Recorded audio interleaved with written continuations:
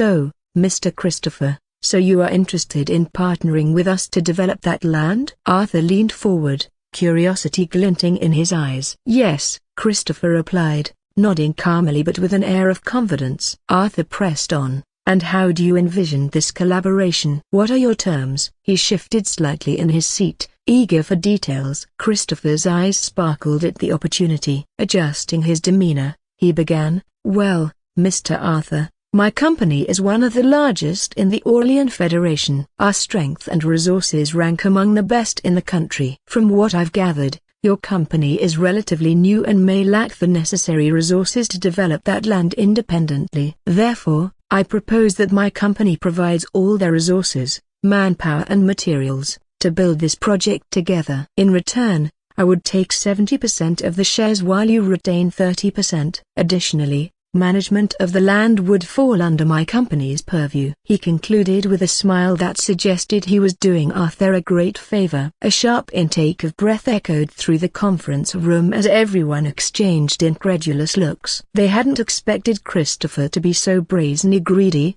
demanding such a substantial share and control over management. Benedict shook his head at Christopher's arrogance while Ophelia watched Arthur intently. She wasn't alone. Everyone else seemed equally curious about how he would respond to this audacious proposal.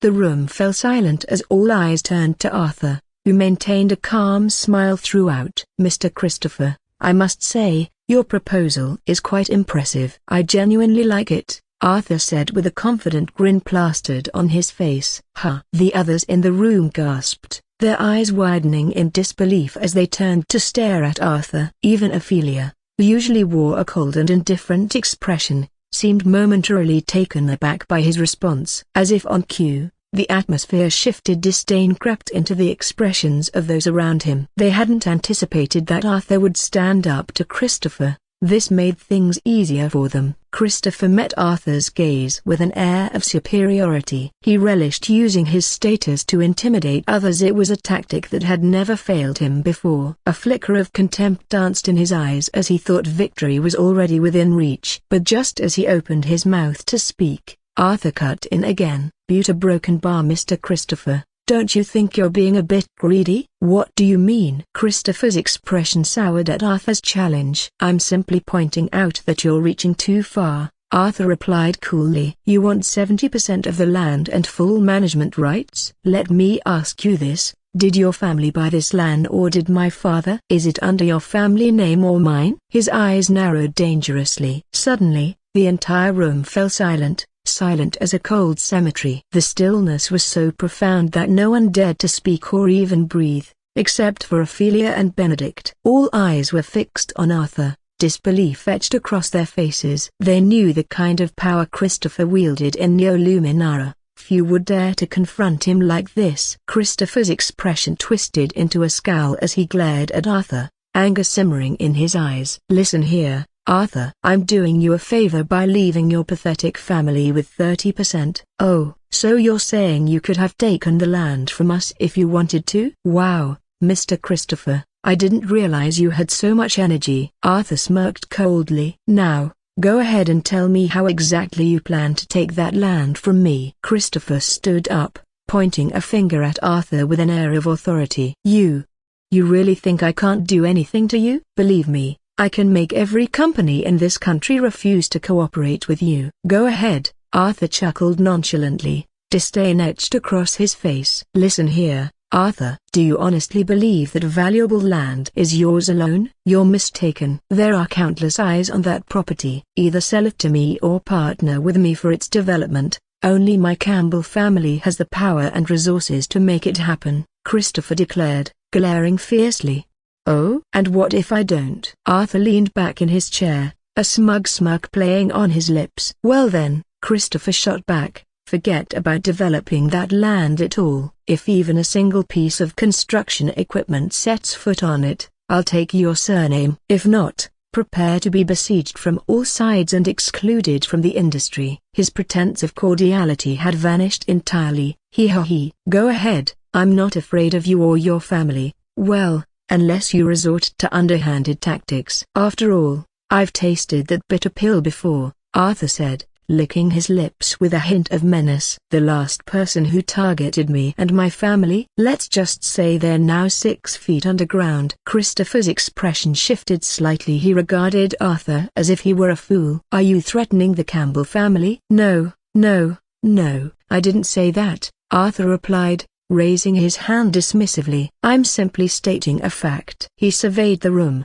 making eye contact with each individual present. "In fact," he continued confidently, "my Osborne family has zero interest in partnering with any of you or your companies. So really, you're wasting your time by even being here." "Mr. Arthur, I have to tell you that land isn't something you can swallow on your own," a hefty middle-aged man with greasy hair and oversized ears declared, glaring at Arthur. "Just like Mr. Christopher said, you either partner up or sell it to us. Otherwise, brace yourself for the consequences." "After all, you wouldn't want to face bankruptcy again, would you?" "Thank you, but I'm a bit greedy. I don't like sharing my food with others," Arthur declared, his gaze fixed on the middle-aged man across the table.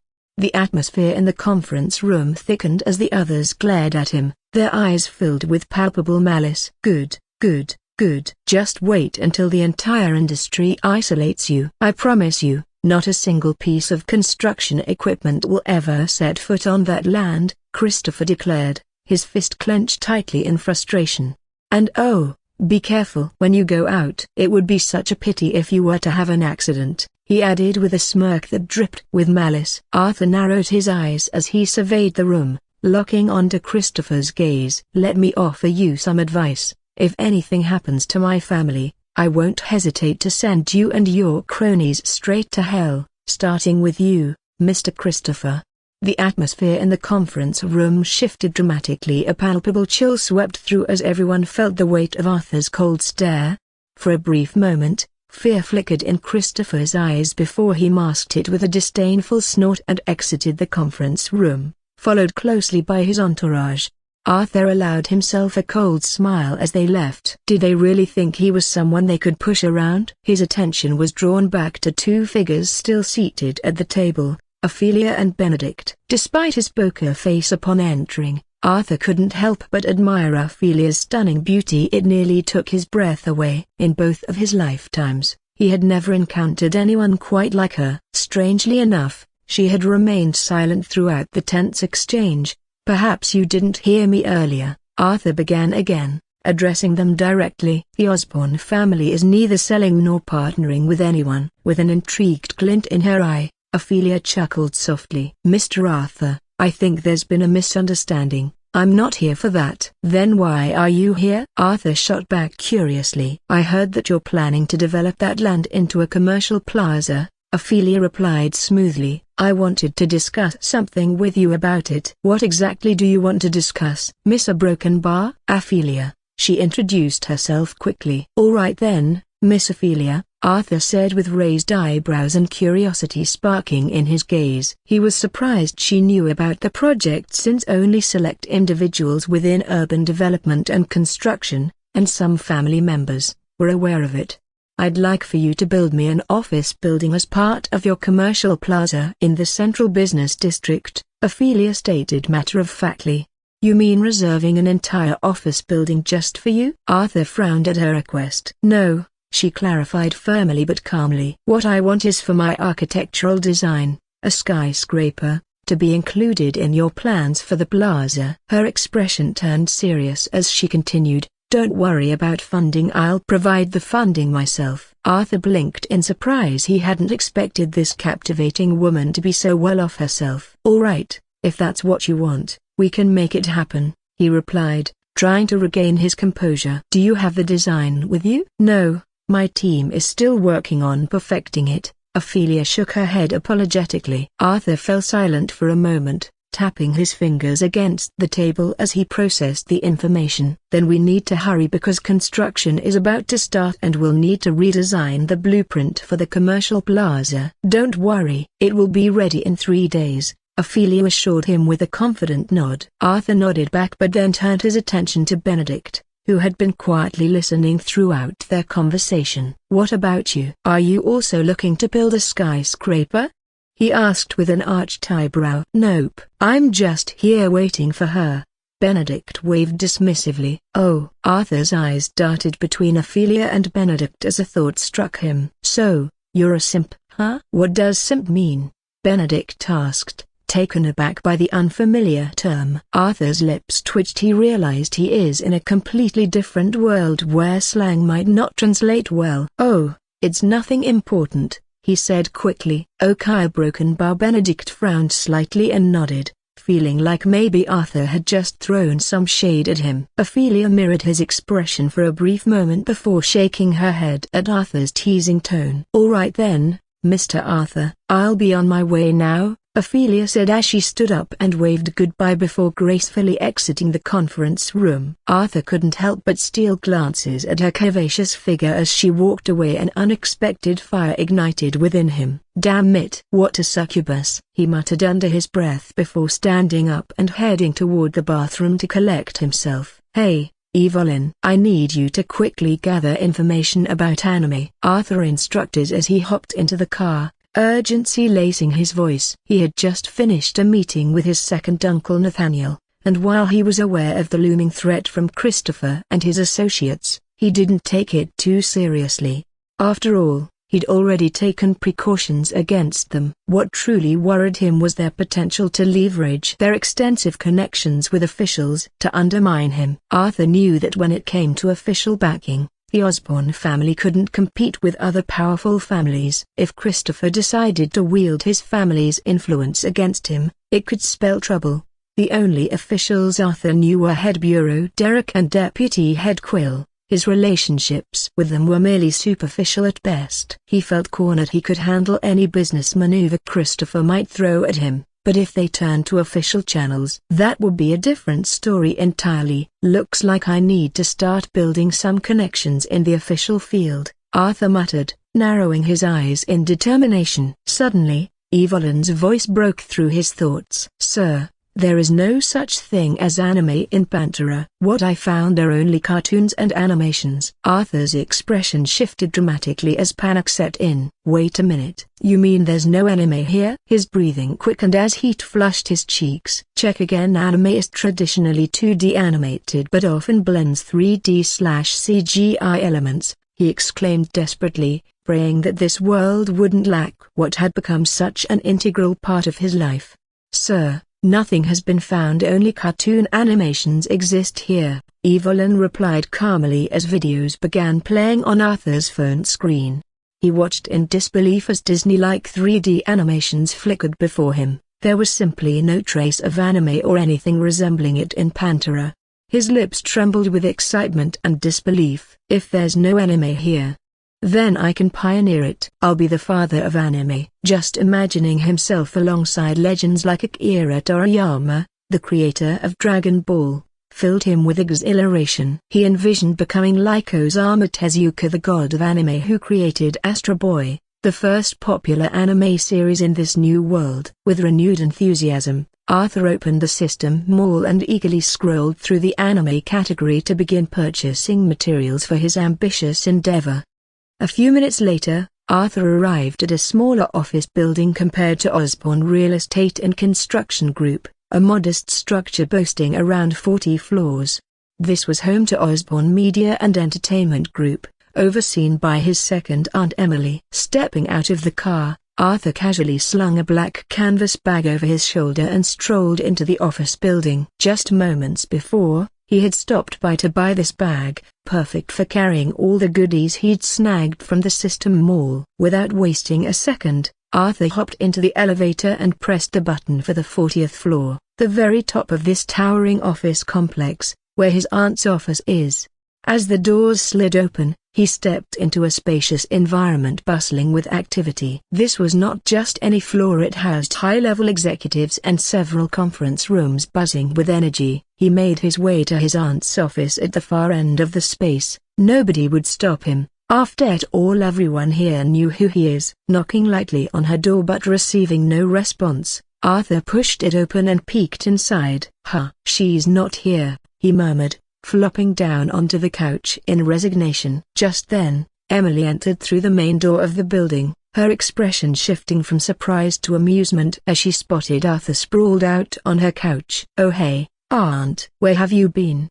Arthur asked with a smile. "I was stuck in a meeting with department heads and CEOs from our subsidiaries," Emily replied as she settled next to him on the couch. "A meeting? But what's there to discuss? The company hasn't even kicked off yet." Arthur raised an eyebrow in confusion. "Exactly, that's why we met," Emily explained earnestly. "The employees are getting anxious. They've been on payroll for ages without any actual work being done." Arthur scratched his head sheepishly. After all, he was the one who advised her to hold off until he was ready. With a treasure trove of songs and movies lined up at the System Mall, he wanted everything just right before diving into their entertainment venture.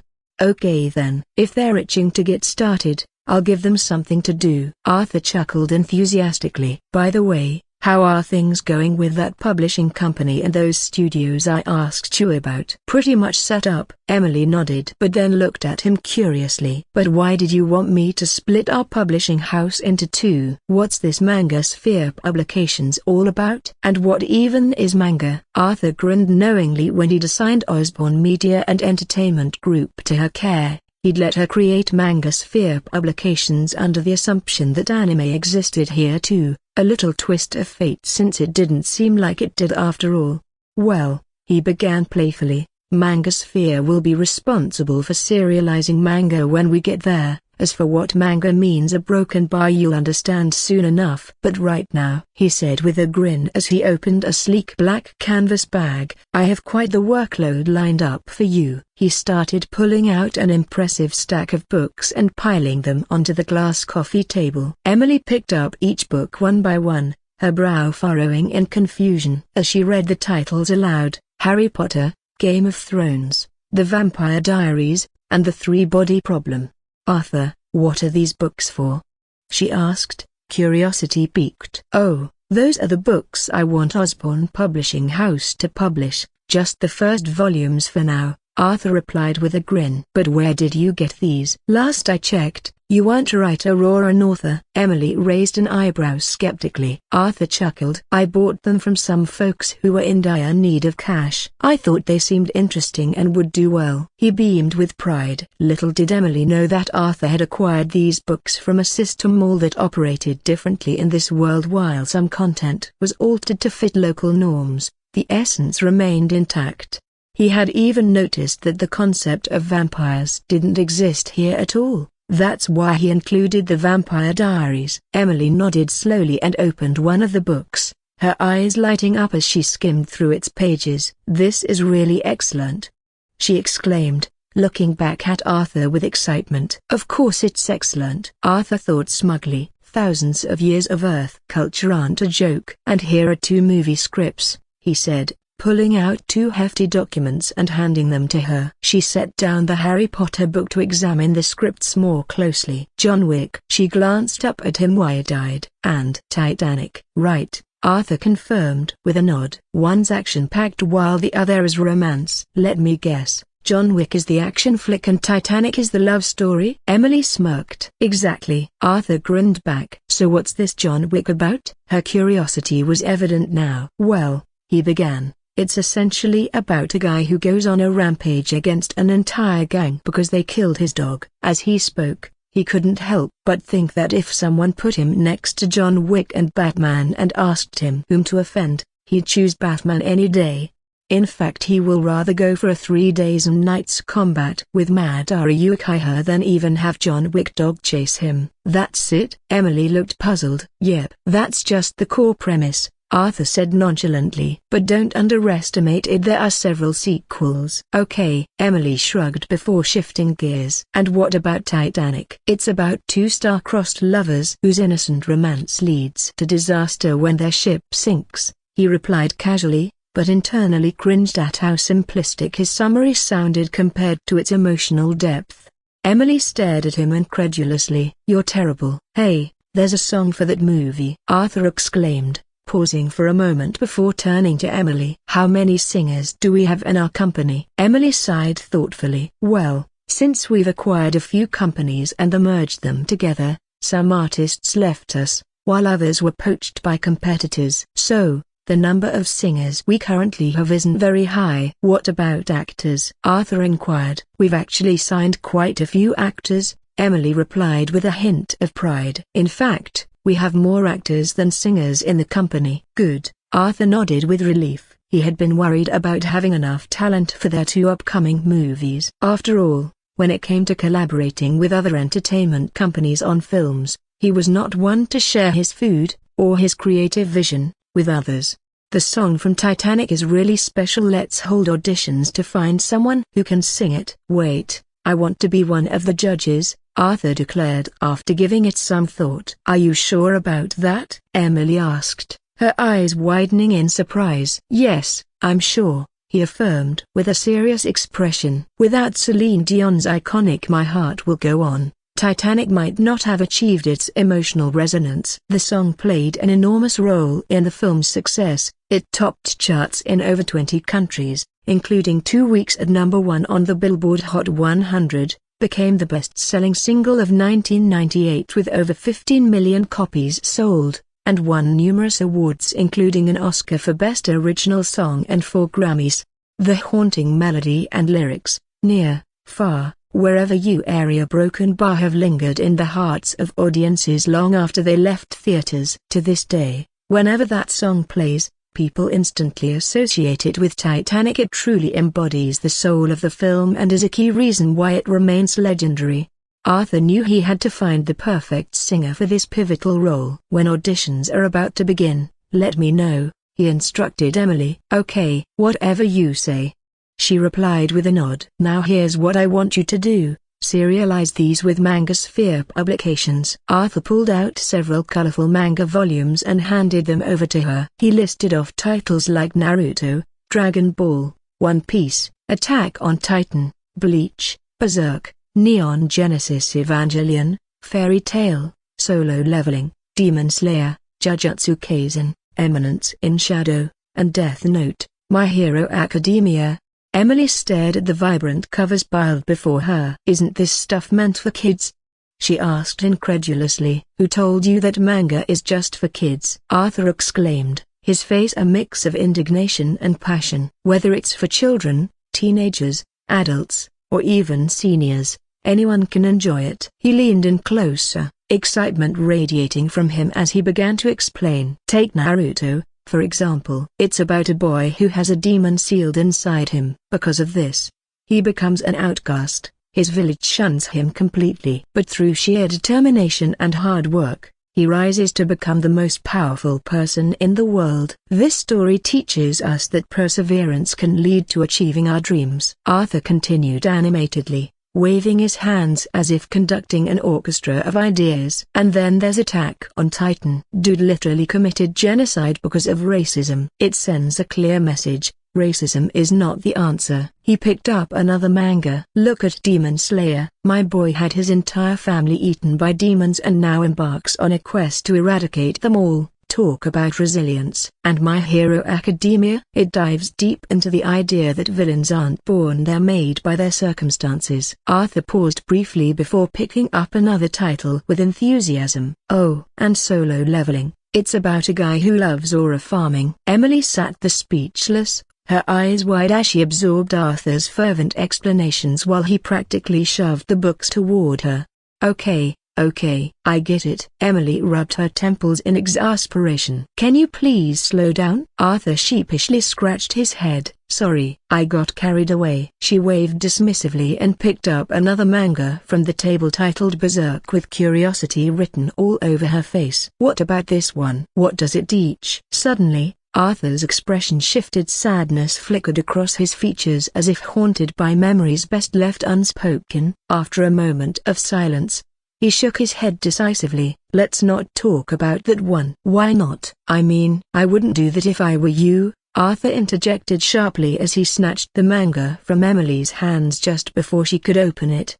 Why? Emily asked, puzzled by his reaction. Nothing, he replied quickly but firmly. You know what? I think I'll hold on to this for now. He tucked Berserk back into his canvas bag. Hump, whatever. Emily snorted in frustration while shooting him an annoyed look. Arthur smiled bitterly, inwardly thinking, Lady, I'm just trying to save you from potential psychological trauma. So where did you come up with these ideas? Because I'm pretty sure there's nothing like manga in Pantera, Emily asked curiously. I came up with them myself, Arthur said without missing a beat. Pride glimmered in his eyes. You see these mangas and the studio I asked you to set up? Arthur flashed a grin. Yeah, Emily replied, nodding her head in acknowledgement. Well, that studio is responsible for turning these manga into anime and live-action adaptations, Arthur explained with enthusiasm. Emily's brow furrowed in confusion. What's anime? Arthur paused, momentarily at a loss for words. Explaining anime to Emily felt like trying to teach a cow to play the lute, pointless and a bit absurd. Forget it. Just let the publishing company serialize all the books and manga I've given you. And by the way, these are just the first volumes. He waved his hand dismissively. Okay, Emily said softly, still processing everything. Now, let's move on, Arthur continued as he rummaged through his canvas bag, pulling out an impressive stack of items and placing them in front of her. There are about 10 songs here. Find the best singers for each track and get them to record it. He tossed a bundle of lyrics and details onto the table with flair. And this USB drive contains the source code for a music app. Let the tech team take care of it. All our music will be launched on this platform. He handed her the drive with purpose. He wasn't done yet. Here's a list of 100 TV shows, series, cartoons, programs, you name it, to fill up our TV channels. And don't forget these 5 games: Elden Ring, Call of Duty, Gran Turismo, Final Fantasy, and Plants vs. Zombies. Pass them along to the game studio. I'll check back in a week for an inspection. As if that wasn't enough, he added with excitement, oh, and here are source codes for a streaming platform along with 3 news media apps. Emily's eyes widened as she watched Arthur pull out more items from that seemingly bottomless bag. Was it some kind of magic trick? How could all this fit? Aunt, are you listening? Arthur's voice snapped her back to reality. Yes, I'm listening, she quickly responded, glancing at the mountain of tasks piled before her, completely speechless. So that's everything.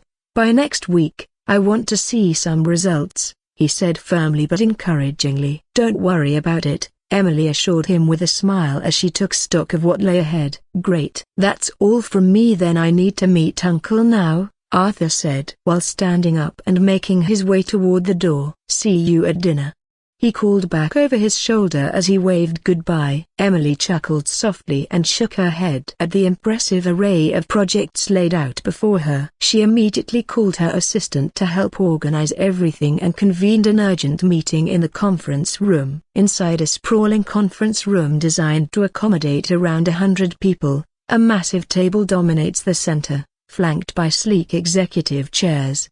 The atmosphere is thick with anticipation as everyone in the room whispered among themselves, confusion etched on their faces. Gideon, any idea why the president called this emergency meeting? Asked Harlan, a burly man with glasses and an air of bewilderment. How should I know? Gideon shrugged nonchalantly. She just convened one not long ago. What could possibly warrant another? Harlan sighed, glancing around the packed room. It's been months since our company launched, yet none of the subsidiaries have kicked off any projects. Just then, the door swung open, and in walked Emily accompanied by her assistant and several employees laden with stacks of books and documents. An immediate hush fell over the room. Everyone straightened in their seats, eyes darting between Emily and her entourage. Taking her place at the head of the table, Emily surveyed her audience before breaking the silence. I know many of you are puzzled as to why I've called yet another meeting, she began with a warm smile. But remember all those complaints about having nothing to do? Well, your chance has finally arrived. We've received orders from above. Excitement rippled through the crowd as faces lit up with hope and enthusiasm. Looks like our days of idleness are coming to an end, Gideon exclaimed. It's about time. We've been twiddling our thumbs for far too long, Harlan added with a wide grin. Emily tapped on the table to regain everyone's attention. A few moments ago, work was assigned to us from higher-ups. Each CEO will receive specific tasks that need prompt execution. She gestured toward Fionn, a bespectacled woman exuding professionalism. Fionn, Emily said confidently, This is your assignment for Osborne Publishing House. I trust you'll handle it without needing further direction." Her assistant placed a stack of books before Fionn. "I won't let you down," Fionn replied earnestly. Next was Neville. "Neville," Emily continued, "this task falls under Manga Sphere Publications. Your job is to serialize this manga." With a chuckle, she motioned for her assistant to deliver another stack of colorful manga volumes in front of him. Neville blinked in disbelief at the vibrant covers. "President, a broken bar, isn't this geared towards kids who would read something like this?" he questioned skeptically. "Honestly, I'm not sure what my nephew was thinking when he suggested it. Just get it done, no need to overthink," Emily reassured him. "All right then, a broken bar," Neville conceded with a reluctant smile. Emily turned to Harlan, her eyes sparkling with anticipation. "Harlan, I've got 5 games on this USB drive. I may not know much about gaming, but my nephew assures me that there are more than 3 3A games. Don't worry about the budget, all there necessary information is already included. The development timeline shouldn't take long. Let's aim for completion in 2 months. My nephew will be visiting during that time to check on our progress." Harlan's excitement was palpable as he accepted the 5 USB drives. "No worries, President. I'll make sure everything is ready on time," he declared confidently, patting his chest with a grin. Meanwhile, Emily addressed Gideon, who was surrounded by a mountain of paperwork. "Gideon, there are countless TV shows, programs, cartoons, you name it, to fill our channels," she said as her assistant placed an enormous stack of files in front of him.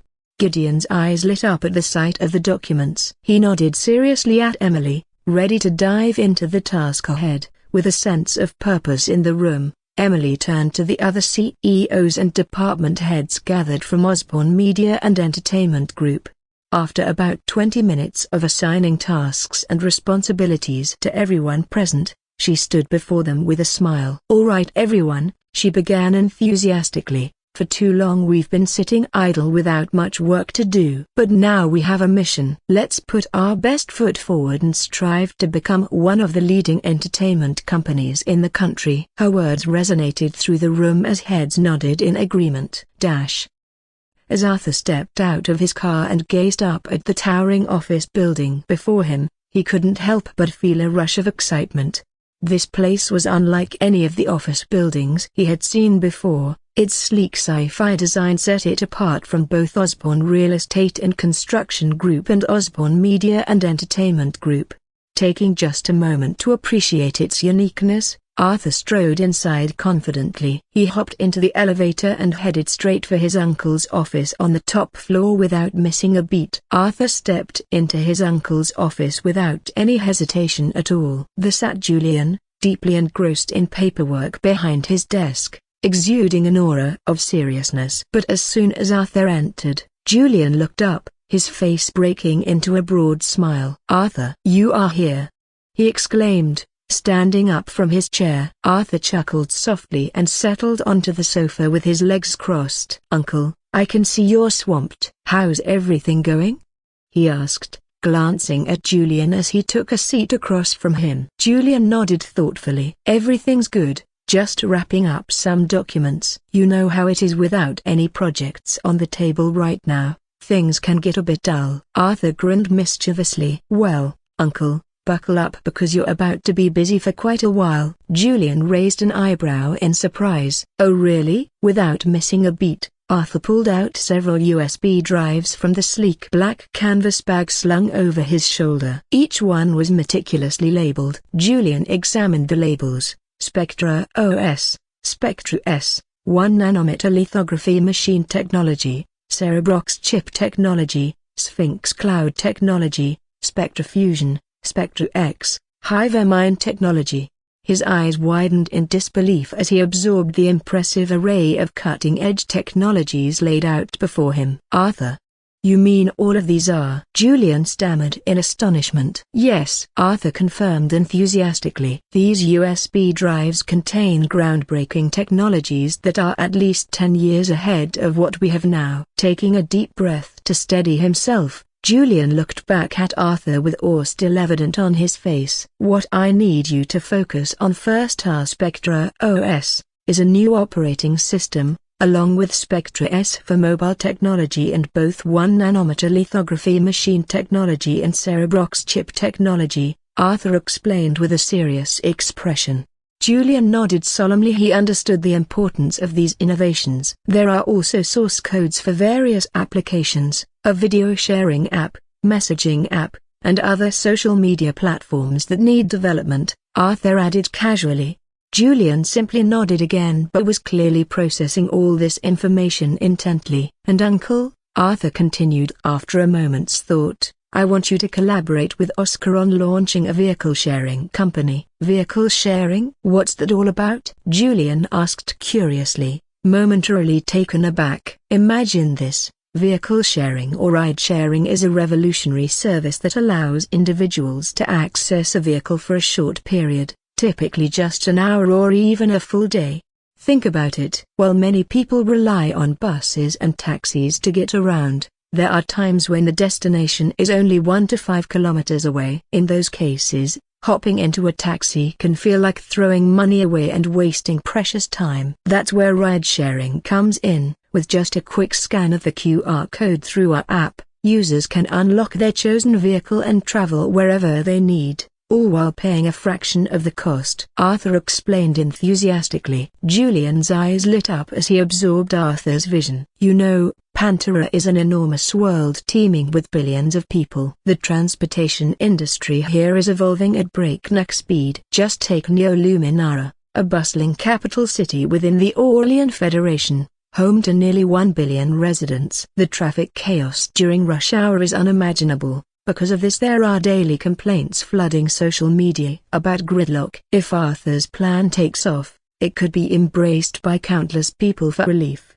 And also the profit they will earn will be massive. Just thinking about it filled Julian's heart with excitement. Arthur, your idea is brilliant. I totally see the vision, but why do you want me to partner with that little brat Oscar? Julian asked. Uncle, Arthur chuckled, have you forgotten? Oscar runs Osborne Heavy Industries. You'll need his help to secure various vehicles, cars, motorcycles, bicycles. Oh, I forgot about that. Julian tapped his forehead and said with a smile. Arthur simply shook his head and then continued, but Uncle, to make this work you will to have a further in-depth conversation with Oscar, and also remember this is a business deal. Don't go easy seeing he is family. Of course I know that. How can I go easy on THWT brat? Julian snorted with a cold face. Arthur's lips twitched and he even started praying for Oscar in his heart. Big brother, you're here. Ashley grinned at Arthur, her eyes sparkling with excitement. Yeah, I just came from first Uncle's place, Arthur replied as he settled into a chair, locking eyes with Ashley. So, how are things going? He asked. Not much happening. Ashley shook her head in disappointment. Well then, get ready to get busy. Arthur chuckled, pulling out a handful of USB drives and tossing them toward her. Ashley caught the drives but looked at him with confusion. What are these? These contain recipes for luxury perfumes and designs for high-end bags, clothes, shoes, jewelry, you name it. Anything related to the fashion and cosmetic industry is in this USB drives. Everything is on those USBs, Arthur explained calmly. Really? Ashley's eyes lit up with excitement. Finally, the company had something to do instead of idling away, something that had been stifling for her creativity. Absolutely. Arthur nodded enthusiastically. And you better hurry to put these into production because Second Aunt's company is about to release several movies and songs. Collaborate with them for celebrity endorsements. Their projects are bound to be hits. I got it. Ashley quickly understood the potential impact of famous celebrities endorsing their products. Good, Arthur said before standing up to leave. I'll be heading out now. Take care, big brother. Ashley waved goodbye as he walked out. About 20 minutes later, Arthur arrived at a sprawling industrial park and stood before an imposing office building emblazoned with the words Osborne Heavy Industries.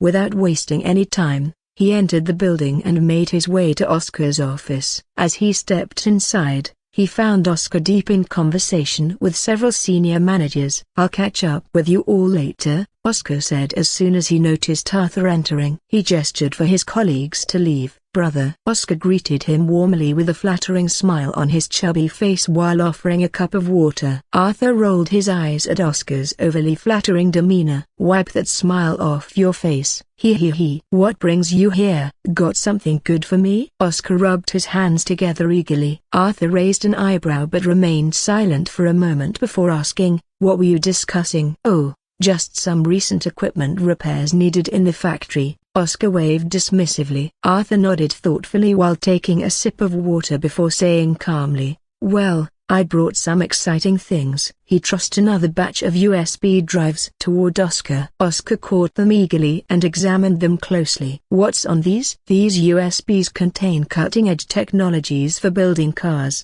Vortex fusion, smart hybrid turbine injection technology, adaptive 10-speed dual-clutch transmission, EAWD drivetrain, magnetic ride 4.0 suspension, electro-hydraulic regenerative braking, neural drive control and solid-state hybrid battery technology," Arthur explained as Oscar trembled with anticipation. "Brother, this is incredible. With these technologies, I'm going to build the fastest and coolest super sports car in the country," Oscar exclaimed, his eyes sparkling with excitement. Arthur simply shook his head, knowing all too well that Oscar's passion for sports cars surpassed even his interest in beautiful women. It was no surprise that he had chosen mechanical engineering as his field of study after all. He had always dreamed of creating the world's fastest car. "And that's not all," Arthur added calmly. "There are countless technical designs for heavy equipment and vehicles, especially construction machinery and civilian cars. You can use those as a foundation for your company." Oscar took a deep breath, trying to steady himself. "Yes, brother, I won't let you down," he said with newfound determination. "Good," Arthur replied with a smile, feeling a sense of satisfaction swell in his heart. "Oh, and it won't be long before Uncle Julian comes to discuss business with you," Arthur continued playfully. "By then, you'd better be ready. Or else." Oscar's lips twitched at the mention of their uncle. He looked at Arthur with pleading eyes. "You have to help me. Otherwise, Uncle Julian will show no mercy during our discussions. I might suffer greatly." Arthur rolled his eyes dramatically. "Look at you, a grown man afraid of Uncle Julian. Man up. If you can't handle business with him, find someone who can." Oscar's face lit up suddenly. "You're right. Edward is great at business negotiations. He can help me." Arthur raised an eyebrow at Oscar's plan. It was quite amusing that he intended to pit father against son in negotiations. The thought intrigued him. He couldn't wait to see how that would unfold. "Damn, I have to witness this when the time comes," Arthur muttered under his breath, excitement gleaming in his eyes. "All right, Oscar. That's enough for now. Get busy," Arthur said as he stood up and made his way out of the office, leaving Oscar alone with a handful of USB drives that he gazed at fondly, as if they were priceless treasures. As time passed, Arthur busied himself assigning tasks to various family members. Third Uncle Richard and cousins Edward, William, George, all received their projects from him. He also visited other industries to delegate responsibilities further afield. Thanks to these efforts, the Osborne family industries, once dormant for months, were now buzzing back to life under Arthur's guidance. He believed that within just a few months' time, the Osborne family industries would reveal their potential and make a grand entrance into the business world once again. Among these industries were Osborne Media and Entertainment Group, Osborne Technology, Osborne Heavy Industries, Osborne Real Estate and Construction Group, and Osborne Pharmaceuticals and Biotech, all vital pillars supporting any thriving economy. What a rough day. Arthur sighed heavily as he leaned back against the car seat, feeling the weight of the world lift, if only for a moment. The sun had dipped low on the horizon, painting the sky in stunning shades of orange and pink, a stark contrast to the chaos of his day. He had been running around non-stop, juggling countless projects across various industries. Arthur is determined to fast-track the Osborne family business. He had recruited top-tier talent from the System Mall, all experts in their fields, but he knew that even the best needed time to deliver results. Patience wasn't exactly one of his virtues. He wanted outcomes now, Not in a month or two. Yet with cutting-edge technology at his disposal, he believed he could speed things up significantly. Suddenly, a voice broke through his thoughts. "Boss." One of the bodyguards sitting in the passenger seat called out urgently. "What's wrong?" Arthur replied, instinctively alert. "We're being followed." The bodyguard glanced nervously at the rearview mirror. Arthur turned and spotted 5 ominous black vans tailing them closely. A frown creased his brow before he chuckled softly to himself. These people are really desperate. Didn't they know that Arthur had already survived 2 deadly assassination attempts? Shaking his head at their foolishness, he gazed out at the setting sun and bustling streets beyond his window. "Take us to a remote location," he instructed the driver. "Yes, boss," the bodyguard replied, his voice steady as he immediately relayed the orders through the intercom nestled in his ear. Within moments, the 3 cars veered off onto a less traveled route, leaving behind the chaotic bustle of the city. A few minutes later, they came to a halt at a remote site filled with abandoned factory buildings. The scene was eerie and desolate. Weeds towered like adult calves amidst crumbling structures. The dim light cast shadows that danced across the ground, just enough to make out their surroundings but not enough to dispel an unsettling feeling in the air. As soon as the cars stopped, dozens of black vans emerged from the darkness, encircling them like vultures closing in on prey. The headlights of their vehicles cut through the gloom, illuminating everything around them even more starkly. "Equip your guns with silencers," Arthur commanded as he swung open his car door and stepped out into this tense standoff. "Don't kill them, just injure them." His bodyguards quickly followed suit, forming a protective barrier around him. The moment they exited their vehicles, doors of the black vans flung open to reveal various figures stepping out. Each one bore unkind expressions and malicious intent glimmering in their eyes. Armed with an array of weapons, knives, machetes, sticks, they looked every bit like trouble. Tattoos snaked up their arms and necks. Dyed hair in vibrant colors framed their faces adorned with piercings. Just from their appearance alone, Arthur could tell these were no ordinary thugs. They were gangsters. Well, if it isn't Arthur Osborne,"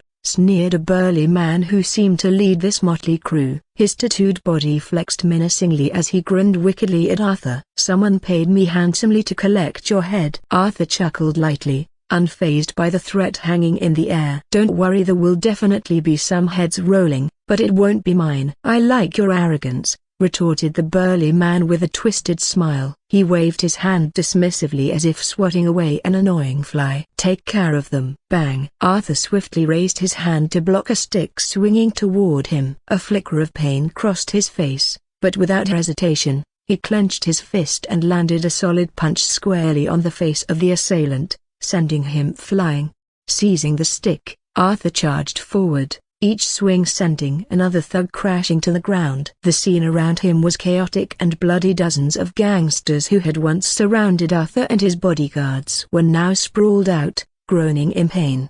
Some bore bullet wounds on their legs and shoulders, none fatal, but all were incapacitated. With disdain in his eyes, Arthur surveyed the aftermath. It had been just 5 minutes since the gangsters had attacked them. Despite their numbers, he felt no fear after all. His bodyguards were royal-grade fighters, 10 times stronger than ordinary people, and armed with registered firearms. The sheer number of thugs didn't faze them at all. In mere moments, every gangster lay defeated on the ground, bloodied but not critically injured. Arthur casually slipped his hands into his pockets and strolled over to the gang's leader, who was now crumpled on the ground like a discarded rag doll, bullet holes marring both legs and swollen face resembling that of a pig.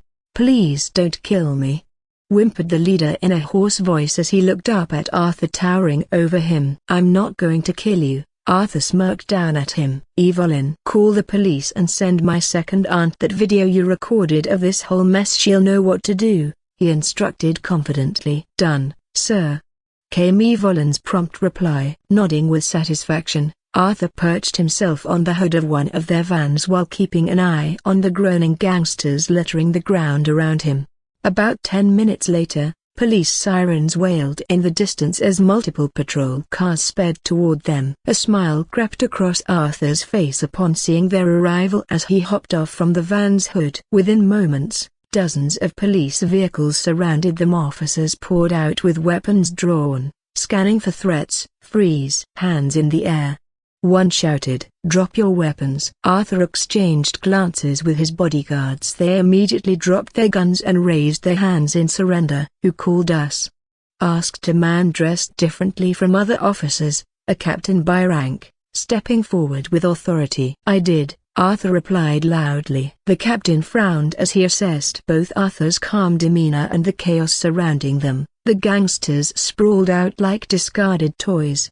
"We were ambushed by these thugs," Arthur explained smoothly. "My bodyguards acted in self-defense to protect me. Our weapons are registered." He gestured towards nearby surveillance cameras capturing every moment for evidence if needed. "Hello, I'm Captain Riz. Although you are defending yourself, you'll need to come with us to the station to make your statement and assist in the investigation." The policeman introduced himself, his expression serious. "Don't worry about it, officer. I'll gladly cooperate with your station," Arthur replied with a reassuring smile. He felt a wave of relief wash over him. At least it wasn't Chief of Police Tom or that overly confident policewoman. Talk about dodging a bullet.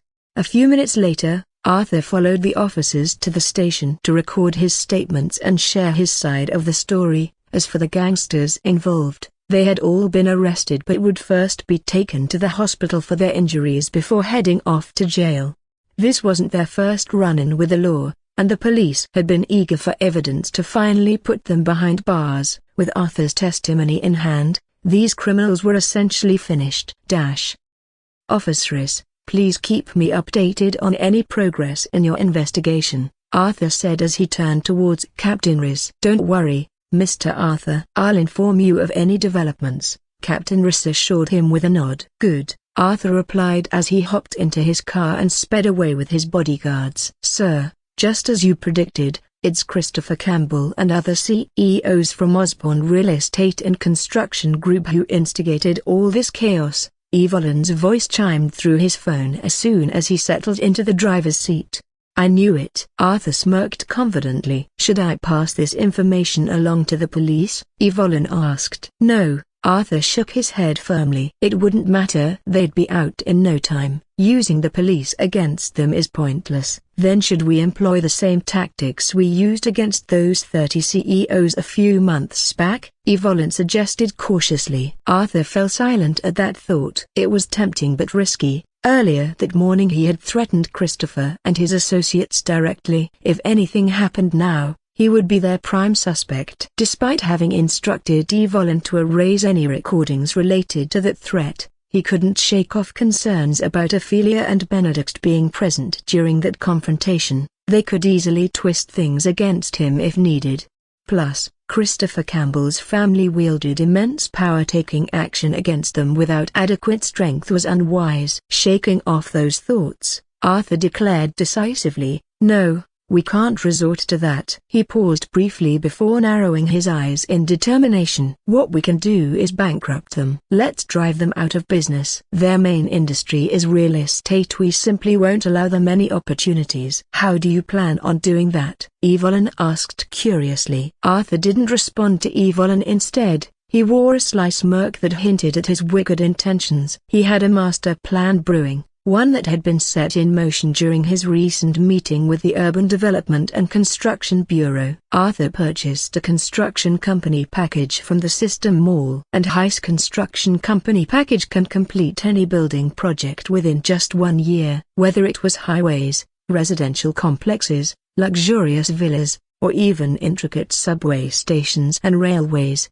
the construction company could handle it all in just 1 year.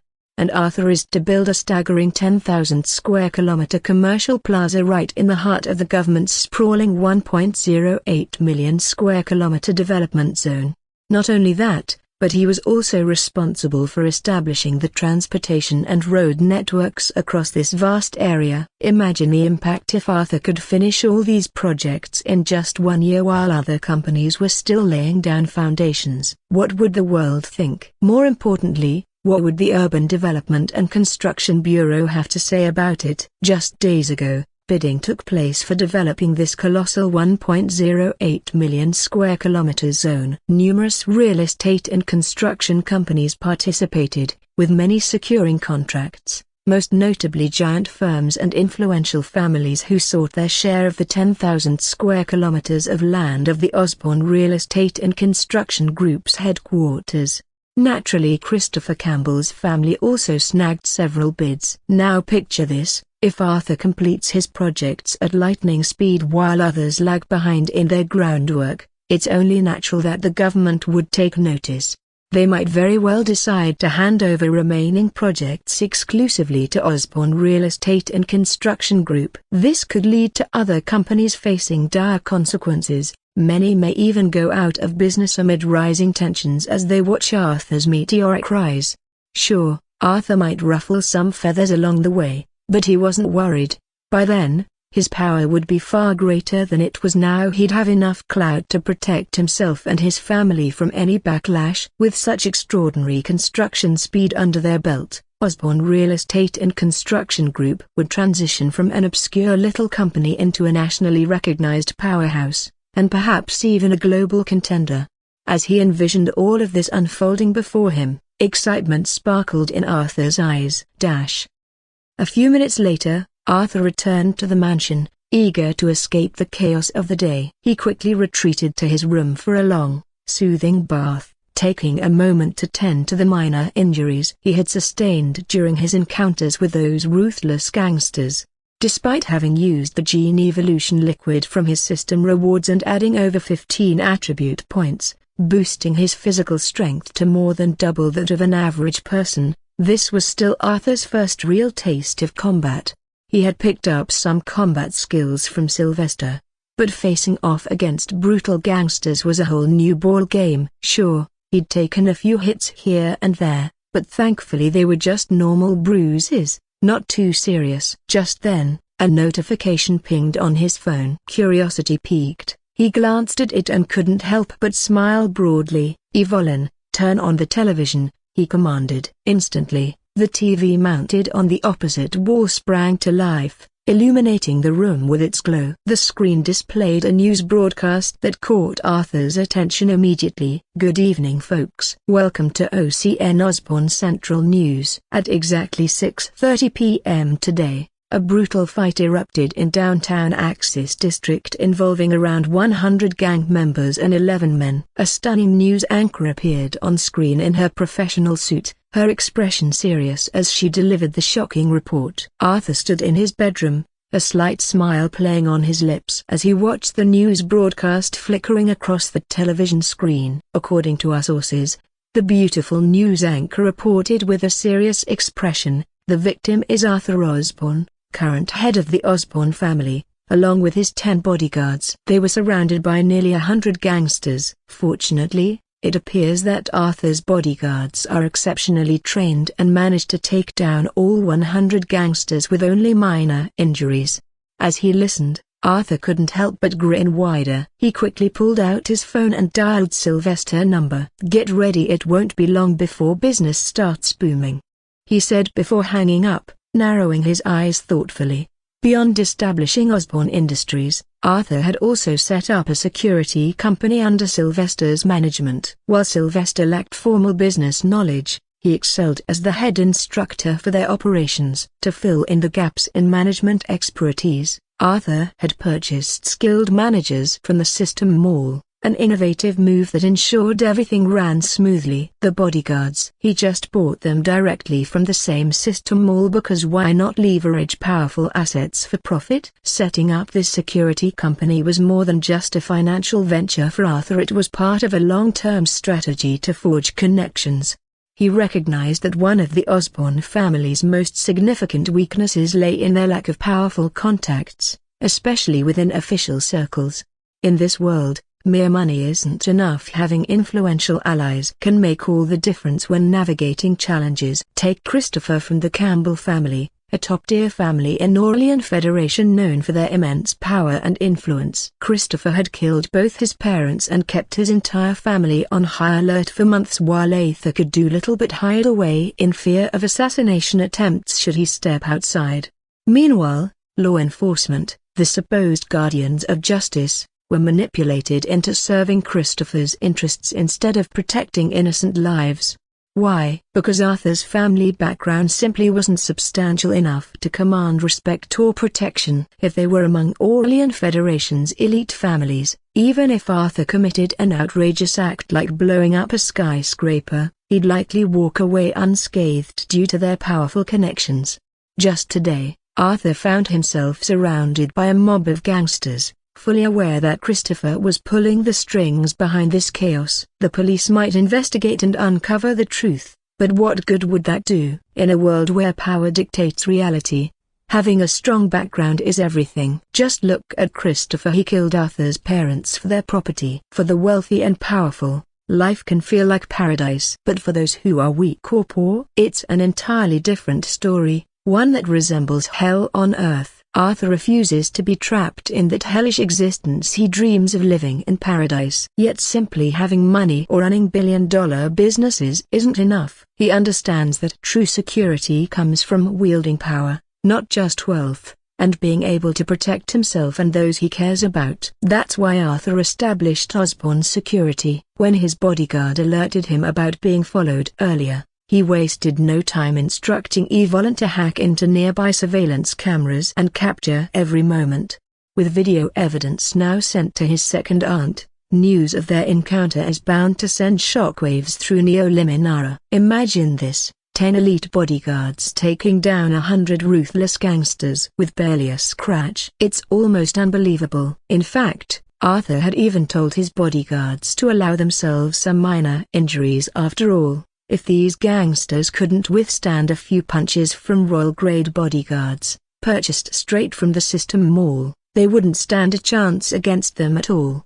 With this news making headlines, Osborne Security is poised to become famous in the city. Why does this matter? Because the rich are often terrified of death, their greatest enemy. Having amassed fortunes worth billions, they don't want their lives cut short by competitors willing to go to any lengths for success. Back on Earth in his previous life in history, there are a lot of historical powerful figures who feared death as well. Qin Shi Huang, China's first emperor, obsessively sought the elixir of life, sending expeditions in search of immortality only to succumb to mercury poisoning instead.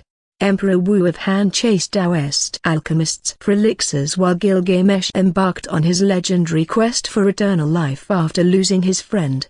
Gilgamesh, the legendary Sumerian king, searched for eternal life after his friend died. He learned that immortality was reserved for the gods, but his story became one of the earliest tales of the quest for eternal life. Even back on modern Earth, there are a lot of billionaires who are on a relentless quest for longevity. From tech titans like Peter Thiel and the innovators of Silicon Valley to the visionary co-founders of Google, Sergey Brin and Larry Page, many are pouring their fortunes into life extension technologies and even cryonics.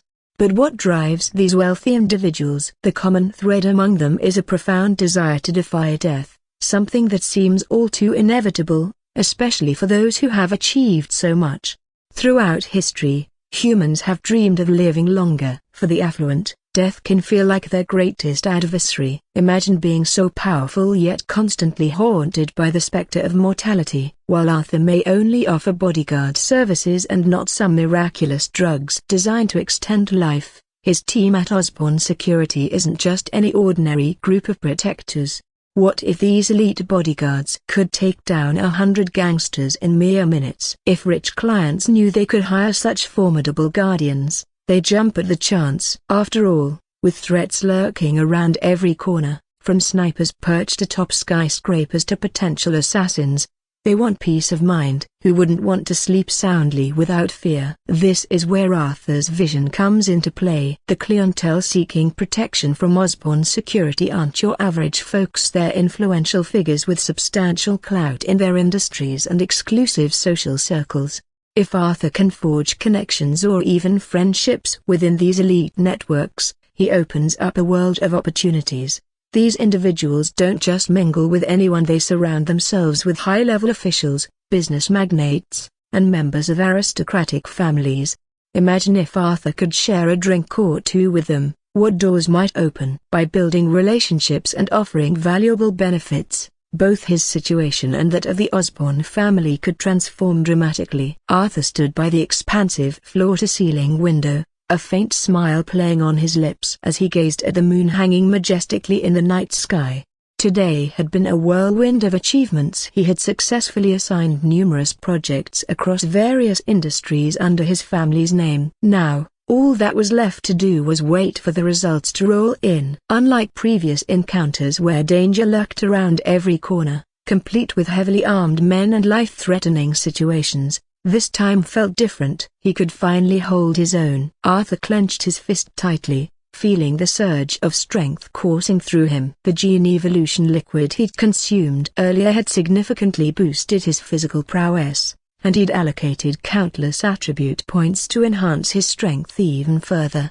Reflecting on today's events, Arthur realized how naive he had been. After surviving 2 assassination attempts, one that nearly cost him everything, he thought Christopher might back off. But he was sorely mistaken. This relentless adversary would stop at nothing to claim that coveted land. Arthur knows that Christopher's attacks had only just begun, and from this moment on, he knew he had to tread carefully. But it wasn't his own safety that weighed heavily on his mind, it was the well-being of his family that truly kept him up at night. He knew exactly what Christopher was capable of, and if this guy couldn't take him down, he'd likely turn his sights back on Arthur's family, just like last time when Uncle Julian had nearly lost his life. What really baffled Arthur, though, was Christopher's obsession with that piece of land. It seemed to consume him entirely. Even more puzzling was the fact that aside from Christopher, who hailed from the influential Campbell family, none of the other contenders for the land were big families. They were just massive corporations.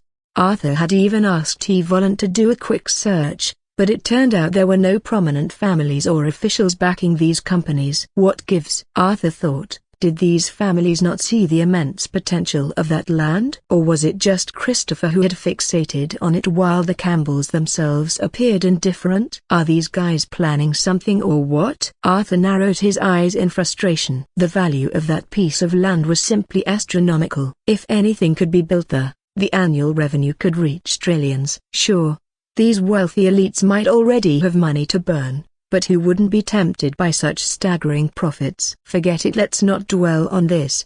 He sighed in relief as he rubbed his nose. He pulled out his phone and dialed Sylvester, urgency lacing his voice. Sylvester, we need to triple the number of bodyguards for each family member immediately, and let's ramp up security around the mansion, especially for the kids. They need extra protection too. After hanging up, he slipped his phone back into his pocket, a deep frown etched on his face. This country just isn't cut out for long-term stability. We have to consider relocating. The next day dawned bright and cheerful as the sun peeked out from behind fluffy white clouds, casting its warm light across the sky. At the Osborne family mansion, the massive doors to Arthur's bedroom creaked open just a tad. A sneaky shadow darted inside, glancing around cautiously before tiptoeing toward the enormous bed. With a sudden burst of energy, the figure crouched down and leapt onto the bed with a thud. Arthur, sprawled out and sleeping soundly like a log, jolted awake as an unexpected weight landed heavily on his stomach. His eyes flew open wide in shock, and he gasped for air.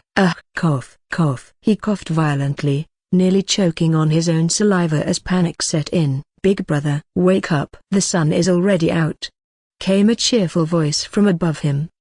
Cough, cough. Liz, why did you do that? Arthur groaned as he slowly sat up, grimacing at his little sister perched on his stomach. Liz crossed her arms defiantly. You promised to take me to the amusement park today. Arthur rubbed his aching waist and sighed dramatically. Okay, but could you please get off me? My stomach can't handle it anymore. Why are you so heavy? I'm not heavy, Liz huffed playfully as she hopped off him and stood beside the bed. Come on, big brother. Hurry up or we'll hit long lines at the amusement park.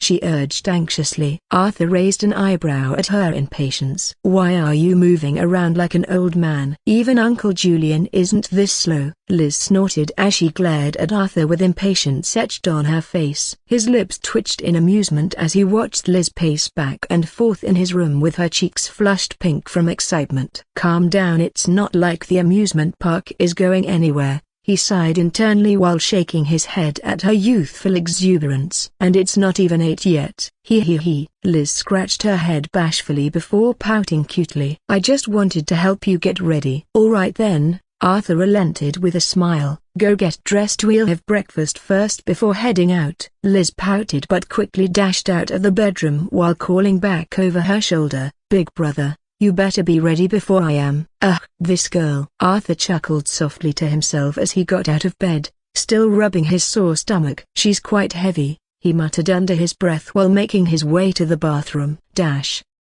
Liz, slow down or you'll choke on your food." Margaret chided gently as she watched Liz wolfing down breakfast with bulging cheeks like chipmunk. "No time to waste," Liz replied through mouthfuls of food, bits smeared across her cheeks. "Why are you in such a hurry?" "It's Saturday, no school today." "Where could you possibly be going?" Ashley, who was sitting across from Liz, asked curiously as she watched her friend. Liz nodded slightly, her head still buried in the food in front of her. "Oh, where are you headed?" Ashley asked curiously. "Big brother is taking me to the amusement park today," Liz exclaimed with enthusiasm, her small head bobbing up and down. "You're going to the amusement park? That sounds like so much fun." Ashley's eyes sparkled with excitement. "Good morning, everyone." Arthur strolled into the dining room, greeting them with a warm smile. "Good morning, Arthur," Margaret replied gently. "Big brother, Liz just told me that you're taking her to the amusement park. Is that true?" Ashley turned to Arthur with eager anticipation. "Yes," Arthur chuckled. "I promised her yesterday. It's been ages since we had some fun together. Today is all about brother-sister bonding." "Oh," Ashley's eyes lit up with hope. "Can I come too?" "No,"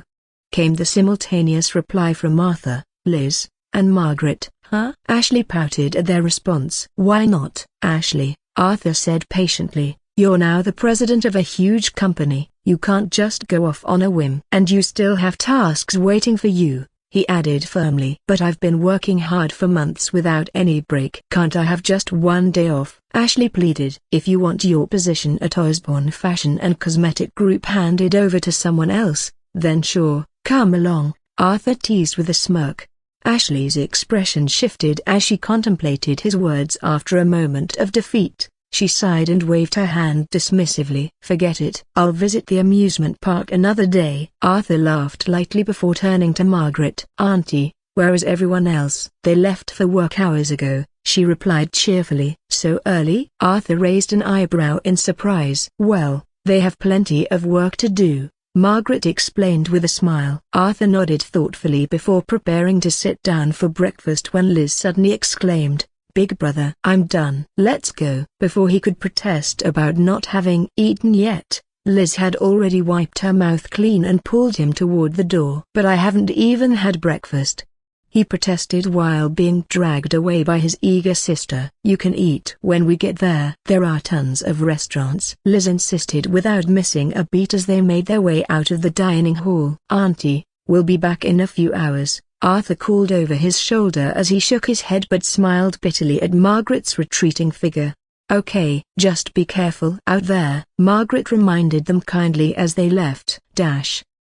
Once outside, "Hey, big brother, which car should we take to the amusement park?" Liz asked, tilting her head as she surveyed the rows of luxurious vehicles. Arthur stood with his hands in his pockets, contemplating the gleaming cars in the garage. After a moment, he pointed decisively at a stunning red sports car that exuded power and elegance. "Let's take this one." "Okay." Liz nodded casually, though her mind was already racing ahead to the fun waiting for them at the amusement park. Arthur grabbed the key hanging on the wall and pressed it. Instantly, the sports car seemed to come alive. Its doors opened gracefully like butterfly wings, a sight that made Liz's eyes widen with delight. "Get in," Arthur called out as he slid into the co-pilot seat. Liz scrambled into the passenger seat and fastened her seatbelt with excitement bubbling inside her. "Let's go." she exclaimed, pointing forward eagerly. With a smile on his face, Arthur pressed the ignition button. The engine roared to life like a beast awakening from slumber. With a few twists of the steering wheel and a firm press on the gas pedal, they shot forward like a red arrow, leaving their mansion behind in no time. This trip was special, no bodyguards this time, just him and his little sister. Ever since their parents passed away, Arthur had been juggling responsibilities and trying to stabilize their family life. He hadn't spent much quality time with Liz lately, who was only 12 years old and still reeling from their loss. Her vibrant spirit had dimmed significantly after their parents' death, especially since everyone else in their family was preoccupied with various obligations. But yesterday during dinner, he'd suggested an outing to the amusement park, and when Liz heard those words, her eyes sparkled with excitement. As they drove along, Arthur glanced over at Liz sitting in the passenger seat. She stared out of the window with curiosity written all over her flushed cheeks. "Having a sister is really great," he murmured under his breath as he focused on driving. Golden Bell Amusement Park is one of Neoluminara's largest attractions located south of the city. Interestingly enough, it used to belong to Horizon Legacy Real Estate Company, the Sterling family's legacy, but has now merged with Osborne Real Estate and Construction Group. So technically speaking, it now belongs to the Osborne family. The Golden Bell Amusement Park boasts an excellent reputation for safety and enjoyment. Accidents are rare here thanks to its top-notch facilities, making it a hot spot for thrill seekers.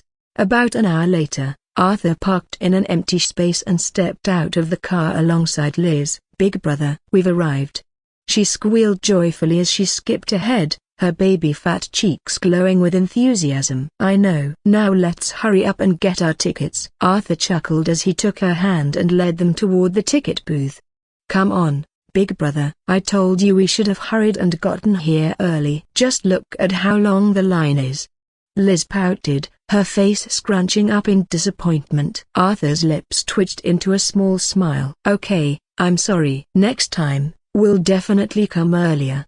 Besides," he added with a playful tone, "the line isn't that long." "Humphrey," Liz snorted, crossing her arms defiantly and turning her head away. Arthur chuckled softly as they waited together in line. After about 10 minutes of anticipation, they finally purchased their tickets and stepped into the vibrant world of the amusement park. "Wow, this place is huge and so beautiful. Look at that giant Ferris wheel. I want to ride it right now," Liz exclaimed, her eyes sparkling with excitement as she bounced around, pointing at everything that caught her eye. Okay, calm down, Liz," Arthur laughed gently. "We have plenty of time to enjoy ourselves. Let's take it one ride at a time." "Got it." Liz nodded eagerly, though the excitement in her eyes was impossible to hide. Suddenly, a soft but youthful voice piped up from behind them. "Big brother Arthur." Arthur turned around to see two familiar faces just a few meters away,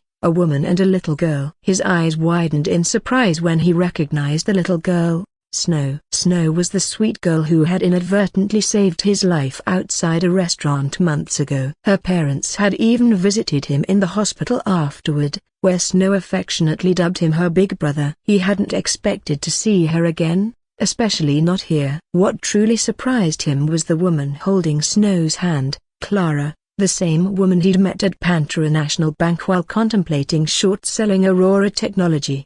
"Miss Clara." "What an unexpected surprise," Arthur said with a chuckle. Clara smiled warmly back at him. "Long time no see, Mr. Arthur." "It's been ages." "Come here and give me a hug," he called out playfully as he crouched down. With gleeful enthusiasm, Snow jumped into his arms. As he stood up holding her securely, he turned his attention back to Clara. "Is Snow your family?" Clara nodded proudly. "Yes, she's my niece, and believe it or not, she recognized you first." Arthur raised an eyebrow in curiosity as Clara continued, "I must say apart from me and her parents, this is the first time she has ever taken the initiative to hug someone." He glanced thoughtfully at Snow nestled comfortably in his arms and couldn't help but think, this better not be what I'm thinking about, a broken bar.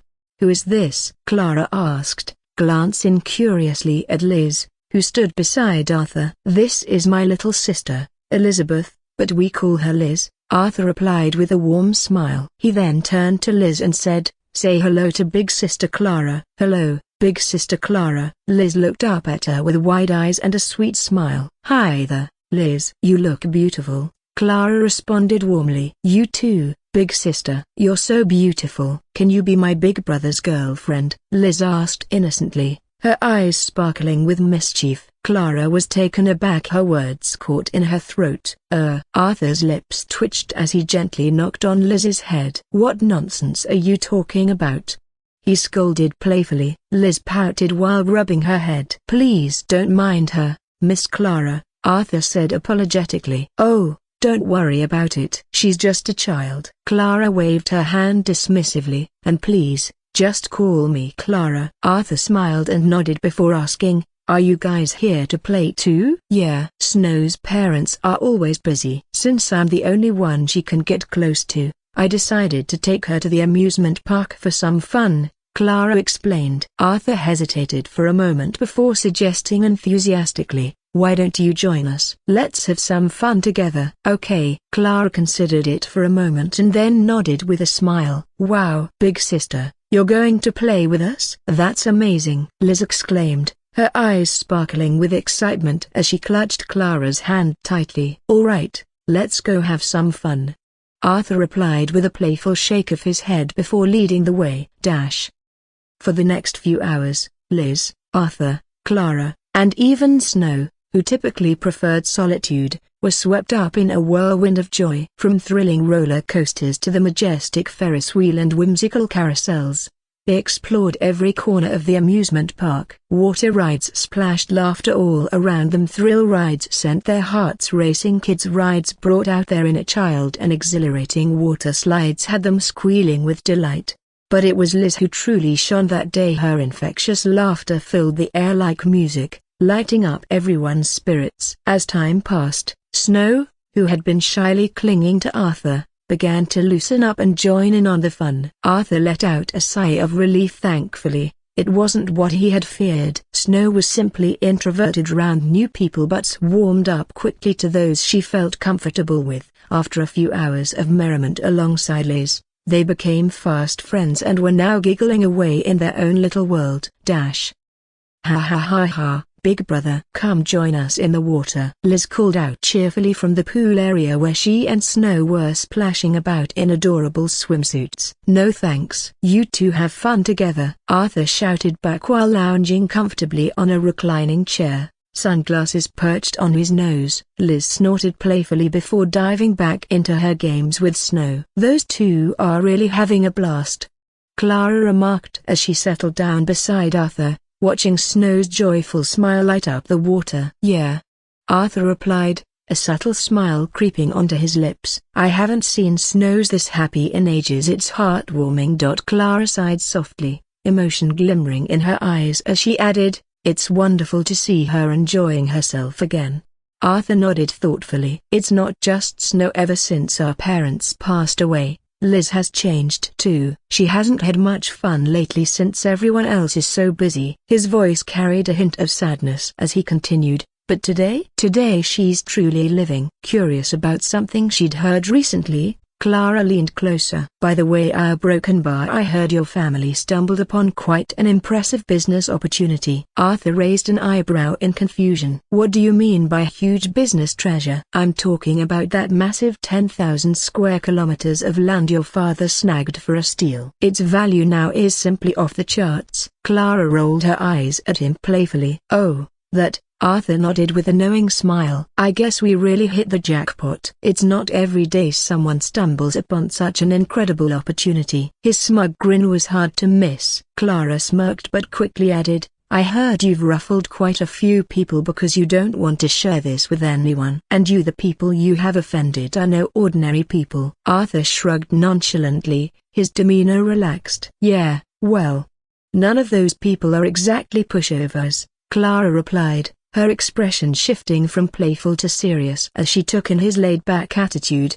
"I know," he said with a hint of mischief in his eyes. "But as long as they play by the rules, I'm not too worried if they decide to step outside those lines. Now that could get interesting. He glanced at Clara with a spark of excitement. Why all the sudden concern for me? Arthur teased, leaning closer with a playful grin. You wish, Clara retorted, tucking her hair behind her ear and rolling her eyes again. Arthur chuckled and pointed at her mischievously, grumbled. Arthur's stomach let out a loud protest, grumbling in hunger. Clara glanced at him, amusement dancing in her eyes as a soft chuckle escaped her lips. Did you forget to eat before coming here?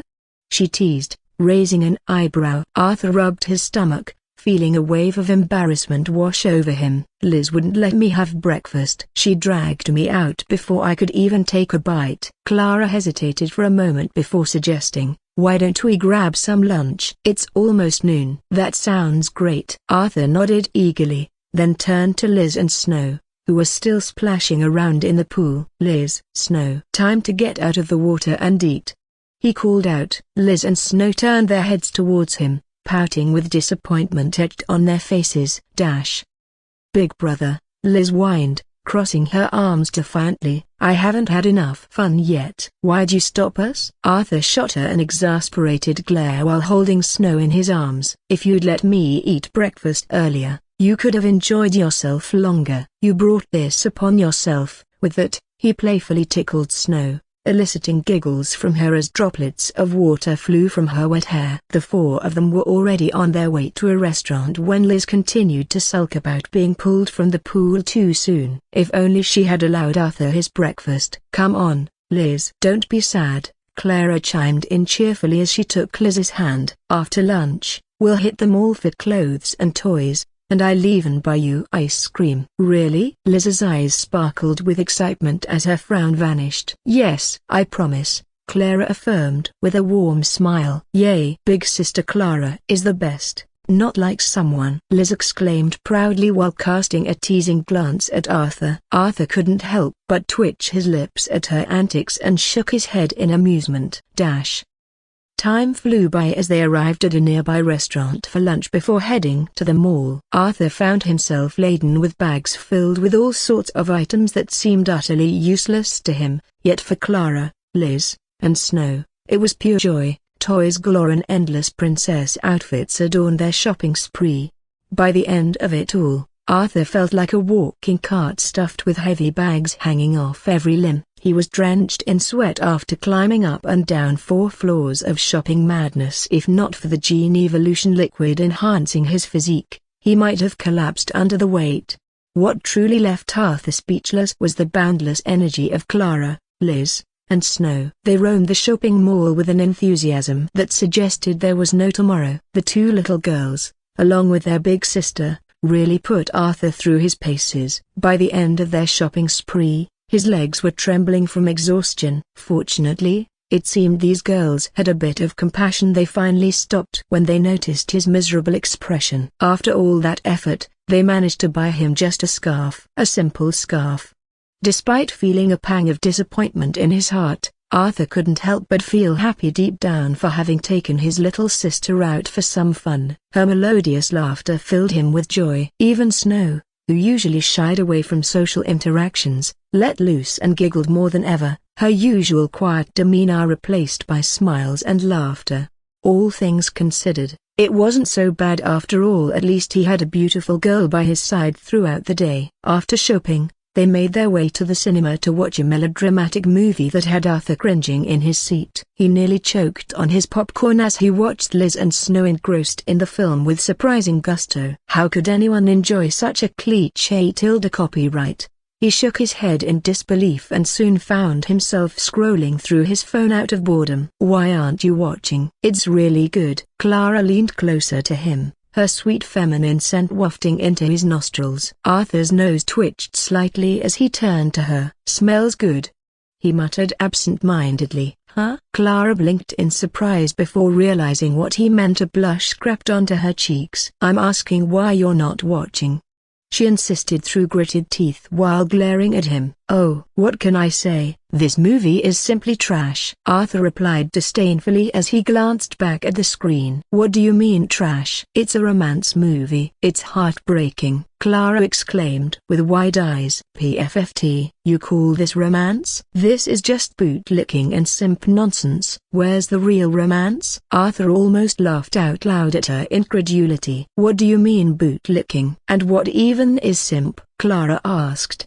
clearly confused. Let me ask you something. Who is chasing whom in this so-called romance? Arthur smirked knowingly. The male lead, of course, Clara answered confidently. Then why does the female lead keep him hanging like that? She expects gifts and attention but always claims she needs time to think about it when he confesses, instead of giving up like any rational person would after being treated like an ATM machine. He keeps chasing her around like a lost puppy. Isn't that bootlicking? Clara frowned as she glanced at the movie still playing on the screen. It dawned on her that Arthur was completely right. The female lead kept stringing along the male lead, rejecting his advances while simultaneously giving him false hope for a potential romance. But women have to be reserved. They can't just accept a guy's confession outright, Clara insisted. Arthur shot her a speechless look. Sure, you can be reserved, but this kind of one-sided love? That's not my cup of tea. Chasing after someone who treats you like their personal ATM? What does that make you if not a simp and a bootlicker? Clara glared at him defiantly. If you think this movie is so bad, why don't you create a better romance film? Arthur raised an eyebrow, feigning surprise. Oh, how did you know I'm working on a romance movie? You're making a movie? Clara's eyes widened in disbelief. Yep, the Osborne family's entertainment company is planning to release it in the next month or two. By then, you'll see what a truly good romance looks like, Arthur said with an enthusiastic smile. I bet it won't even be good, Clara scoffed. Want to bet? Arthur challenged, locking eyes with her. Oh? What are the stakes? Clara asked, her eyes sparkling with excitement. If you cry during my movie, I win. If you don't cry, I lose. Sound fair? Arthur proposed, wearing a meaningful grin. That's easy. Clara thought for a moment before nodding confidently. And remember, I've never lost a bet before. I'm the queen of gambling. Arthur couldn't help but chuckle at her bravado as he studied her with an amused expression. Clara felt heat rise to her cheeks under his gaze and quickly glared back at him to mask her embarrassment. What? Can't women gamble too? No, I didn't mean that women can't gamble, Arthur stammered defensively while scanning the theater for any disapproving female bystanders.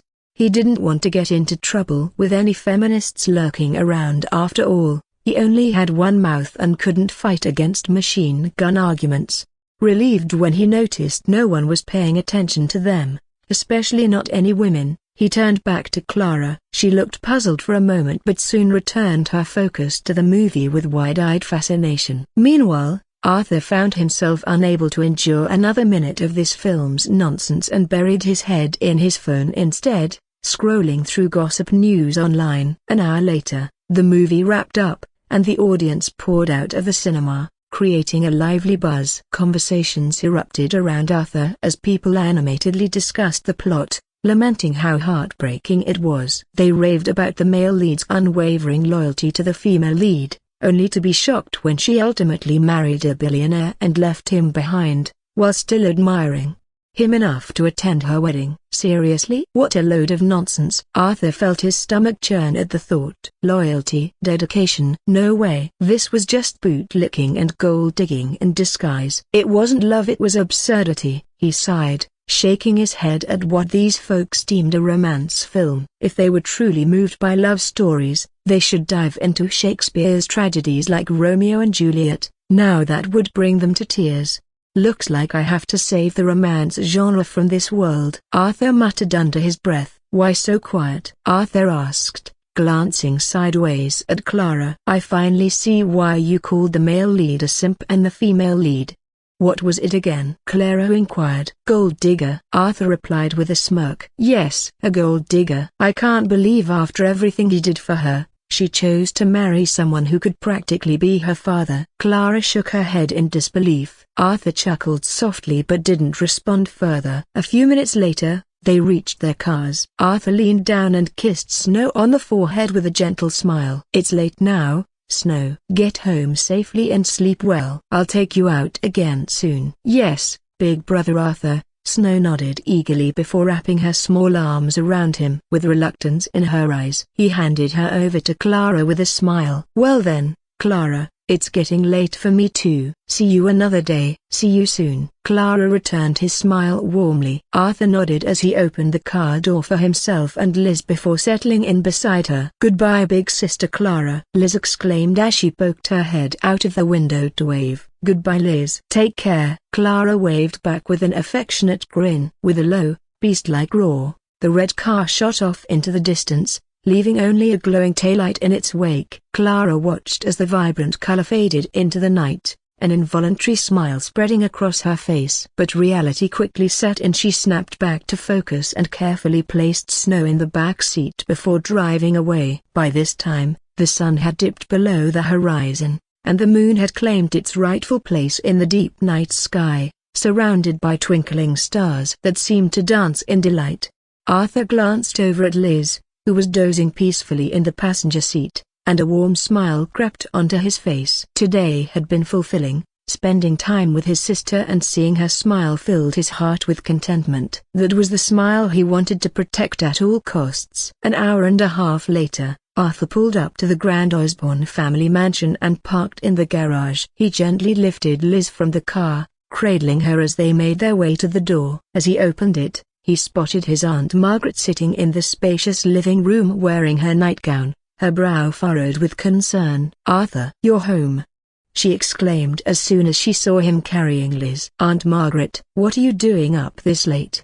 he asked in surprise. "I was worried about you too," she replied softly. "It's already quite late." Arthur felt a warm current of affection flow through him at her concern. "Don't worry. Nothing happened. Liz just got tired from all that playing today. I'm going to tuck her into bed now." "Okay," Margaret nodded with relief. "Good night." "Good night, Aunt," Arthur replied as he watched her head back upstairs. He then turned his attention back to Liz and carried her into her bedroom. After tucking her snugly under a blanket and kissing her gently on the forehead, he quietly stepped out of the room. Back in his own space, Arthur treated himself to a soothing hot bath before sinking into his big bed. As memories of their date together played through his mind like a movie reel, a smile curled on his lips, certain images bringing warmth to his heart. Suddenly, Arthur's phone buzzed beside him. It lit up with a text notification from Clara. "Have you arrived home?" Suddenly, Arthur's phone buzzed, and a text notification lit up the screen. "Clara, have you arrived at home yet?" A smile tugged at Arthur's lips as he quickly typed back, "Yes." Moments later, another message popped up. "Clara, Snow says she already misses you." Arthur couldn't help but tease a bit. "Are you sure it's not you who's missing me?" "Clara, you wish." Settling into a comfy spot, Arthur continued his playful banter with Clara, enjoying every moment of their chat. "Huh, it's already so late," Arthur exclaimed softly, surprised at how time had slipped away. When he glanced at the clock, he realized it was nearly midnight. He hadn't expected to chat with Clara for so long. "Clara, it's almost midnight. I'm heading to bed now. Talk to you tomorrow." Arthur typed quickly before hitting send. Moments later, his phone buzzed with a reply. "Clara, then good night." "Sleep well." "Good night," Arthur responded, a smile creeping onto his face as he closed the chat. He placed his phone on the bedside table and said, "Evelyn, create my schedule for tomorrow and wake me up at 6:30 a.m. "Already done, sir," came Evelyn's cheerful voice from the device. Satisfied, Arthur settled into bed and drifted off to sleep. Meanwhile, in a lavish bedroom somewhere in Neolumina, a broken bar, Clara lounged in her soft silk nightgown that gracefully hugged her figure. Her milky white skin glowed under the soft light of the room,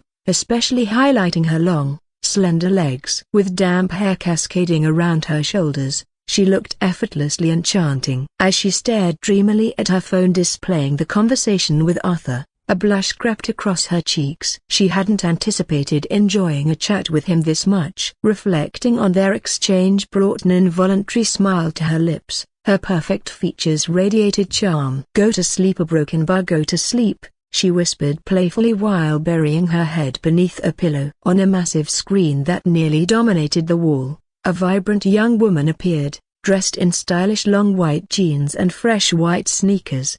Her blue shirt complemented her simple silver necklace perfectly, with a round, radiant face framed by big, watery eyes and small red lips that curled into a sweet smile. She began her report in a natural, melodious voice.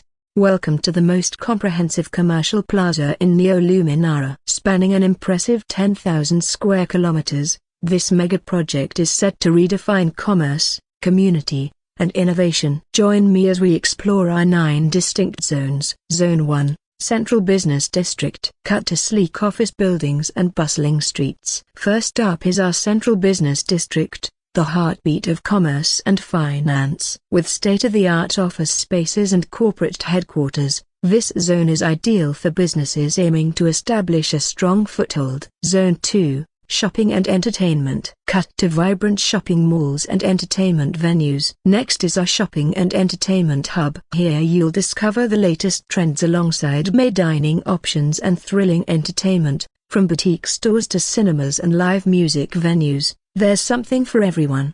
Zone 3, Residential Complexes. Cut to modern residential buildings with amenities. In Zone 3, experience comfortable living in our residential complexes. With modern amenities and stunning views, it's perfect for families or anyone seeking a peaceful retreat. Zone 4, Hotel and Tourism. Cut to luxurious hotels and tourist attractions. Zone 4 invites you into our hotel and tourism area where hospitality meets excitement. Enjoy world-class hotels, exquisite restaurants, and attractions that cater to tourists, business travelers, or locals alike. Zone 5, Internal Transportation Hub. Cut to efficient transportation systems. Moving on to Zone 5, our Internal Transportation Hub. This zone ensures seamless connectivity with advanced systems designed for efficiency. Say goodbye to congestion. Zone 6, Green Spaces Recreational Area. Cut to lush parks with recreational facilities. Zone 6 is where nature meets recreation. Enjoy beautifully landscaped parks along with recreational facilities that promote physical health and mental well-being. Zone 7, Healthcare Community Center. Cut to modern healthcare facilities. In Zone 7 lies our Healthcare Community Center, a place where health meets community support through state-of-the-art medical facilities designed for wellness. Zone 8, Innovation Technology Hub. Cut to innovative startups and research facilities. Discover creativity in Zone 8, our Innovation Technology Hub. This zone fosters entrepreneurship with cutting-edge research facilities perfect for turning ideas into reality. Zone 9, Industrial Logistics. Cut to modern industrial facilities. And finally, Zone 9, our industrial logistics area ensures efficiency meets reliability with advanced logistics systems tailored for optimal production. And that's a wrap. The screen faded as Nathaniel turned towards Arthur sitting beside him at the conference table. What did you think? Is this promotional video good? He asked eagerly. Arthur snapped back from his thoughts with a satisfied nod. It's excellent. Very well done. Nathaniel smiled knowingly. And remember, you're now in charge of Osborne Real Estate and Construction Group. You don't always have to call me here. You can handle things independently as long as you feel it's right. After pondering briefly, Arthur replied thoughtfully before changing the subject. By the way, who was that girl in the video? Nathaniel raised an eyebrow playfully. What are you implying? It's just that her personality fits perfectly with an idea I have for a program, Arthur explained quickly. Nathaniel chuckled but then shifted back into serious mode. The commercial plaza model is ready. Would you like to see it? Absolutely, Arthur replied enthusiastically as they made their way out. In moments they entered an expansive room showcasing models of luxurious villas, skyscrapers, residential complexes, all elegantly displayed. These models reflect what we plan on building based on your blueprint, Nathaniel said proudly. Arthur nodded appreciatively as they walked down the aisles until Nathaniel stopped suddenly. Here we are, he announced. Arthur's eyes widened in awe at the enormous model of their commercial plaza. It was intricately detailed down to every last feature outlined in their blueprint. "This is fantastic," Arthur exclaimed joyfully while inspecting every angle of the model. Nathaniel beamed back at him. "We're even creating a display center so people can come admire it before completion." "That's brilliant," Arthur agreed wholeheartedly. As they continued discussing plans, including updates from Emerald Group about skyscraper designs, Arthur felt excitement bubbling inside him about tomorrow's groundbreaking ceremony.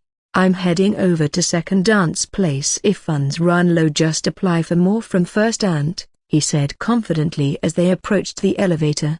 Nathaniel nodded understandingly as he watched Arthur step inside before returning back toward his office. Arthur stepped out of the office building and into the parking lot, where his sleek sports car awaited him. With a roar of the engine, he shot off into the distance, quickly disappearing from view. As he drove, the wind whipped through his hair, and he leaned back in his seat with a relaxed grin. The world around him blurred into a beautiful tapestry of colors, each flash of scenery bringing an involuntary smile to his face. Just then, his phone buzzed, jolting him back to reality. "Evelyn," Arthur called softly into the device. A moment later, a clear and melodious voice responded from the other end. "Hey Arthur, are you there?" "Yo Clara." "What's up?" Arthur's lips curled into a smile at her familiar tone. "Well, Snow has been clamoring to see you," Clara said playfully. Arthur raised an eyebrow and chuckled. "I wish I could drop by right now, but I'm swamped. When I find some free time,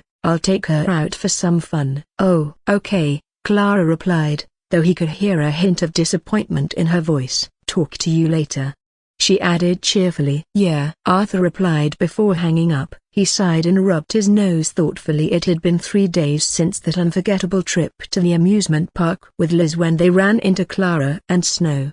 Those were good times. Just yesterday he'd taken Clara out for dinner, which had gone surprisingly well. But as soon as he thought about it again, he shook his head to clear those thoughts away. A few minutes later, Arthur parked his car and headed back into the office building straight toward his second Aunt Emily's office. "You made it just in time. The audition is about to start," Emily exclaimed as soon as he entered. "Great. Let's go," Arthur replied with enthusiasm as they made their way to the audition room together. Upon arrival, they were greeted by a flurry of activity, staff members setting up equipment and several neatly dressed individuals milling about.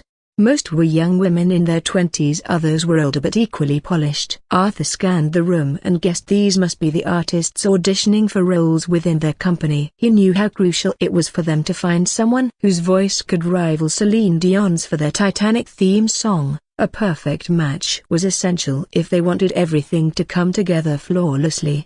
"Oh, Aunt Emily," he suddenly asked with curiosity, "has the music app been finalized?" "It's almost ready. Just a few tweaks left before launch," she assured him with a bright smile. "And what about finding singers for our other songs? Any luck?" Arthur pressed on eagerly. "Most are already secured. Recording is going smoothly. We're also shooting various music videos. It won't be long before we release these tracks alongside the app," Emily explained enthusiastically. "Good." Arthur nodded in satisfaction, as they settled down at their judges' seats among 6 other seasoned professionals who were well versed in music industry knowledge. As they took their places, all 7 judges stood respectfully and greeted them warmly. "Let's begin," Emily announced with authority as she waved her hand to kick off. The moment Emily waved her hand to signal the start of the audition, an electric hush fell over the room. All eyes turned to the stage as the first contestant stepped forward, bowing slightly to the judges before clearing her throat. With no musical accompaniment, she began to sing, just her raw voice filling the space. This was it, a true test of whether her voice could capture the essence of the song. The young woman, probably around 25, was strikingly beautiful with a captivating presence. Her voice was sweet and pleasant, but something crucial was missing, the melancholic depth that this song demanded. Instead of conveying emotion, she seemed to be merely reciting the lyrics without feeling. Emily glanced at Arthur, curiosity flickering in her eyes. What did he think? Arthur met her gaze and shook his head subtly. His expression said it all. He wasn't impressed. In fact, he felt that this performance fell far short of what he had hoped for. Although Arthur considered himself a novice in music and singing, he He possessed enough understanding to recognize when someone just didn't fit the bill. As the audition unfolded backstage, a lively crowd of artists buzzed with anticipation. Among them were singers and their personal managers, all eager to support their talents in this crucial moment. At the end of the line stood Mary, a striking 20-year-old with an elegant face and graceful figure. She was deeply engrossed in the lyrics and scores clutched in her hands, her brow furrowed in concentration. "This is really difficult," she exclaimed, shaking her head with a heavy sigh. "Mary, why the long face?" asked Gloria, a mature woman in her 30s who handed Mary a bottle of water. Gloria was not just any manager, she was Mary's dedicated assistant assigned by the company. "It's nothing, Gloria. It's just that this song demands such a powerful emotional voice," Mary replied with a faint smile. Although new to the company, having released only one song that garnered moderate success, Mary had decided to stay when Osborne Media and Entertainment Group acquired her label.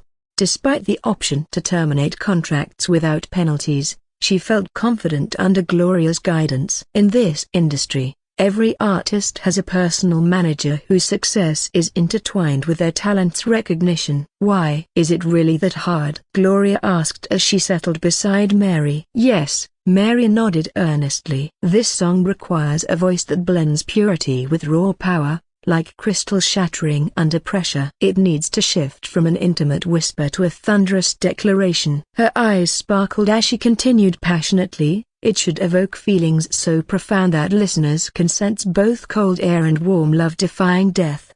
Gloria listened intently but frowned at Mary's description. "I heard this song will be the main theme for an upcoming movie our company is producing," she said thoughtfully. "Exactly. That's why everyone here is scrambling for this audition," Mary replied seriously. "If the movie becomes popular, so will we." "I also heard they've allocated 400 million unicorns for this film, a huge budget for a romance," Gloria added incredulously. "Right? This opportunity is too good to pass up," Mary said anxiously. Although only female singers were competing today, which eased some pressure, the competition remained fierce with many renowned artists vying for attention. "What if you envision something deeper while singing? Picture a love so profound that even separation or death can't extinguish it," Gloria suggested after studying the lyrics closely. "Think about flipping through old letters or standing at a graveside. Let your tone be soft like wind over a coffin, gentle yet heavy." "Are you sure?" Mary asked, her face a mix of hesitation and curiosity as she processed Gloria's words. Gloria smiled slightly, her experience shining through. "You know, I've managed various artists for about 10 years now. Over that time, I've encountered countless songs and diverse singing styles." Mary nodded, eager to absorb every bit of advice. "If you study the lyrics closely," Gloria continued, "they evoke a profound sense of longing, not just any longing, but a deep love that transcends even death. The emotional weight is heartbreaking. When you sing, envision a lost love or someone dear whom you've lost." Mary paused to reflect on this insight before smiling back at Gloria. "Thank you for the advice. Don't mention it. After all, my success hinges on your performance," Gloria said bluntly. With newfound determination, Mary nodded and focused intently on rehearsing the emotions Gloria had described. As time ticked by during the auditions, Arthur's disappointment grew with each performer who took the stage. Nearly 10 singers had come and gone without meeting his expectations. "Arthur, there are quite a few with lovely voices. They seem perfect for the song." Emily leaned in closer to whisper. "Some meet basic criteria," Arthur replied seriously, shaking his head. "But without that essential spark, the soul of the song is missing." Emily raised an eyebrow in disbelief. "Since when did you become an expert in music?" Arthur's lips twitched into a slight smile as he simply replied, "I learn." Emily shook her head dismissively but couldn't help but feel intrigued by Arthur's confidence. As more singers came forward only to fall short of expectations, Emily softly called out for the next contestant. "Next." "Okay Mary, it's your turn." "Don't be nervous, just relax and do what we practiced," Gloria urged solemnly as she stood before Mary. "I won't let you down, I'll give it my all," Mary promised with determination before stepping onto the stage. As she faced the judges' stern expressions and scrutinizing gazes, nerves crept in. Taking a deep breath and closing her eyes, she envisioned vivid images that resonated with her heartache. Then she opened her mouth and began to sing. "Every night in my dreams I see you, I feel you. That is how I know you go on. Far across the distance and spaces between us. You have come to show you go on." Arthur had been scrolling through his phone when he expected yet another lackluster performance, but suddenly he froze mid-scroll. He looked up at Mary singing with raw emotion etched across her face. His eyes widened in surprise. Leaning forward attentively, excitement flickered across his features as he listened intently. Even Emily found herself captivated by Mary's enchanting voice. A few minutes later, Mary paused her singing, glancing nervously at Arthur and the others. Tears shimmered in the corners of her eyes as she recalled Gloria's suggestion. With a heavy heart and the lyrics echoing in her mind, she felt an overwhelming wave of sadness wash over her. Clap, clap, clap. Arthur sprang to his feet, clapping enthusiastically, his eyes ablaze with excitement as he gazed at Mary like she was a rare gem. "Congratulations, you've qualified,"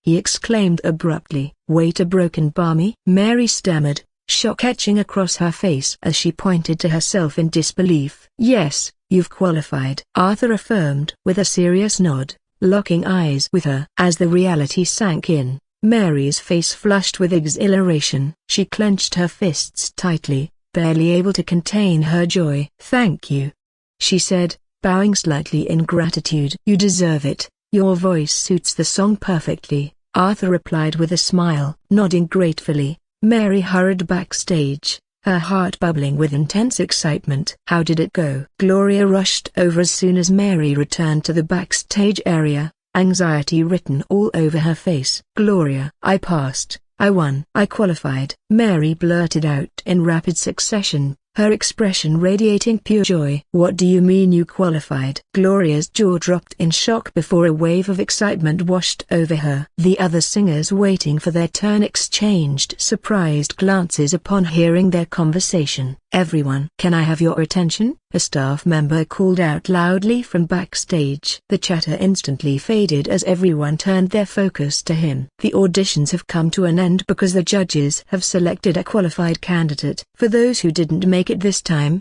we sincerely apologize. However, our company will arrange for top songwriters to create songs for each participant along with resources to promote them," he explained. While disappointment lingered among those still waiting or who had just auditioned, after all, opportunities like this are rare, the promise of new songs and support lifted spirits considerably. "Miss Mary, the president would like to see you." The staff member approached Mary and Gloria again. "Okay, please lead the way," Mary replied eagerly as she and Gloria followed him backstage with wide smiles plastered on their faces. "Mary, I can't believe it. I'm absolutely shocked and surprised you actually won," Gloria exclaimed, her voice bubbling with excitement as they trailed behind the male staff member. "Right? I was just as stunned as you are now," Mary replied, still in a daze from the unexpected victory. Curiosity sparkled in Mary's eyes. "I wonder why the president wants to see me," she mused aloud. Gloria grinned knowingly. "What do you think?" "It's probably to officially let you record your song." Mary smiled and nodded, but inside, her heart raced with exhilaration. This was an incredible opportunity, one she had only dreamed of. "This is the president's office, you can go in now," the staff member announced before turning on his heel and walking away. Taking a deep breath to steady herself, Mary knocked gently on the door. "Come in," a warm male voice called from within. Exchanging a glance with Gloria for reassurance, Mary pushed open the door and stepped into the spacious office. Arthur lounged comfortably on a chic sofa, sipping red wine with his legs crossed while Emily sat across from him. As soon as she saw them, Emily stood up and beamed at both Mary and Gloria. "Congratulations, Mary. You've won the audition," she declared enthusiastically. "Thank you so much, President." Mary responded quickly, unable to hide her beaming smile. Emily nodded approvingly before diving into details. "Here's what we have planned for you. The company will provide you with your own personal office and a recording studio for all your future songs. Plus, we'll assign you a dedicated team to support your journey." She paused for effect before continuing. "And that's not all. A 3-bedroom luxury apartment will be yours along with the company car. The apartment is conveniently located near our offices." As these incredible benefits sank in, both Gloria and Mary were left speechless. Waves of joy crashed over them like an exhilarating tide. Their hearts raced with excitement at this life-changing moment. After the audition, Arthur wasted no time. He swiftly exited the company to tackle other pressing matters across various enterprises. Time seemed to slip away like sand through fingers, and before he knew it, half a month had flown by. In that brief period, significant changes unfolded within the Osborne family. The once familiar dynamics had transformed now. They were a force to be reckoned with in Neoluminara, their influence and fame spreading far and wide. What really made the Osborne family quite famous is the upcoming commercial plaza. When Nathaniel first unveiled the promotional video to Arthur, little did they know it would ignite a media frenzy. The next day, it was broadcasted across multiple platforms, especially on channels owned by his second aunt Emily's media company. Owning a media empire has its perks. News travels fast. The promotional video went viral in Neoluminara and even garnered national attention. Discussions buzzed online as people marveled at what could become the largest commercial plaza in the Orlean Federation if completed. Construction began at an astonishing pace. Within just half a month, they had already dug and laid the foundation for the entire plaza. Even Arthur was taken aback by how quickly things were progressing. Though he knew from system mall data that construction could be completed within a year, witnessing such rapid advancement firsthand was still shocking. Meanwhile, government projects like transportation networks were nearing completion thanks to Osborne Technologies' contributions. Railways, highways, and interchanges were being constructed throughout Neoluminara with remarkable efficiency. What remained was simply branching out these networks into selected cities. One project that particularly excited Arthur was the Hyperrail Express train initiative spearheaded by Osborne Heavy Industries. Construction on these trains had begun, with each one expected to take just 2 months to build, a speed made possible due to Arthur providing crucial technologies and designs up front. With materials sourced from their own supply chain thanks to Osborne Supply Chain Group's efficiency, there was no need for external suppliers. Additionally, during this whirlwind of activity over the past month, all sectors under the Osborne umbrella experienced rapid growth. Osborne Media Entertainment Group kicked off casting for both Titanic and John Wick. After Mary won the theme song audition, recording is nearly complete. The debut track will launch alongside their new music streaming app called Harmonix. Osborne Technology made strides in mobile phone development and chip production. Arthur didn't have to worry here. This sector boasted some of their most talented tech minds. Osborne Heavy Industries not only focused on train manufacturing but also accelerated car development using data provided by Arthur, saving them tons of time. The Osborne Mining and Resource Group has been incredibly busy lately, and for good reason. Almost all the materials needed to construct cars, trains, and the commercial plaza come from their extensive mining operations. Just a few months ago, after Arthur completed an advanced system upgrade and his family leveled up to level 2, he was rewarded with several exciting prizes, 5 of which provided him with crucial future intel.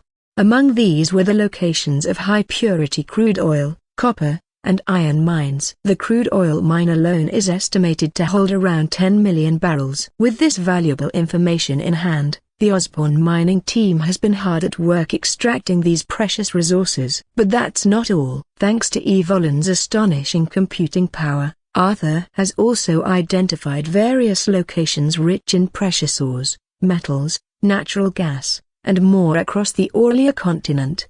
All industries under Arthur's family umbrella are progressing smoothly. Particularly noteworthy is the Osborne pharmaceutical and biotech sector, one that holds a special place in Arthur's heart. He knows that capturing just 10% of this market could yield staggering profits worth trillions of unicrods annually in a world like Pantera. The leadership team at Osborne Pharmaceutical consists entirely of individuals Arthur acquired from the System Mall, from the CEO down to department heads, all selected for their unwavering loyalty. Arthur is keenly aware of how vital this industry is to him. Thus, he ensured that all high-level positions are filled by those loyal to him. No room for betrayal here. For other ventures such as the Osborne Intercontinental Hotel Group and Osborne Restaurant Group, he chose competent family members to lead them. These industries often have longer development cycles. Take the restaurant group as an example. They need to find prime locations for new restaurants, design interiors, hire chefs and waitstaff, all before they even open their doors. If customers aren't satisfied during those crucial first impressions, it could spell disaster for business. Fortunately for Arthur, he can tap into top-tier culinary talent from the System Mall to ensure exceptional food quality isn't a hurdle. What truly matters is delivering outstanding service, making customers feel welcome and valued in a 5-star dining experience designed to attract elite clientele. After all, reputation is everything in this industry. Arthur was on a whirlwind adventure, darting between various industries to check on their progress. But amidst all the hustle and bustle, he was thoroughly enjoying himself. Over the past 2 weeks, he managed to take Clara out on 4 delightful dates, and their relationship was definitely heating up. It was clear to him that Clara had a good impression of him, maybe even more than that. Despite being a complete rookie when it came to romance, Arthur could read the signs. Clara's subtle cues were impossible to ignore. He might be inexperienced in love, but he wasn't Matilda Macron. Reflecting on his previous life as a total wallflower who had never even held a girl's hand, Arthur felt an overwhelming sense of pride. Now he found himself taking a breathtakingly beautiful woman out for movies and other fun outings. What an incredible transformation! But his romantic escapades didn't stop there. He also met Ophelia 3 times and even invited her out for dinner just a few days ago. Every time Arthur laid eyes on Ophelia, it ignited something within him, a fiery attraction for this cold yet irresistibly charming woman. Her icy demeanor contrasted sharply with her undeniably alluring figure, making his heart race every time they met. In comparison, Clara embodied a cool delicacy. She had curves that were impressive in their own right but didn't quite match the sultry appeal of Ophelia. This left Arthur feeling conflicted. Should he pursue both women or focus on just one? After all, his love life had been nothing short of disastrous in his past existence, but now it seemed like luck was finally smiling upon him. Both Clara and Ophelia were peerless beauties in their own ways. However, Arthur knew better than to assume he could easily win either of them over. They came from prestigious backgrounds far beyond his own. Wealthy families like the Sinclairs and Blackwoods saw daughters like Clara and Ophelia as strategic assets in political and business maneuvers rather than individuals with personal freedom.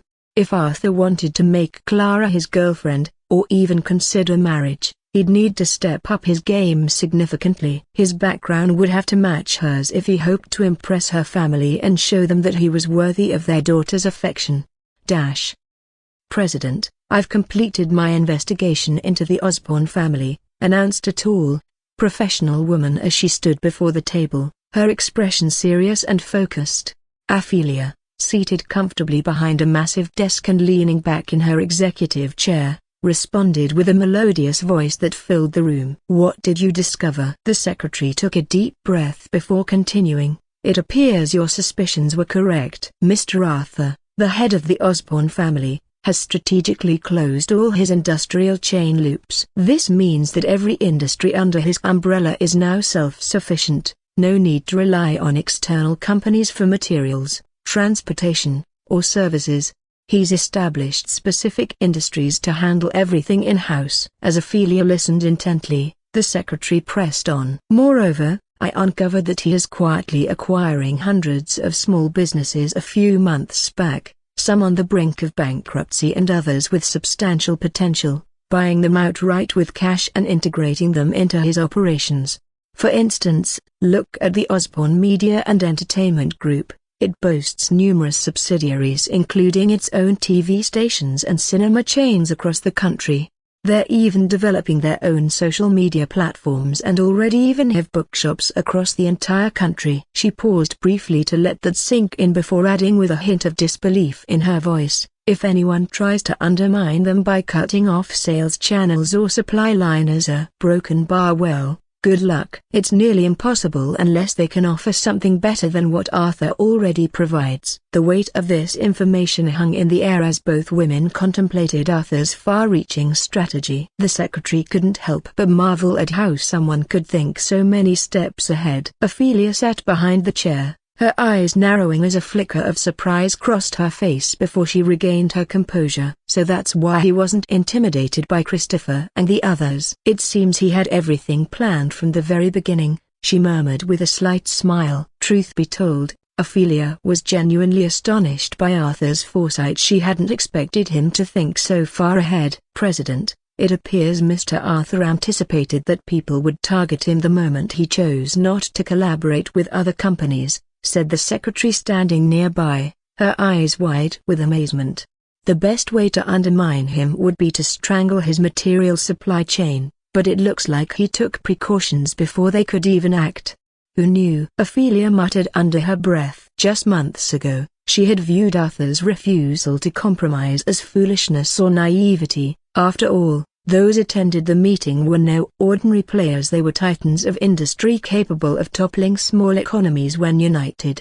With their vast networks and connections, Arthur's modest family seemed utterly outmatched. Yet here was Arthur, already several steps ahead of everyone else. It all made sense now. He wasn't reckless enough to offend so many powerful figures without being prepared for the consequences. If he hadn't been ready, the future for both him and the Osborne family would have been nothing short of catastrophic. But now, even with Christopher's formidable connections and those massive corporations backing him up, they couldn't touch Arthur, not unless they resorted to official channels and dubious means, and even then, success wouldn't come easily.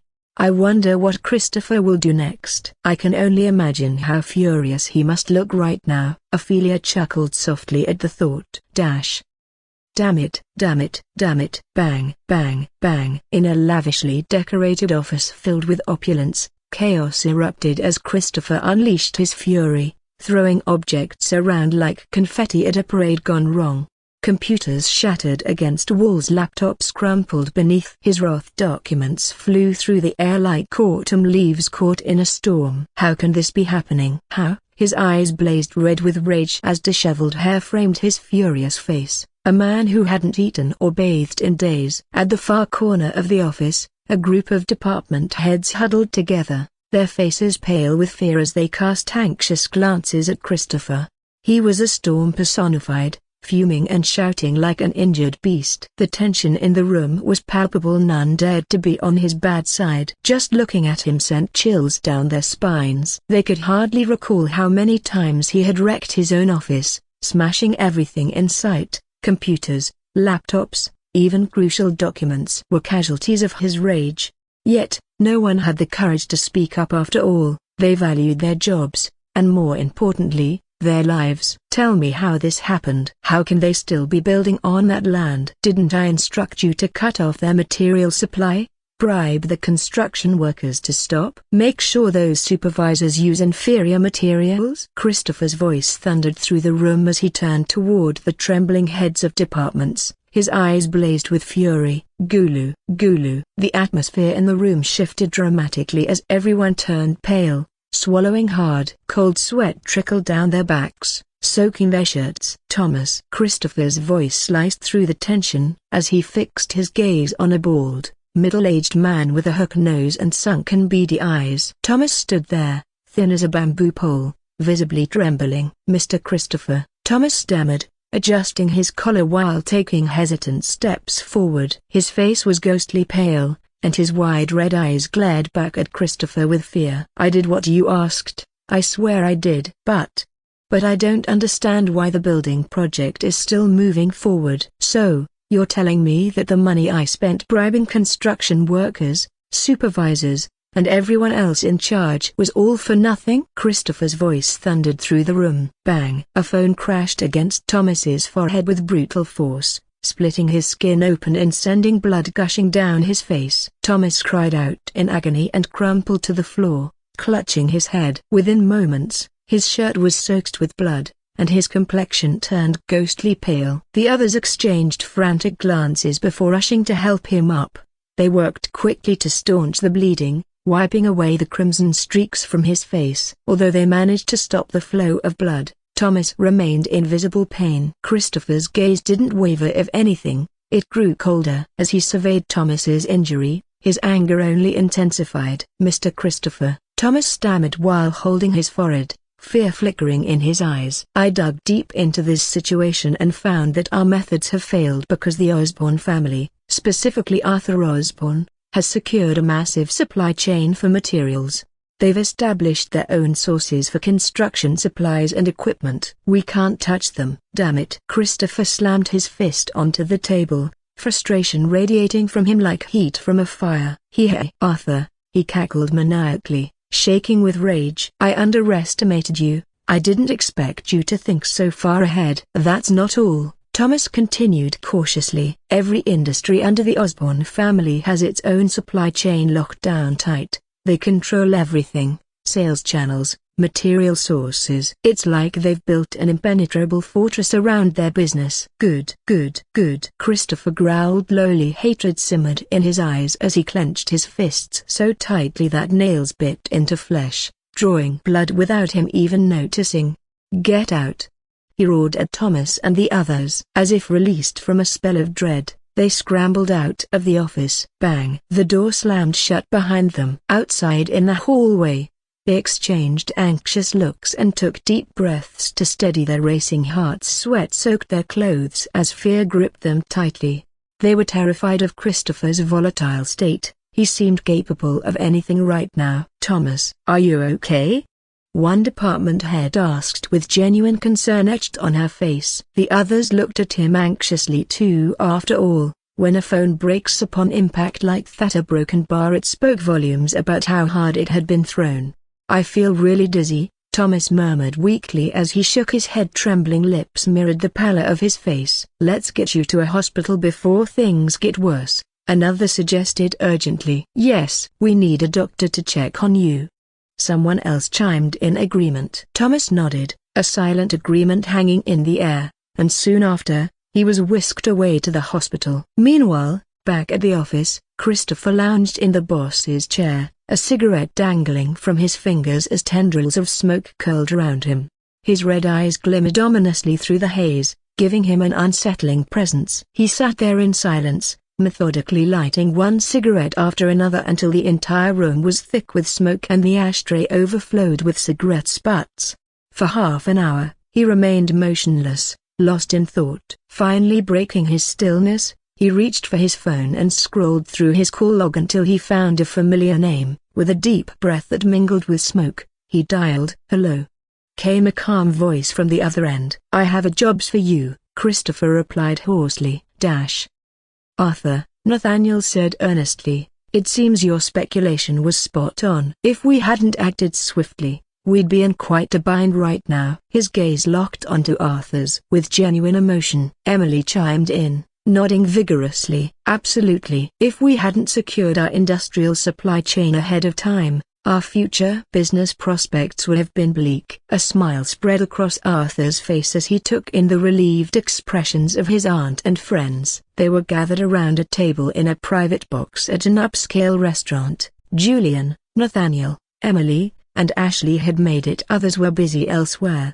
"Yeah," Ashley added with a chuckle. "After you gave me the data for the projects for the company just last month, we noticed some people trying to persuade our suppliers to cut us off. They didn't realize those suppliers belong to us." Arthur chuckled too but kept his thoughts to himself. In his experience with business, before launching any venture, it's crucial not to rush into it. The first step: secure reliable sources for your materials. If possible, buy them outright. Then focus on establishing solid sales channels. This strategy ensures that once your products hit the market, you won't have to worry about competitors or rivals choking off your supplies or blocking your sales avenues.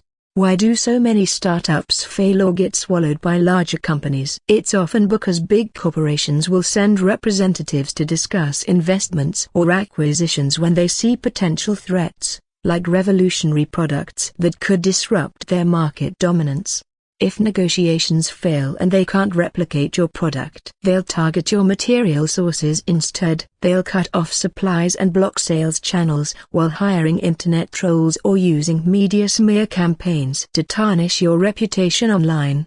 Before long, performance plummets, and guess who ends up buying your company? That's right, the very giants who orchestrated this downfall. Arthur refused to let that happen to him. He wouldn't allow those what benefit him to fall into enemy hands. He preferred keeping control over everything rather than sharing it with those who might betray him later on. Call him greedy if you like. All he cared about was satisfying his hunger for success without worrying about others' opinions. For him, Arthur, he always likes to be 3 steps ahead of his enemies, not giving them any chance to do anything to him at all. Hey, brother, just 3 days from now, our company is launching its first products in flagship stores across the country. Ashley exclaimed, her eyes sparkling with enthusiasm as she glanced at Arthur with a playful grin. Wow, that's incredibly fast. Arthur snapped out of his deep thoughts, surprise evident in his wide eyes. Absolutely. Ashley nodded vigorously. Thanks to the data and information you provided us, we didn't have to waste time on research. Everything's moving along smoothly. Arthur furrowed his brow, suddenly concerned. Have all the products passed through the necessary departments and received their official documents? Yes, everything is finalized, Ashley replied confidently. In fact, I owe a big thanks to Dad for that. Without him, I doubt we would have gotten such quick approvals. Nathaniel raised an eyebrow in confusion. Me? What did I do? Arthur mirrored Nathaniel's surprise as he turned to Ashley for clarification. Ashley chuckled before continuing. We all know that because of that piece of land you acquired, you're being targeted by many people, especially Christopher Campbell, whom Big Brother mentioned. All their attention is focused on your company right now. They're not even looking at the other businesses under our family. At least not yet.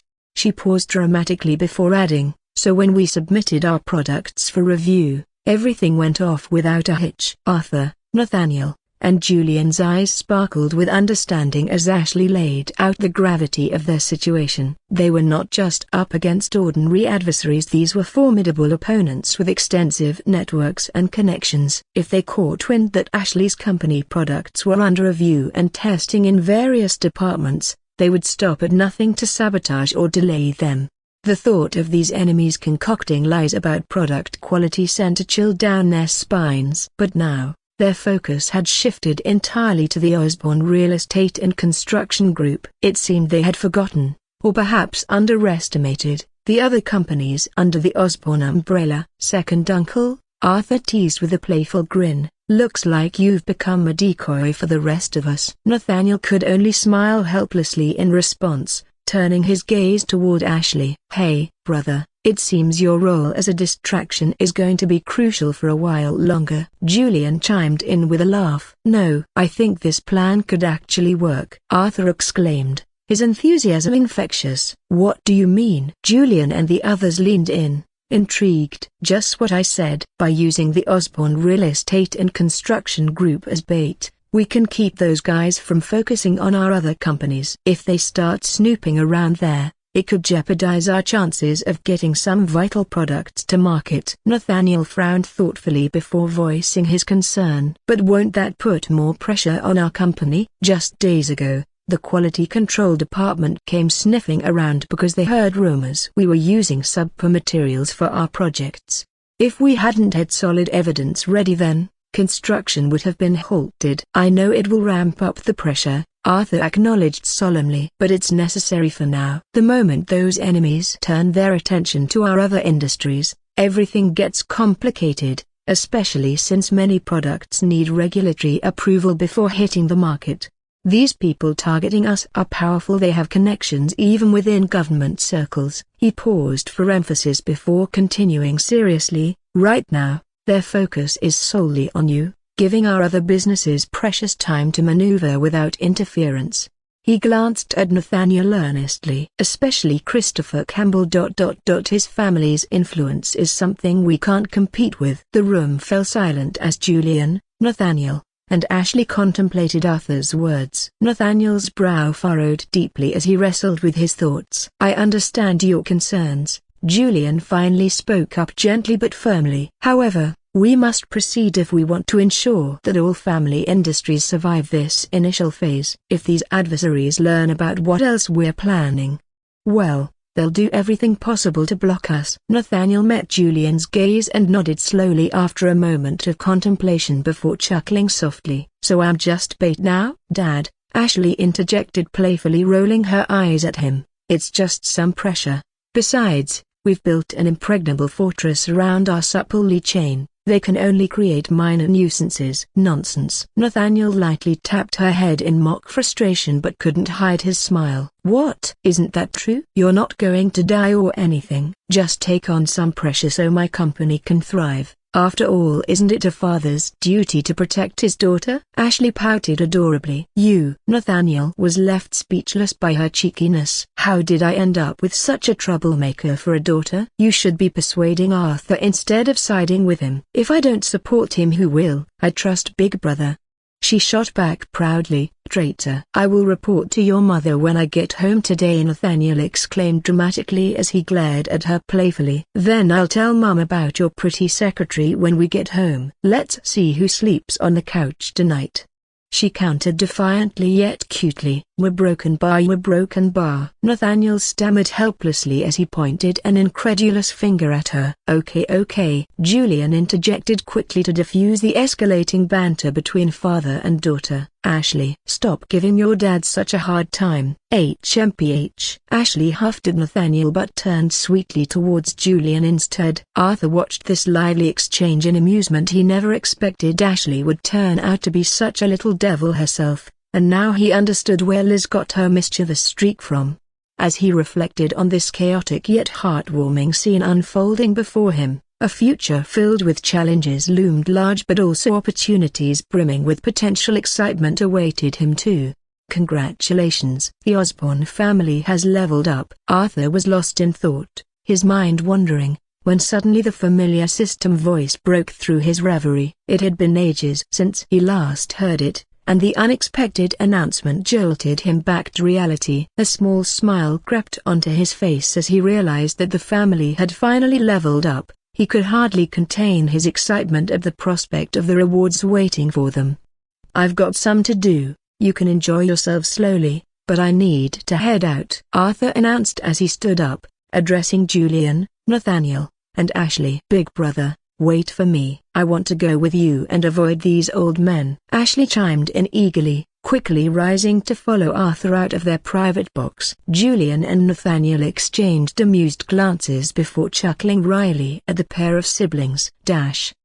Congratulations, you have been rewarded with Unity Halo. Congratulations, you have been rewarded with Genius Prodigy Halo. Congratulations, you have been rewarded with Fortune Embrace Halo. Congratulations, you have been rewarded with Bloodline Elixir X5. Congratulations, you have been rewarded with Loyalty Halo. Congratulations, you have been rewarded with Fortune Favor Halo. Congratulations, you have received the System Reward Ghost contract. Congratulations, you've been rewarded with 100 billion Unicreds in family development funds. Arthur sat in the back seat of his car, still reeling from the dazzling array of system rewards displayed before him. The bright lights were almost blinding. After a moment of absorbing this incredible news, joy surged through him. He had just dropped Ashley off at her company and was now on his way to the Osborne Pharmaceutical and Biotech Group headquarters located in an industrial park downtown Aegis District. With eager fingers, he tapped on the holographic screen in front of him to explore what each reward meant. 1. Unity Halo boosts all family projects, businesses, combat strategies, political maneuvers, by 15% due to seamless coordination. 2. Genius Prodigy Halo awakens elite talents in 2 family members. Think financial strategists who can predict market crashes. 3. Loyalty Halo ensures all allies, including business partners and mercenaries, are less likely to betray the Osbornes. 4. Fortune's embrace halo increases luck so that enemies' plans against them have a 10% chance of backfiring. 5. Bloodline elixir X5 enhances physical prowess, speed/strength, by 20% for those who drink it. 6. Fortune's favor grants a 40% profit boost for family businesses over several months. 7. Ghost contract, a one-time use document that compels a target to fulfill any single demand, must be signed willingly. Hiss. Arthur gasped as he stared at the dazzling system rewards displayed before him. His heart raced, and a flush of excitement spread across his face. These rewards were nothing short of epic. Just imagine how quickly they could elevate the Osborn family to new heights. But what truly blew his mind was the reward called Ghost Contract. With this incredible power, he could compel anyone to fulfill a single demand. Yes, anyone. Picture this, using the Ghost Contract, Arthur could make the mayor of Neo-Lunamara hand over the whopping 1.08 million square kilometers development zone that the government is developing on.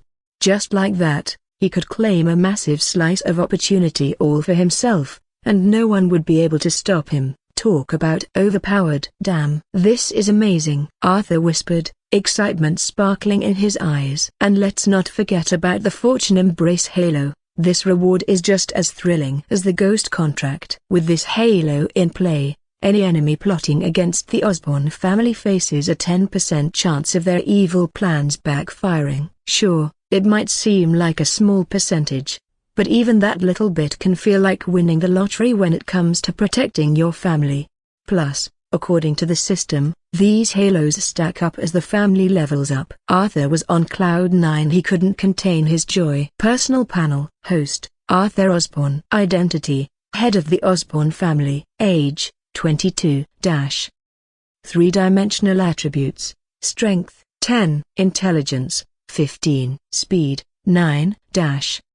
Family panel. Family, Osborn family. Family level, 3. Established family. Family halo, loyal to the family. Family influence points, FIP, 500,000 points, 10 million points. Family members, 55 people. Loyalty over 90 means they would sacrifice their lives for the family. Family industry, Osborn Group, Osborn Real Estate Company, Osborn Media and Entertainment Group, Osborn Technology, Osborn Mining and Resource Group, Osborn Heavy Industries, Osborn Fashion and Cosmetics Group, Osborn Intercontinental Hotel Group, Osborn Food and Beverages Group, Osborn Restaurant Group, Osborn Capital, Osborn Pharmaceutical and Biotech Group, Osborn Supply Chain Group.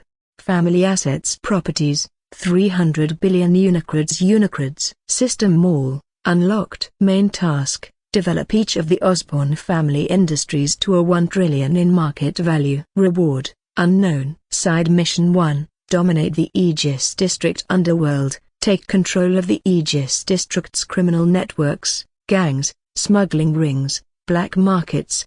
Reward, unknown. Side mission 2, establish a monopoly in a certain industry, control 90% of any industry. Reward, unknown. Side mission 3, neutralize Christopher Campbell family. Reward, unknown. Arthur opened the system panel, his heart racing as he scanned his status and that of the Osborn family. While his personal attributes had seen a modest increase, thanks to his relentless morning workouts and combat training with Sylvester, what truly caught his attention was the family's progress.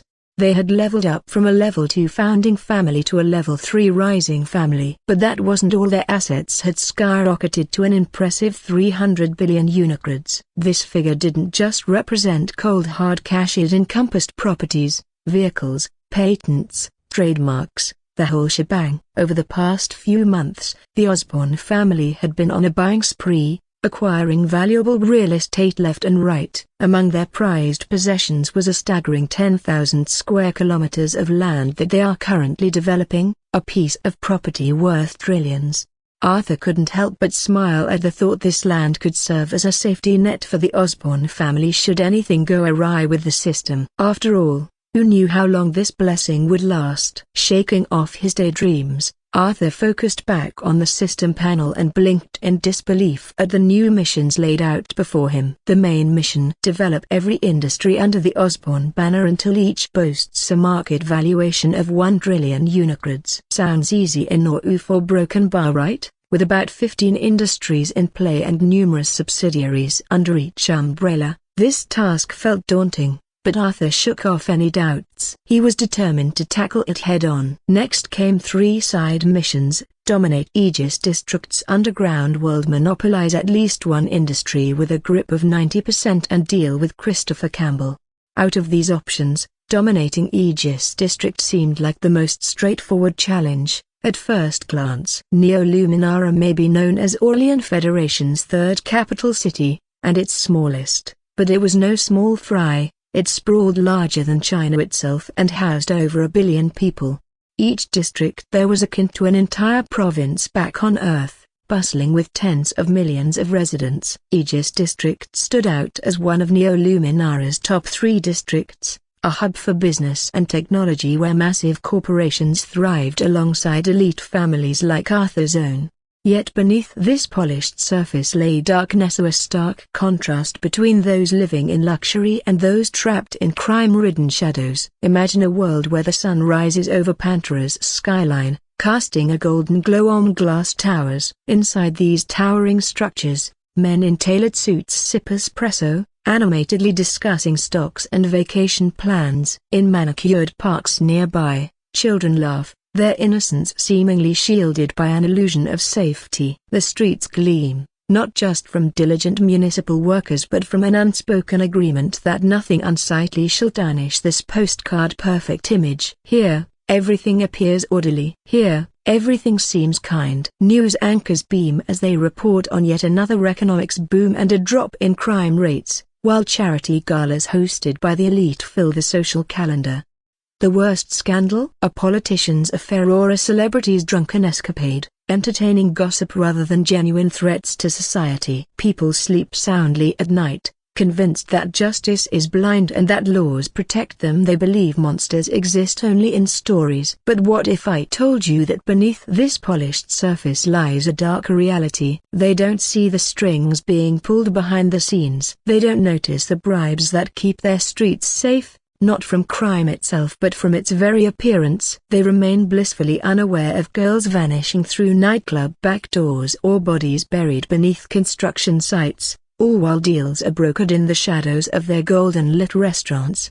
As they dream peacefully, the city breathes its true name, a beast fed on blood and silence. In the Aegis District's dark alleys, footsteps echo from men who vanish with daylight. Here, loyalty is bought with fear. Power is wielded through violence. Survival demands actions that those living on the bright side could never fathom.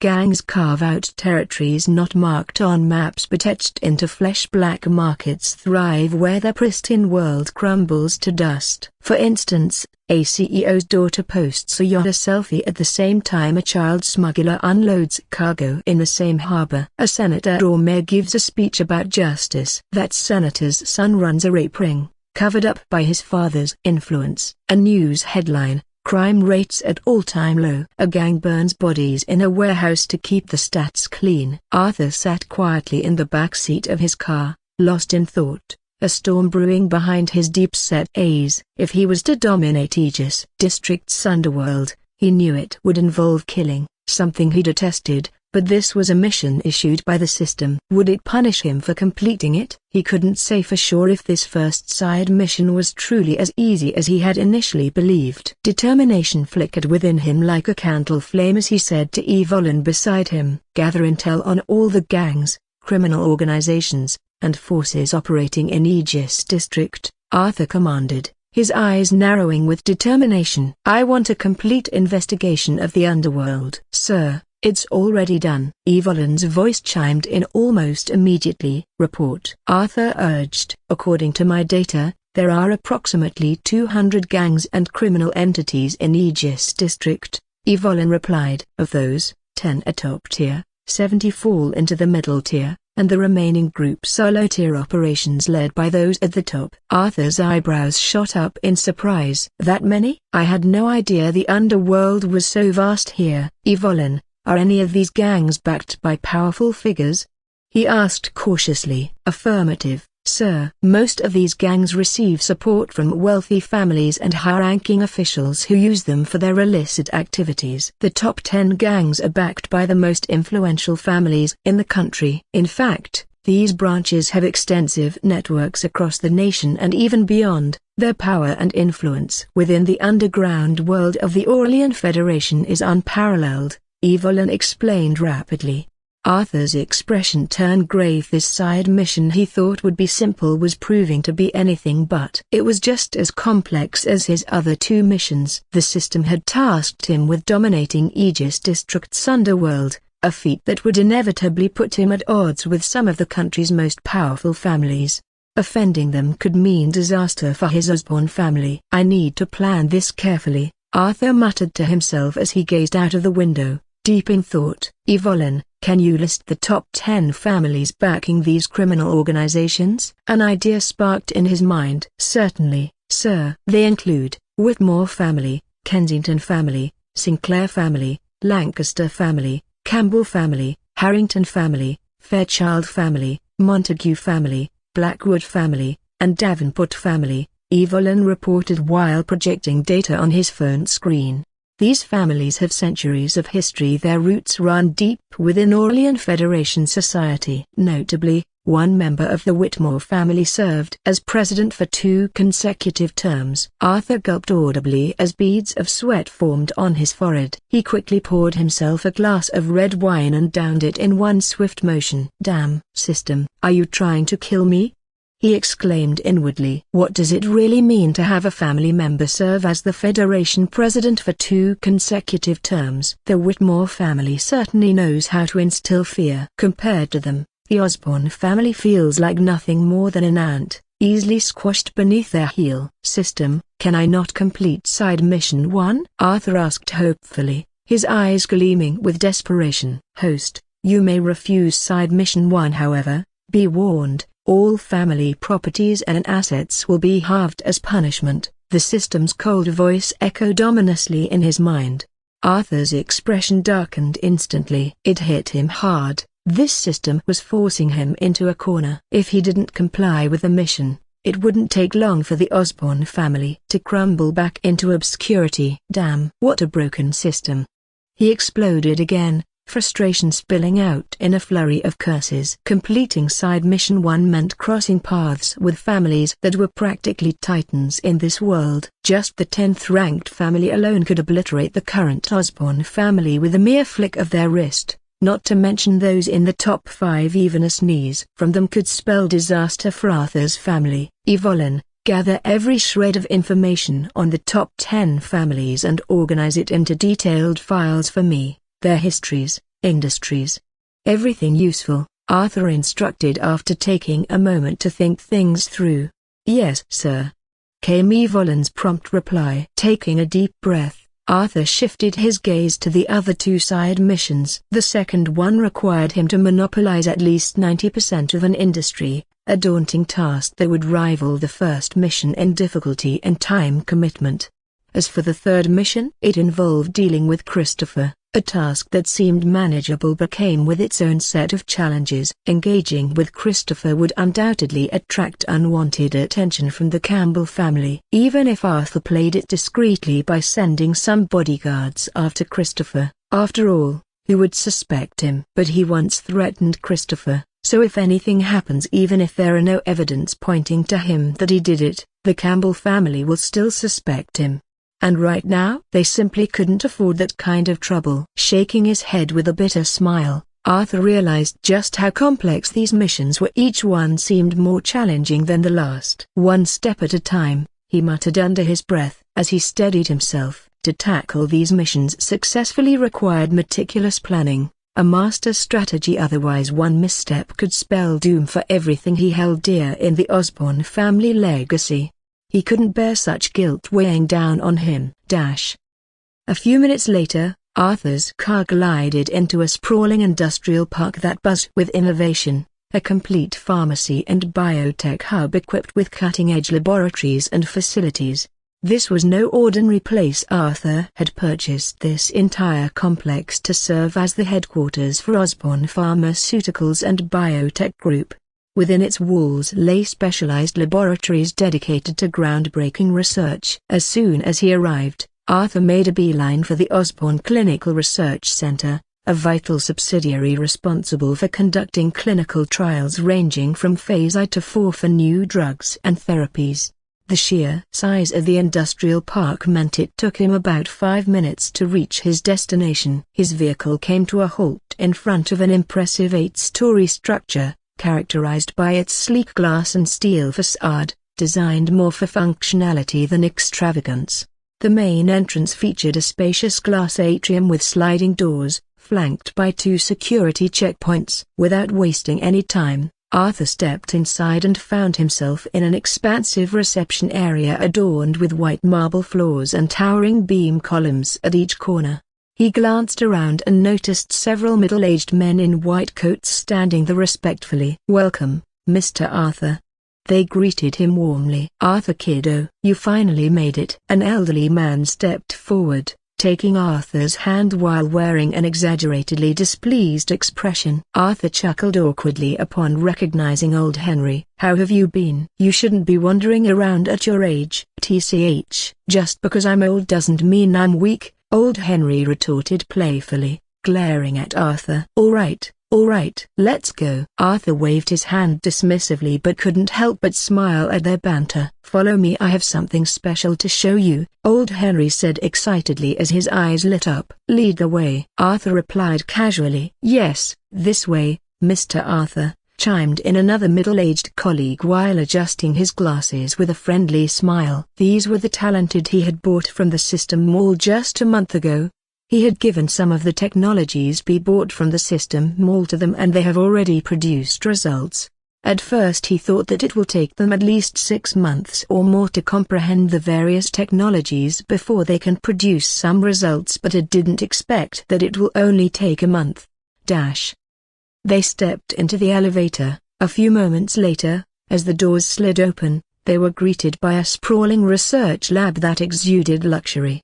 It was a sight to behold, filled with cutting-edge equipment like the CT hybrid system, high-content screening microscopes, next general sequencing machines, CRISPR-Cas9 gene editing systems, and so much more. Each piece of technology, from digital PCR machines to flow cytometers capable of 20-parameter detection, was meticulously arranged in its designated spot. The entire laboratory sparkled with an air of precision and cleanliness. Researchers in crisp white lab coats glided silently through the space, their gloves and the masks lending an aura of professionalism as they conducted various experiments. Massive crystal-clear screens adorned the walls, flashing data and symbols in vibrant blue hues that momentarily made Arthur's head spin. He quietly trailed behind a few researchers until they reached another room. Before entering, everyone donned dust-free clothing, a ritual that underscored the importance of maintaining a sterile environment. As Arthur stepped inside this smaller lab, his gaze was instantly captivated by a stunning object at its center. "Old Henry, is that the AMHP9 Emerald Rebirth?" Arthur exclaimed as he approached it with a blend of seriousness and curiosity lighting up his eyes. Before him lay a sleek silver pod, roughly the size of an adult human. Its transparent nanocarbon shell boasted adjustable opacity for privacy while showcasing a holographic HUD displaying vital signs, with glowing emerald accents pulsating softly throughout its surface. It was nothing short of breathtaking. Henry stepped forward and gently brushed his hand across the pod's exterior. It opened slowly to reveal its interior. "Arthur," he began with a twinkle in his eye, "this is the AMHP9. The technology you provided us is truly remarkable. Once this hits the market, it's going to create waves in the medical field." With a dismissive wave regarding its exterior beauty, Henry continued explaining its groundbreaking features. Inside lies a neural interface cradle. Nanofiber mesh integrates with the patient's nervous system for monitoring and pain relief. The pod fills with temperature-regulated VitaCore liquid, enhanced by stem cell accelerators embedded in its walls that flood it with customized regenerative nanites. He paused dramatically before continuing, Imagine this, even someone suffering from 4th-degree burns could fully heal within 3 days using this pod. Arthur's mouth fell open in astonishment as he gazed at this futuristic marvel before him. Although he had purchased this technology from the system mall knowing it could heal deep wounds, he never anticipated just how revolutionary it would be. "Wow, this is incredible!" Arthur exclaimed, his eyes sparkling with excitement as he gazed at the AMHP9 Emerald Rebirth Pod. With this revolutionary technology, he felt ready to dive headfirst into the pharmaceutical industry and make a significant impact. After all, who wouldn't want to grab a piece of such a promising market? But what truly captivated him was the potential this pod held for women, especially those struggling with beauty concerns due to scars or wounds that seemed impossible to heal. For many women, their appearance is deeply tied to their self-worth. Any imperfection can feel like a heavy burden. Arthur couldn't help but wonder how many people would rush to experience the transformative power of this pod. A grin spread across his face as he turned to Old Henry. "What about the VitaCore liquid? What does it do?" Old Henry shuffled over to a small cabinet resembling a freezer and pressed a button. Moments later, he produced a handheld cylindrical vial, about 5 inches tall and glowing an enchanting green, secured with a DNA lock for contamination prevention. Arthur took the vial carefully, mesmerized by its radiant color. "This," Old Henry explained, "is the VitaCore Emerald Liquid, the heart of the AMHP9 system. It's designed specifically for healing wounds." He continued with enthusiasm. "Its composition includes quantum-stabilized nanobots that repair tissue at a cellular level, synthetic stem cells custom-grown from the patient's own genome, oxygen-rich perfluorocarbon which allows breathing in fluid, and neural repair enzymes that reverse brain and nerve damage."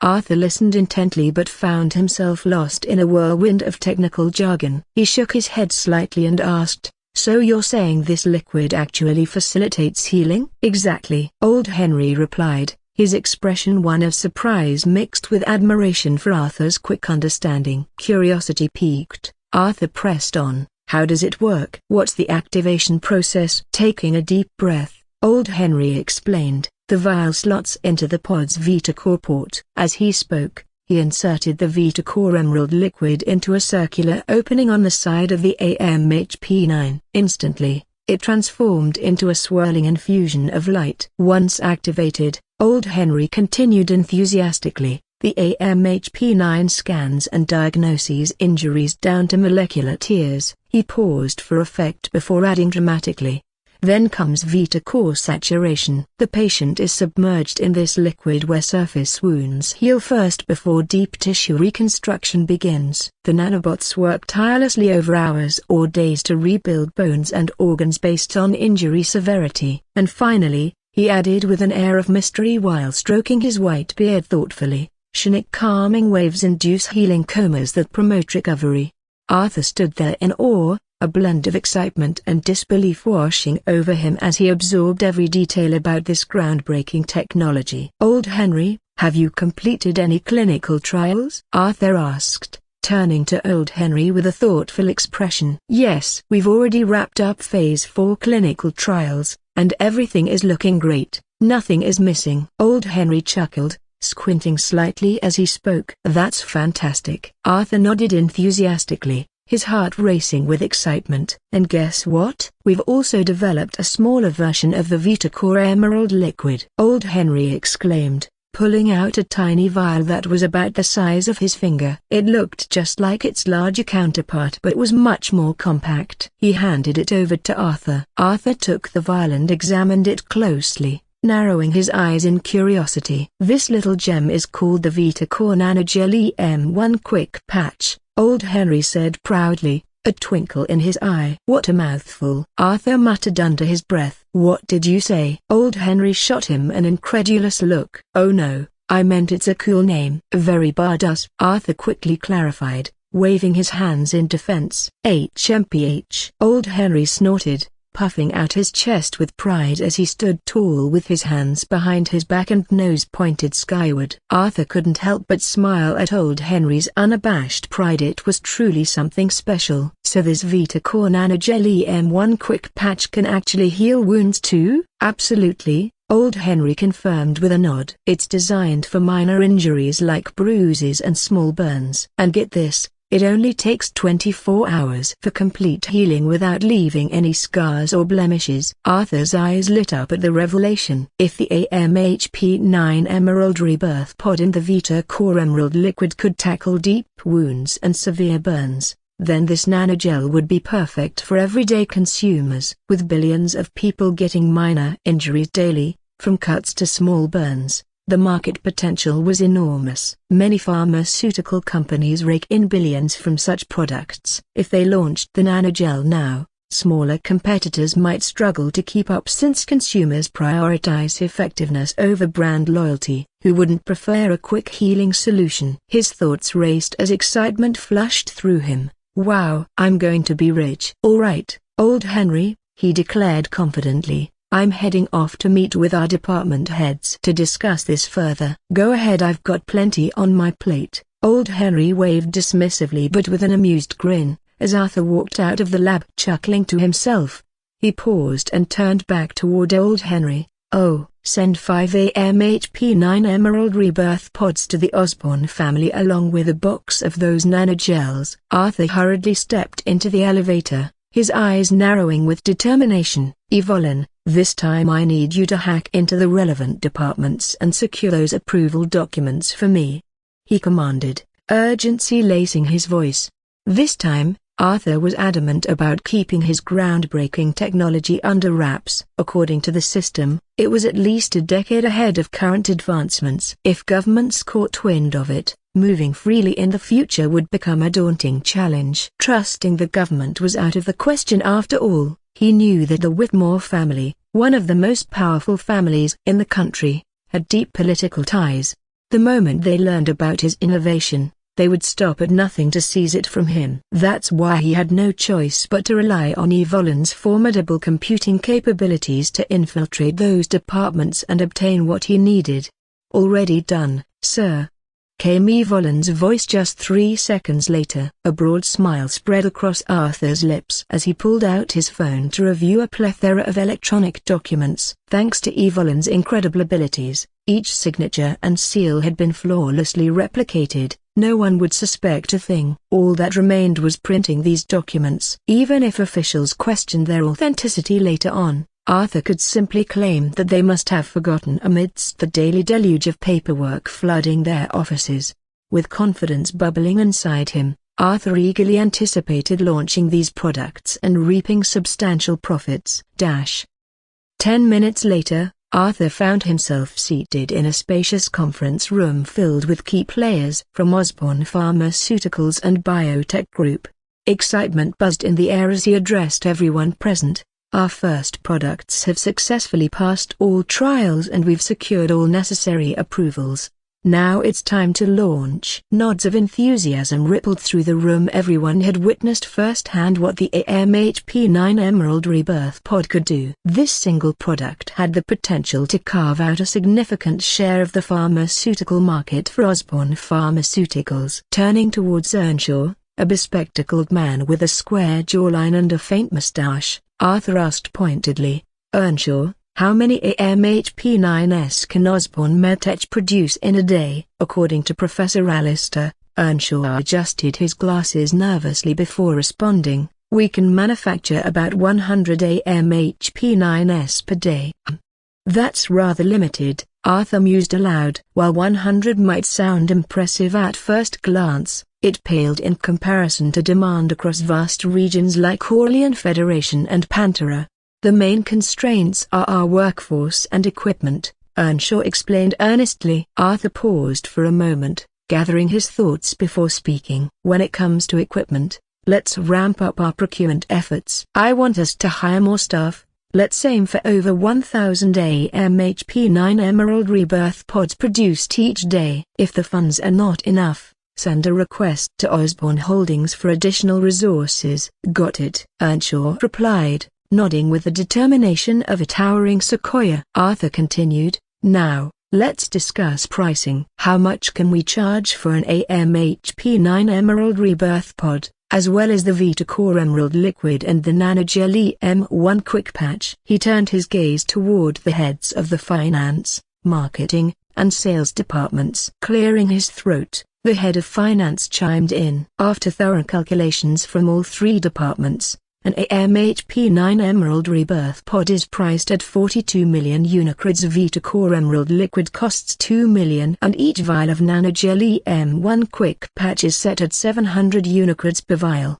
Arthur raised an eyebrow at these figures but found them reasonable considering the advanced technology behind the AMHP9 Emerald Rebirth Pod, some of which exists only on paper. It became clear that only the ultra-wealthy could afford such cutting-edge treatment. For everyone else, they'd need to visit hospitals equipped with these pods for their care. All right, Arthur nodded decisively. We'll go with these prices. And mark your calendars, a month from now, we're holding a press conference for our product launch. Understood, Earnshaw affirmed with a serious expression. And let's not stop there, Arthur added with narrowed eyes. We need to open as many pharmaceutical stores abroad as possible. We will handle distribution ourselves, no outsourcing. Our products must remain firmly in our control. Above the bustling streets, the sun blazed in the sky, casting its intense heat over Evergreen City. Nestled within the Orlean Federation,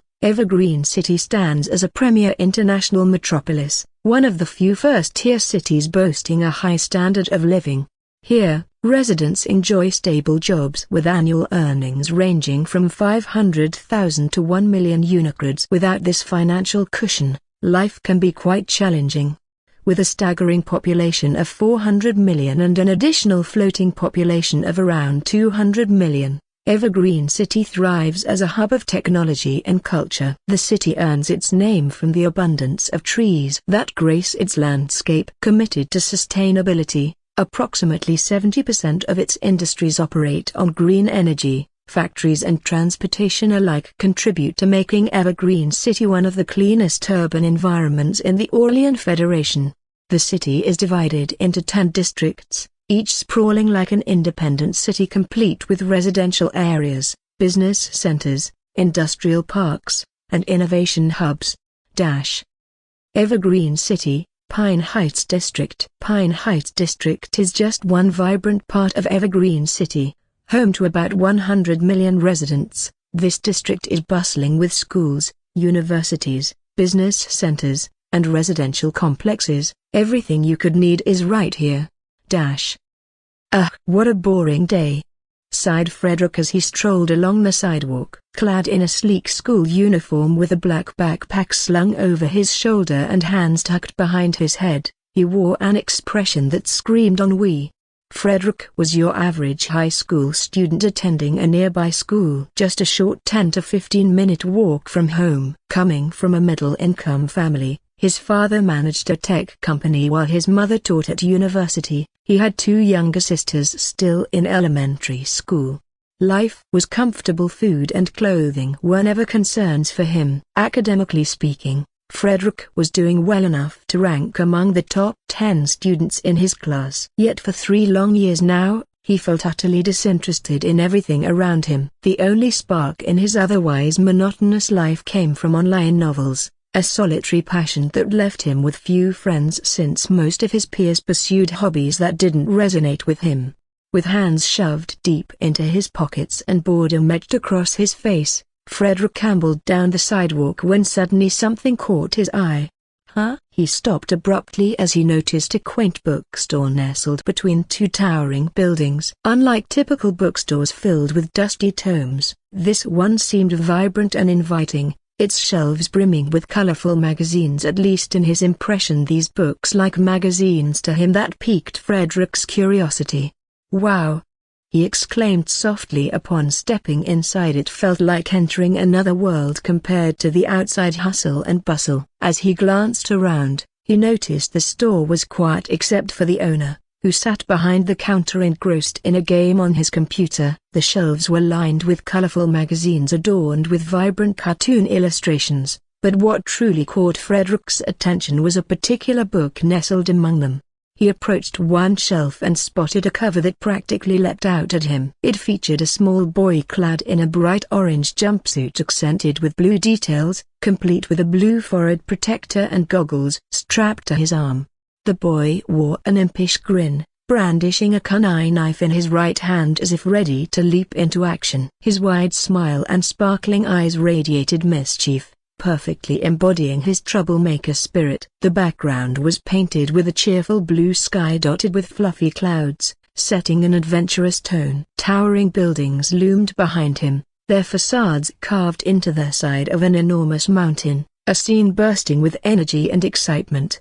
Frederick's heart raced as he took in the bold title Naruto, emblazoned across the cover in large yellow letters outlined in black and shadowed in red, a design that screamed vibrancy. Naruto.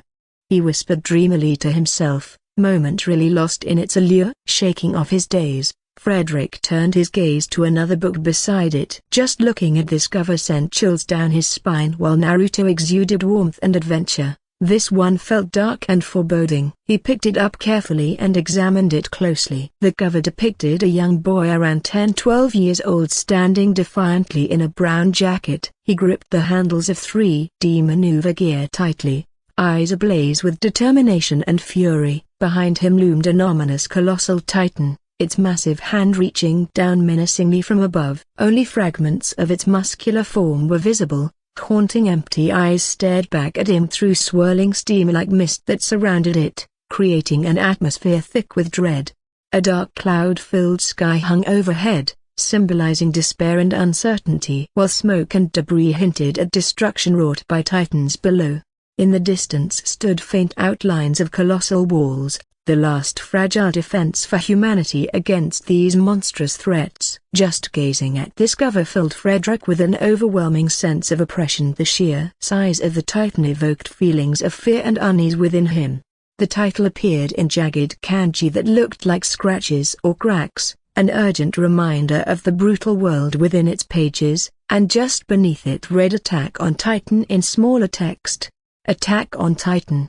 He muttered under his breath, even saying it sent goosebumps racing down his arms. "Hey, kiddo, come here." Suddenly, the store owner, who had been engrossed in his computer screen, called out to Frederick, snapping him back to reality. Frederick turned his head and walked over, curiosity sparkling in his eyes as he approached the counter. "Hey there, I see you're quite fond of these manga," the store owner said with a wide grin. "Manga? That's what these magazines are called," Frederick exclaimed, catching onto the term eagerly. "Whoa now, don't you dare insult manga like that." "Do these look like magazines to you?" The store owner's expression shifted to one of mock indignation. Frederick scratched his head sheepishly and smiled. Okay, my bad. Forget it, I don't have time to babysit you." The store owner waved dismissively but couldn't hide a chuckle. "Can you tell me about these manga I'm holding?" Frederick asked excitedly, waving two colorful volumes in front of him. The store owner pointed at one of them. "This one's called Naruto." His smile widened as he spoke. "Yes." Frederick nodded enthusiastically. "The boy on the cover is named Naruto," the store owner said before falling silent. "Is that it?" "Come on, keep going," Frederick urged impatiently. "Nope, no spoilers for you." The store owner grinned mischievously. Frederick was momentarily speechless. "How much are they?" 100 unicreds each. The owner's eyes sparkled with excitement as he quickly replied. "Huh, that's so cheap." Frederick muttered in disbelief while reaching into his wallet and pulling out 2 100 bills for the eager shopkeeper. The store owner couldn't help but smirk at Frederick's reaction. "Goodbye for now. Once I finish these, I'll be back for more." Frederick waved enthusiastically as he dashed out of the store, practically sprinting home with anticipation bubbling inside him. He, kid, you won't be able to escape from the world of manga now." The store owner chuckled to himself, knowing that a new fan had just been born. Nestled in the heart of Evergreen City, Evergreen No. 1 Senior High School stands as a beacon of academic excellence and prestige. With its high entry standards, it's no wonder that countless students aspire to attend this illustrious institution. However, gaining admission is no small feat. Only a select few possess the qualifications needed to join its ranks. As dawn broke on what seemed like any ordinary day, students began trickling into school, their laughter and chatter filling the air with youthful energy. In ninth grade first class, the classroom buzzed with excitement as friends gathered in lively circles, exchanging stories about their latest adventures and typical high school antics. If you glanced around, you'd spot 7 distinct groups animatedly discussing everything under the sun. Frederick shuffled into class, stifling yawns and sporting dark circles under his eyes, a clear sign of a restless night. "Hey, Ferd, over here," a voice called out from the back of the room near the window. Frederick's gaze lifted at the sound, and a smile broke through his fatigue. There are 2 guys sitting beside the window, one fat with shifty eyes and the other one is quite thin wearing glasses. The sight was amusing enough to make anyone chuckle. "Hey guys," Frederick greeted them with another yawn, looking utterly drained. "What's up with you? You look like you've seen better days," teased one of the heavier boys named Pete. Frederick shot him a playful glare. "Thanks for your concern. I just didn't sleep much last night." Pete's eyes sparkled mischievously as he leaned closer. "Come on, did you binge watch some high-performance movie? Seriously?" Frederick smacked Pete lightly on the back of his head in mock annoyance. A thin guy wearing glasses chimed in. "You really don't look well. What happened?" "Nothing at home," Frederick reassured them, but then added with a hint of excitement, "but I did stumble upon something incredible yesterday that kept me up all night." "What was it?" they asked eagerly. "Did you meet a beauty on your way home?" Pete interjected again with a grin. "Shut it!" everyone shouted in unison at Pete before turning back to Frederick. "All right, let me show you." He reached into his bag and pulled out 2 manga, Naruto and Attack on Titan. The moment he revealed them, every eye in the group lit up with curiosity. "Manga? Is that what kept you awake?" Pete asked incredulously. "It's not just any magazine, it's called manga," Frederick clarified passionately while observing their puzzled expressions. "What exactly is manga?" they asked together, tilting their heads in confusion. "Manga madness. A new world awaits." "I had no idea. The store owner told me it's called manga, not a magazine. I honestly thought it was just a magazine when I saw it yesterday, but he corrected me." He seemed pretty upset about it. Frederick exclaimed, spreading his arms wide in disbelief. "Wow, this manga thing is fascinating. Just look at the art design. It's top-notch. It feels like a professional artist created this," Monkey said as he flipped through the pages of Attack on Titan. "Absolutely. I couldn't put it down yesterday. I read it the moment I got home and skipped dinner. The story, plot, character design, the pacing is all god-tier, especially Attack on Titan. It's truly incredible writing," Frederick replied enthusiastically. "So what's this story about?" Pete asked, curiosity lighting up his face. Frederick's eyes sparkled with passion as he pointed to the cover featuring the enormous colossal Titan. "You see this? This is Attack on Titan. The world is overrun by gigantic, man-eating monsters called Titans,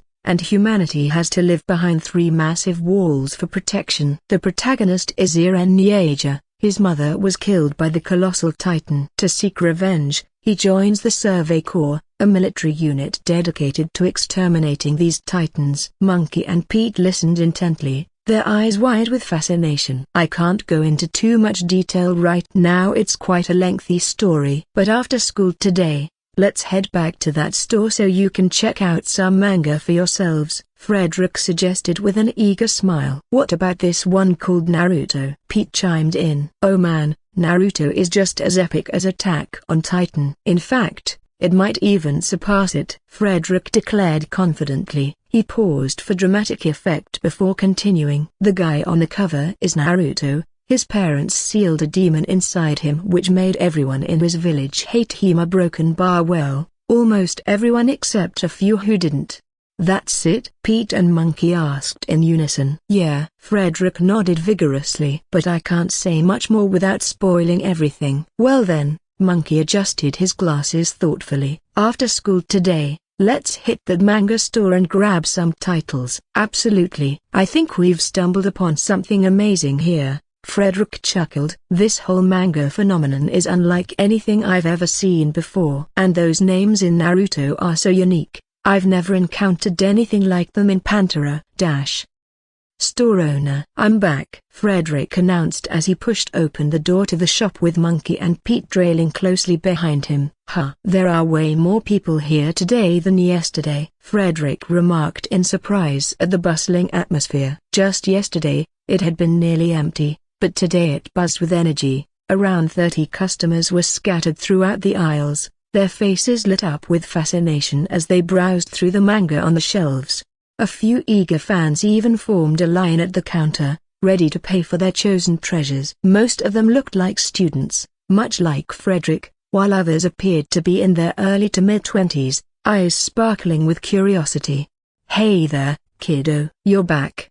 The store owner glanced up from behind the counter and waved at Frederick. "Guys, go ahead and find what you want." Frederick called out to his friends Pete and Monkey before making his way over to the owner. Pete and Monkey wasted no time diving into the shelves filled with colorful covers and intriguing titles. "Hey old man, what's with all the crowd today?" "It was a ghost town here yesterday," Frederick asked curiously, glancing at the bustling store. The owner chuckled at being called old man. His lips curled into a smile as he replied, "Well kid, it seems you're not the only one captivated by manga." Frederick nodded in agreement. This store was truly one of a kind in their neighborhood. Its unique offerings set it apart. Many might dismiss manga as mere cartoons for kids, but those who ventured inside discovered something special, a treasure trove of stories that transcended age. Curiosity sparked again within him. "By the way, old man, who came up with this whole manga thing?" "The company behind it is Manga Sphere Publications," said the owner. "They're part of a larger corporation based in Neo-Luminara." "Oh wow, whoever created these imaginative stories is incredibly talented," Frederick exclaimed, awe-filling his eyes. Suddenly, Pete's voice broke through his thoughts. "Hey Fred, I've already picked mine out." Frederick turned to see Pete approaching with an impressive stack of mangas clutched tightly in his hands, a gleeful grin stretching across his face. "Let me take care of that." The owner gestured for Pete to come forward. As Pete placed his prized selections on the counter, Solo Leveling, Demon Slayer, Attack on Titan, Bleach, One Piece, Naruto, the owner's smile widened even more. "You really went all out this time. Your appetite for manga is huge," he teased playfully. "I just love them all." "It's too hard to choose just one," Pete admitted sheepishly while scratching his head. Frederick watched as Pete excitedly chatted with the owner before turning back toward the shelves himself. He began selecting a few titles calmly when he caught sight of Pete and the store owner's amused expressions directed at him. 7 days later, Neo-Luminara. In an upscale office, a man in his early 30s sat behind a desk, poring over documents with a furrowed brow. The atmosphere was thick with concentration, until suddenly, a sharp knock on the door broke the silence. "Come in," he called out, lifting his gaze expectantly. The door swung open to reveal a young man with an eager expression, clutching a document tightly in his hand. "Mr. Stephen," he exclaimed, his voice brimming with respect and enthusiasm. "Xavier," Mr. Stephen replied, nodding slightly. "Have a seat." He gestured for Xavier to take the chair across from him. As soon as Xavier settled down, he leaned forward, excitement sparkling in his eyes. "Mr. Stephen, I've got some fantastic news." "What is it?" "Tell me." Mr. Stephen raised an eyebrow, curiosity piqued. "According to our latest data," Xavier began eagerly, "we've sold about 10 million copies of various manga across the country in just 7 days.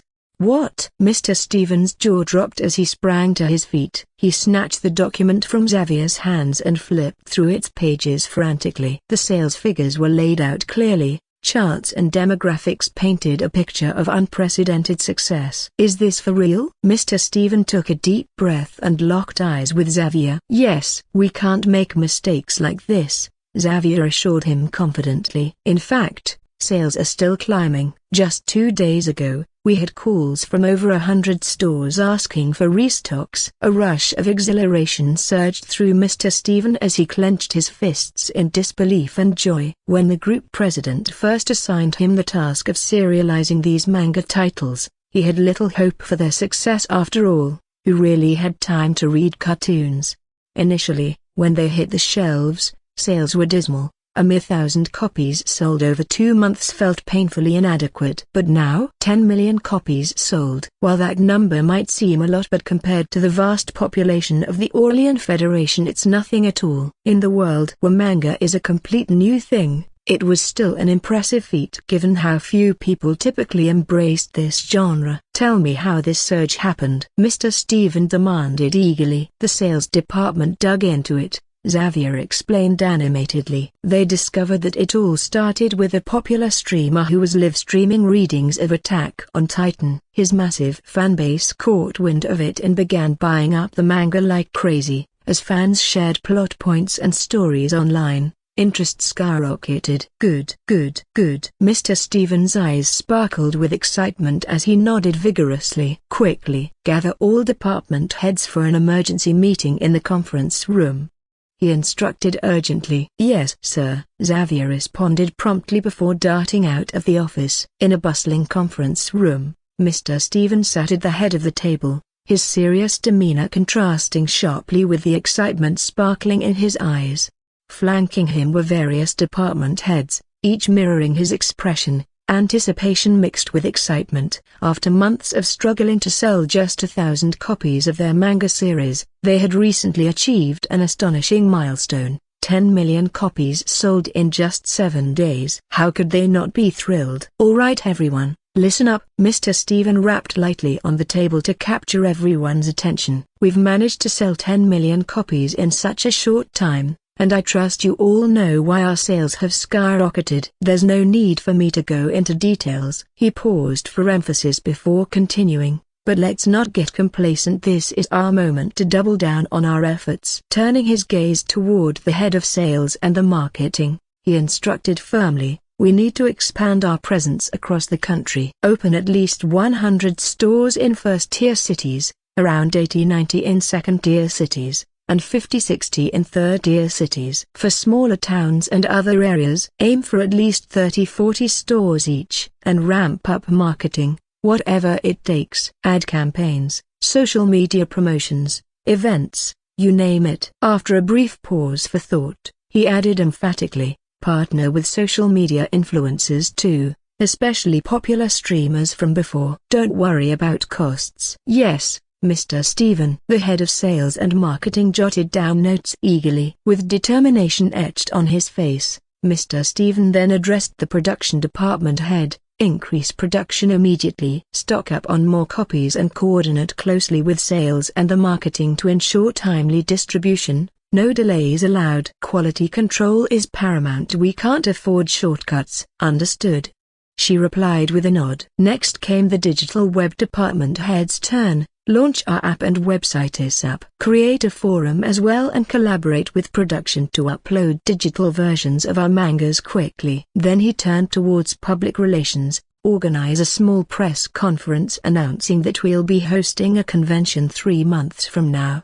All manga fans are invited. Work out the specifics within your team." "Yes, sir," came the solemn reply. Mr. Stephen took a deep breath before addressing the Reader's Service Department. "Make sure we manage fan mail effectively. We want their suggestions front and center. Also, let's acquire about 10 toy factories so we can start producing merchandise like clothing, caps, weapons, figurines, the works." "Absolutely," was her enthusiastic response. Mr. Stephen paused for a moment, a thoughtful expression crossing his face before he spoke up. "From now on, we will establish the new talent development department, alongside the editorial department, art and design department, and international division."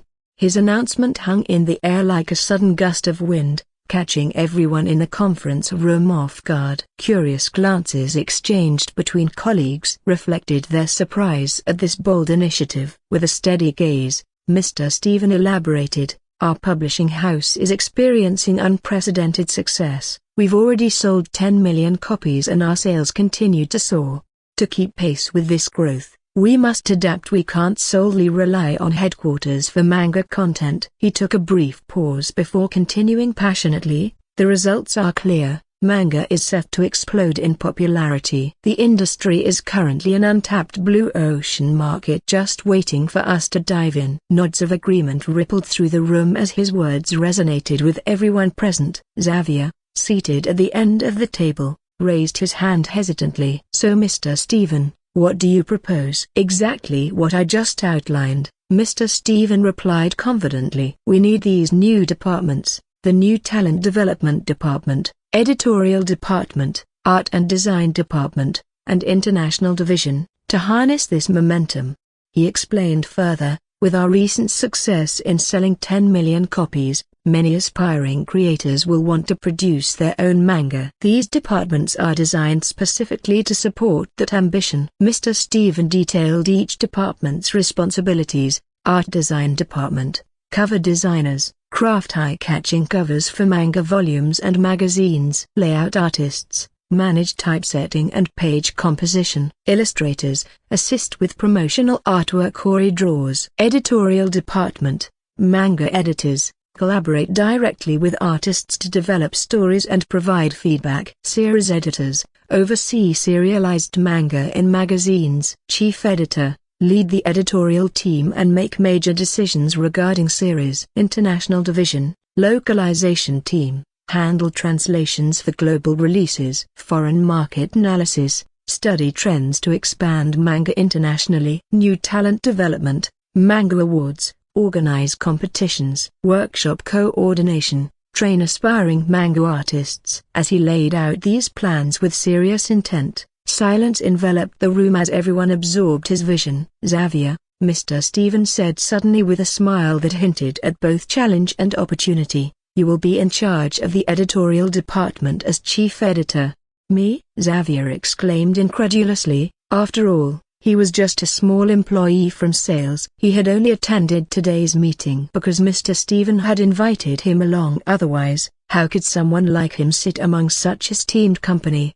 Yes, you, Mr. Stephen declared, his expression serious yet determined. Currently, we don't have anyone suitable for the role, so you will take it. Remember, this is only temporary. If you aspire to be the head and chief editor of the editorial department, then put in the hard work. Xavier inhaled deeply, grounding himself before responding with conviction. Don't worry, Mr. Stephen. I'll do a great job.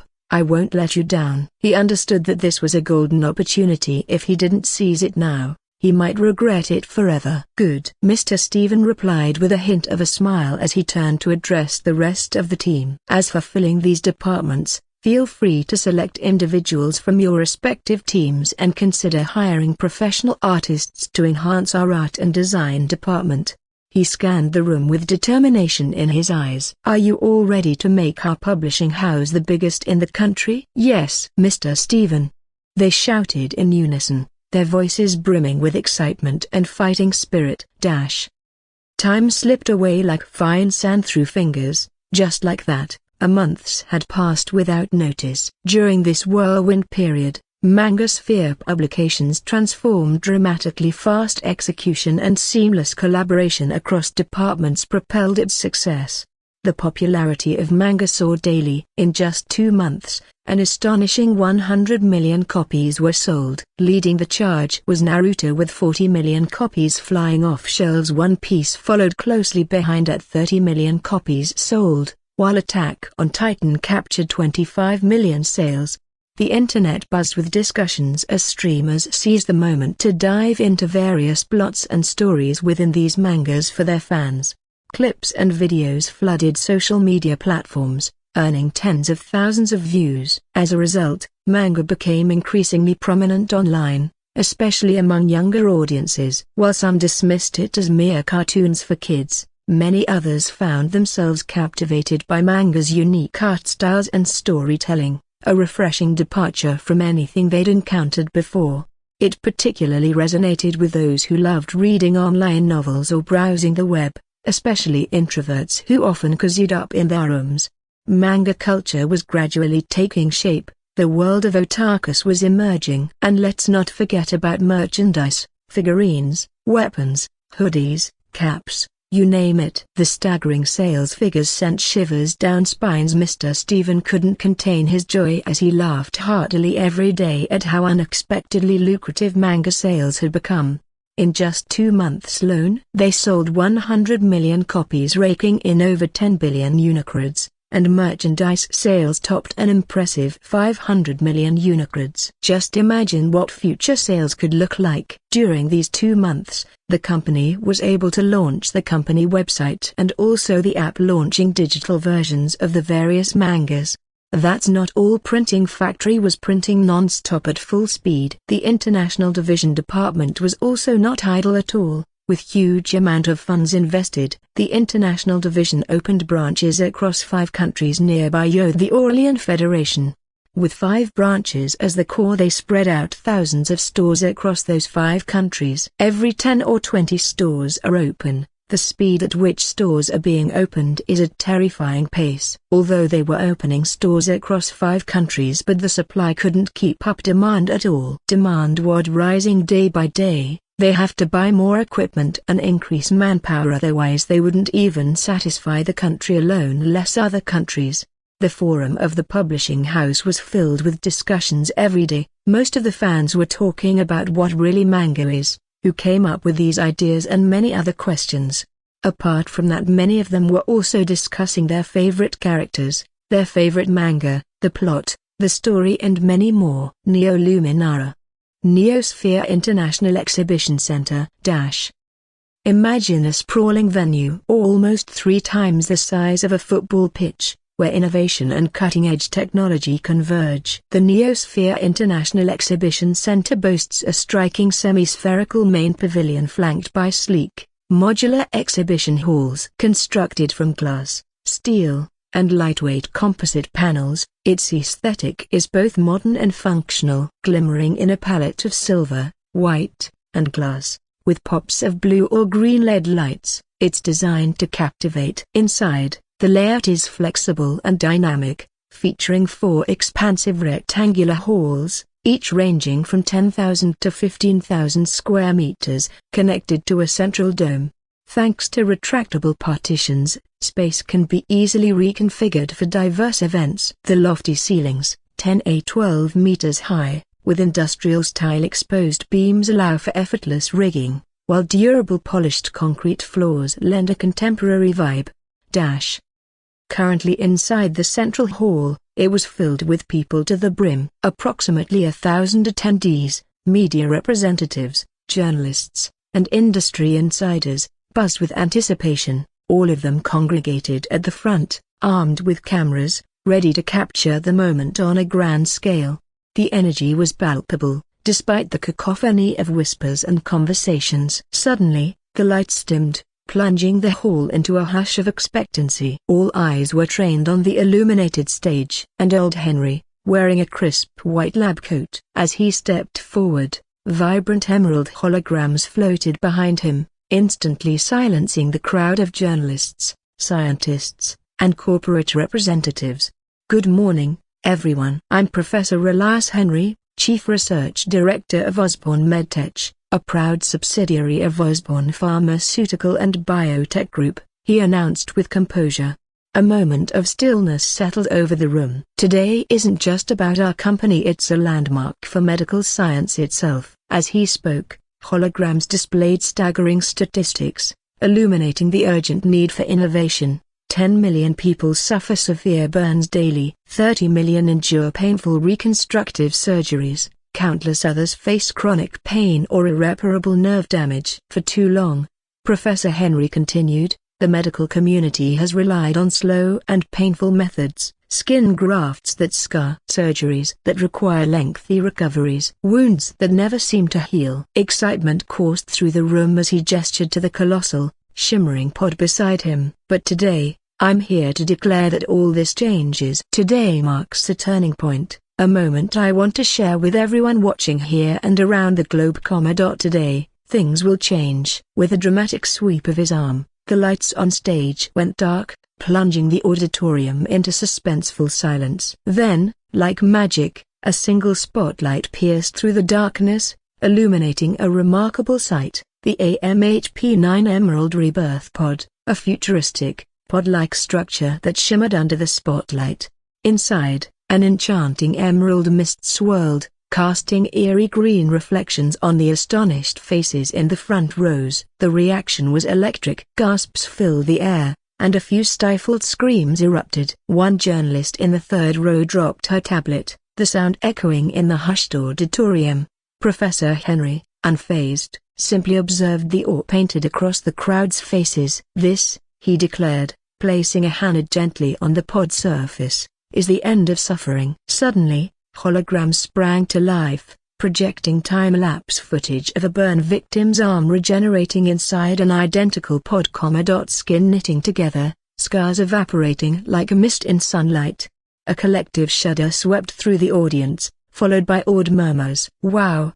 they gasped, eyes wide with amazement. "This is not just a medical device, it is a revolution," he proclaimed, drawing them in as he explained. "The AMHP-9 is a fully autonomous healing chamber. Imagine being placed inside after suffering severe burns, organ damage, or even spinal injuries. Within 72 hours, the incredible Vitacore Emerald Liquid, a proprietary mix of bioengineered stem cells and quantum-stabilized nanites, will rebuild your tissues, restore your nerves, and fast-track your recovery. A broken bar without a single incision." A proud grin broke through Henry's usual demeanor as he surveyed the audience. He paused, letting the importance of his words settle. "Inside this pod, you are submerged in Vitacore Emerald Liquid, the key component and heart of the AMHP-9 Emerald Rebirth Pod."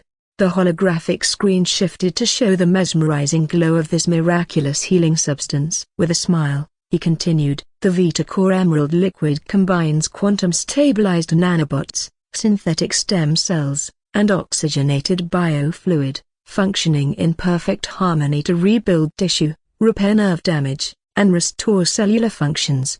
A sharp intake of breath swept through the audience as shock and astonishment filled their faces. A journalist near the front raised her hand. "How does this compare to traditional reconstructive surgery?" Without skipping a beat, Professor Henry replied, "Imagine replacing months of painful grafts and rehabilitation with just 3 days of painless, accelerated healing. That is the game-changing difference." He turned slightly, revealing a rotating holographic vial filled with that mysterious emerald liquid, pulsing with contained energy. Henry stood firmly at the podium, his gaze sweeping over the audience, a curious blend of excitement and skepticism shimmering in their eyes. "Ladies and gentlemen," he began, his voice resonating in the spacious auditorium, "I present to you the future of healing, the stand-alone Vitacore Emerald Liquid." This remarkable liquid isn't just another breakthrough, it's the lifeblood of the AMHP-9 Emerald Rebirth Pod, the very essence that promises to mend wounds and restore lives. As he spoke, a hand shot up from the back. "Is this available to the public?" a voice called out, tinged with anticipation. "Great question," Henry replied smoothly. "Initially, we'll be deploying our pods in elite metropolitan hospitals, but mark my words, just 1 month later, the public will have access. If you can afford it, you could own one yourself." "This is only the beginning of a healthcare revolution, but I must warn you, this technology is complex, and production is limited." With a calculated flourish, he produced a small cylinder, slender and sleek, from his pocket. The crowd leaned closer, eyes wide in curiosity and anticipation. "Introducing the Vitacore Nanojelly M1 Quick Patch." He twisted off the cap, revealing a shimmering green gel that sparkled under the stage lights. "Just 1 drop, and the nanofibers instantly seal cuts, fractures, and minor burns. Within 24 hours, your tissues will be fully restored. No scarring, no infections." Each vial contains 3 doses to keep you covered. As murmurs of excitement pulsed through the crowd, thunderous applause erupted, filling the room with energy.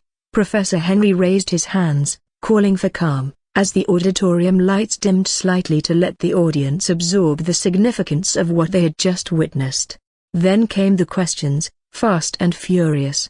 "Professor Henry," shouted a sharp-eyed reporter from Neo Sky Today who had elbowed his way to the front, his tone skeptical. "These claims are extraordinary. Can you prove this technology works? Have there been human trials?" The air buzzed with chatter as murmurs cascaded around the room. But Henry didn't flinch. A knowing smile crept onto his lips. "An excellent question," he said, his confidence palpable. "How many of you remember Luke Dawson?" A ripple of recognition spread, and a few people exchanged glances. "The firefighter?" someone ventured. "The one who saved his girlfriend from that apartment fire last year?" another chimed in. "Exactly," Professor Henry confirmed. "Luke Dawson suffered fourth-degree burns over 78% of his body, declared hopeless by every specialist." His story faded from the media, yet a broken bar. He paused for effect, eyes locking onto his audience. 3 months ago, he became our first successful trial patient." A holographic screen flickered to life behind him, casting a shimmering glow across the room. The audience gasped in unison, their eyes widening in disbelief. There, appearing vibrant and whole, in a crisp white medical gown, was Luke Dawson, alive, unscarred, and standing tall. "Impossible," someone murmured, a blend of awe and skepticism in their voice. Luke's recorded voice filled the space, tinged with a haunting authenticity. "I remember waking up inside the pod. The pain was gone, just gone. And when they showed me a mirror," his voice faltered, "I didn't recognize myself." As if mesmerized, everyone watched the footage shift. The haunting image of Luke before, a skeletal figure, wrapped in bandages, skin charred and weeping, contrasted sharply with the healthy man flexing his hands and running fingers through his hair. A dead silence enveloped the room. Then, from the back, a skeptical reporter from the Boston Globe stood up, her voice sliced through the air, sharp with disbelief. "Professor, forgive my skepticism, but this is too perfect. How do we know this isn't staged? A deep fake?" For just a fleeting moment, Professor Henry's expression darkened, but he quickly composed himself. Reaching into his pocket, he produced a small holochip. "Luke is here today." With a flick of his wrist, he sent the chip onto the stage. A shimmering hologram of Luke Dawson burst into existence, live and vibrant, greeting the stunned audience with a wave. "Ask him yourself." What followed was not applause but a surge of chaotic energy. Reporters leapt to their feet, eager to fire off questions, cameras flashing like lightning. "Mr. Dawson!" cried a reporter from the front row, nearly toppling over his drone camera in his excitement. "Can you describe what it felt like inside the pod?" Luke's hologram beamed, his smile warm and inviting. "At first, like floating in warm ocean water. Then, tingling everywhere. It's like your whole body's asleep but waking up all at once." A medical correspondent from the Frontiers of Tomorrow, the world's leading multidisciplinary science journal, where groundbreaking discoveries are published, shot up from her seat. "What about phantom pain? Did you experience any residual sensory issues post-recovery?" "Nothing," Luke replied, rubbing his forearm casually. "First thing I noticed when I came out, I could feel the texture of the sheets. The nurses thought I was crazy, crying over hospital linens." The atmosphere in the room shifted dramatically. Skeptical frowns transformed into wide-eyed wonder. "What about psychological effects?" a trauma psychologist interjected from the fourth row. "Such extensive healing, surely there's some dissociation." Luke's smile softened, his gaze thoughtful. "You don't forget what that kind of pain does to you." "But the pod, it gave." Luke's smile dimmed, and he leaned in, his eyes scanning the crowd. "You don't forget what that kind of pain does to you." "But the pod, a broken bar, it gave me back my life, not just my skin." As he rolled up his sleeve, the crowd gasped at the sight of unblemished flesh. "This used to be bone and scar tissue down to the elbow. Now I can hold my girlfriend's hand without her flinching." A wave of awe rippled through the audience. Some reporters lowered their recording devices, momentarily lost in the gravity of his revelation. "How long were you submerged?"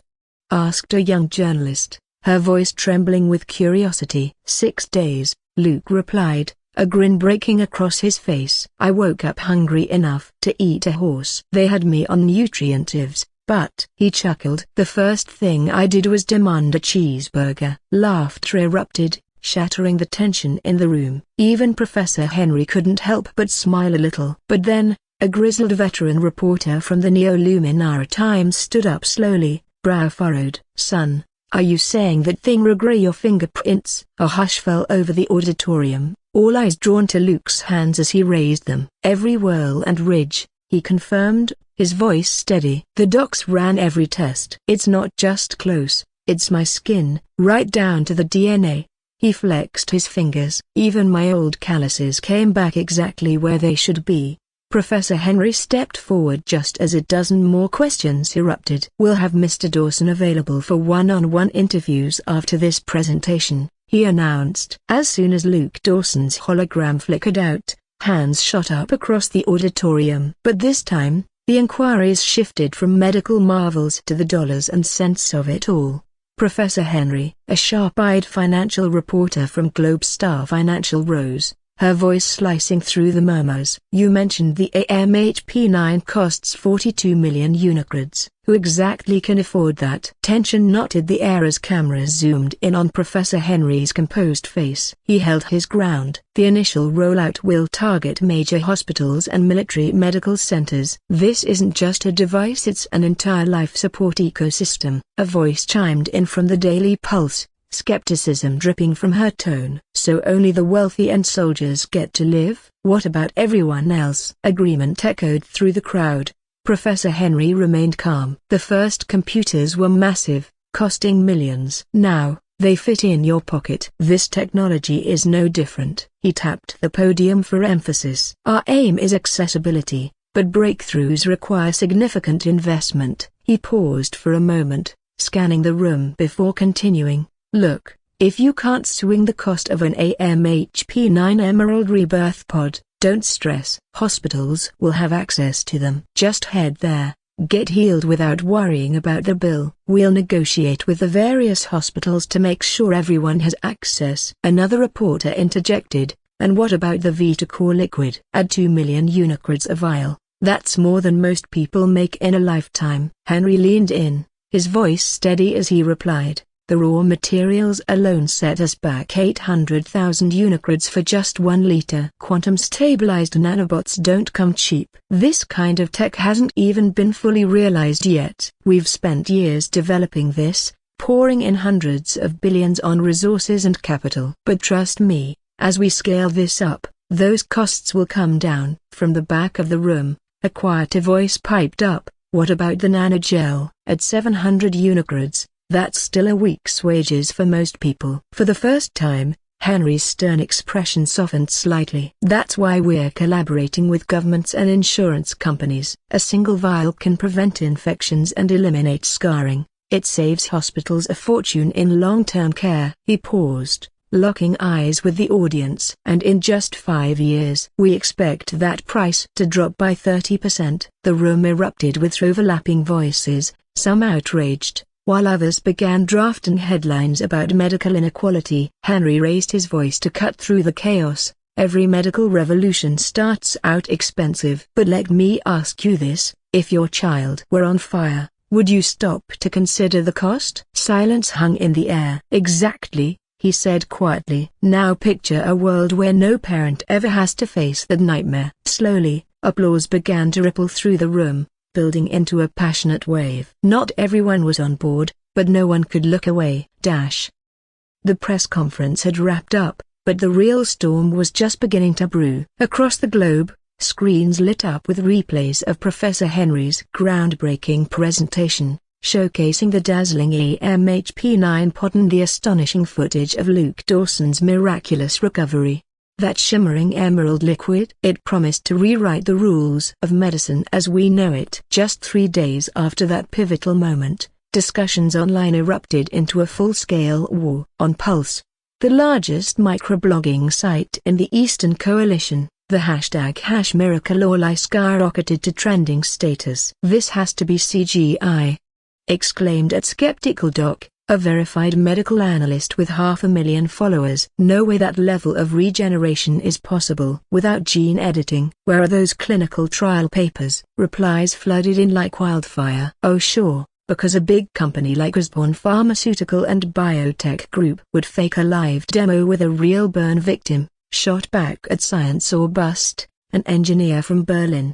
Luke Dawson's case was all over the news last year, No doubt that's him. Meanwhile, on VoiceLink, an audio-based debate platform, threads spiraled into heated arguments. Think about the economic implications, argued Atakan Warrior, a financial strategist. If this tech becomes widespread, entire industries could collapse. Reconstructive surgery, physical therapy, burn centers, all obsolete. Good, fired back at survivor stories, whose bio read 48-degree burn survivor.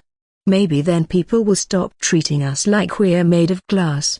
On Real Life, the video sharing giant, creators dissected clips of the AMHP9 reveal frame by frame. One user, AdTechTruth, slowed down footage of Luke's hologram and zoomed in on his hands. Look at this. No scarring or texture differences. If this is real, it's not just healing, it's perfect restoration. That's not medicine, that's magic. The comment section exploded with theories ranging from government cover-ups to whether Luke Dawson was even a real person. In corporate boardrooms across the industry, tension ran high as rival pharmaceutical giants scrambled for emergency meetings to assess market impact.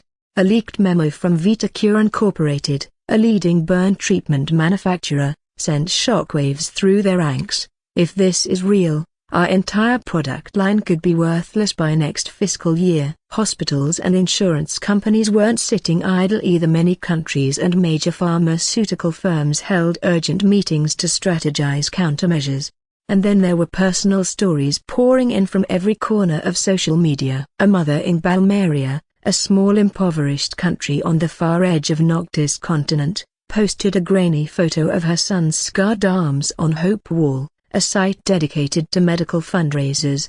Please. I don't care if it's a scam. I'll try anything. A veteran in Glenmore streamed a tearful reaction on LiveHive, rolling up his sleeve to show the twisted burns from a long-ago mission. They told me I'd never feel my fingers again. Now I'm wondering if I get to hug my kids without them wincing. The world was split, between hope and doubt, excitement and fear. Some saw salvation, others saw deception, a few saw profit. For over 2 weeks now, the internet has been ablaze with discussions about the AMHP9 Emerald Rebirth Pod, VitaCore Emerald Liquid, and Nanojelly M1 Quick Patch. Every time you open your phone, news notifications flood in. It's like a never-ending stream of chatter. Interviews are happening daily, and the headquarters of Osborne Pharmaceutical and Biotech Group is swarmed by reporters from TV stations, newspapers, social media influencers, paparazzi, you name it. Across Pantera, reactions have been swift and unforgiving. These 3 groundbreaking technologies that promise to revolutionize medicine are now under intense public scrutiny, and not everyone is convinced. On OmniPulse, the 10th most popular social media platform in Pantera, the debate is raging like wildfire. @watch_reality, a verified medical analyst with 6.8 M followers, posted, "Let's be real. Extraordinary claims require extraordinary evidence. Where are the peer-reviewed studies? The independent verifications? The approvals from the Pantera Health Authority? Osborne can't just drop a miracle product and expect us to swallow it whole." The replies poured in, a mix of agreement and dissent. @bioethics_first chimed in, "Exactly. This isn't just some startup prototype, this is medicine. People's lives are at stake here. Show us the data or admit this is just a stock pump." @futumed_now countered, "Or maybe you're just afraid of progress." Luke Dawson's recovery speaks for itself. What more do you need? But @watch_reality wasn't backing down. "I want proof that isn't controlled by Osborne's PR team. We need live demos with independent observers, full toxicity reports, long-term effect studies, the bare minimum."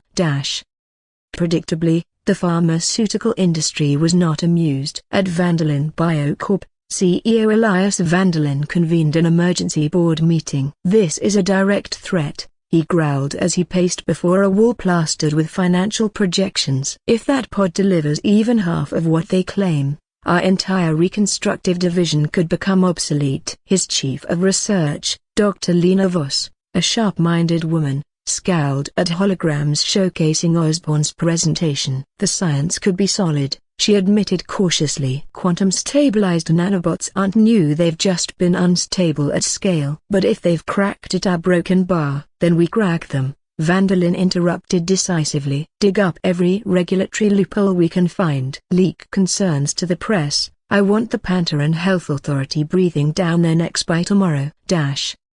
On the other side of the world, Helixion Pharmaceuticals, one of the top 100 pharma giants, has taken a bold stance in the unfolding saga surrounding VitaCore. Their PR team wasted no time in crafting a statement that packs a punch. While we celebrate all medical advancements, Helixion remains committed to proven, regulated treatments. The safety of Pantarans must come before hype. The message is crystal clear, we don't buy it. Even Celestiumed, ranked 30th among pharmaceutical companies and typically a neutral player, couldn't resist jumping into this heated debate.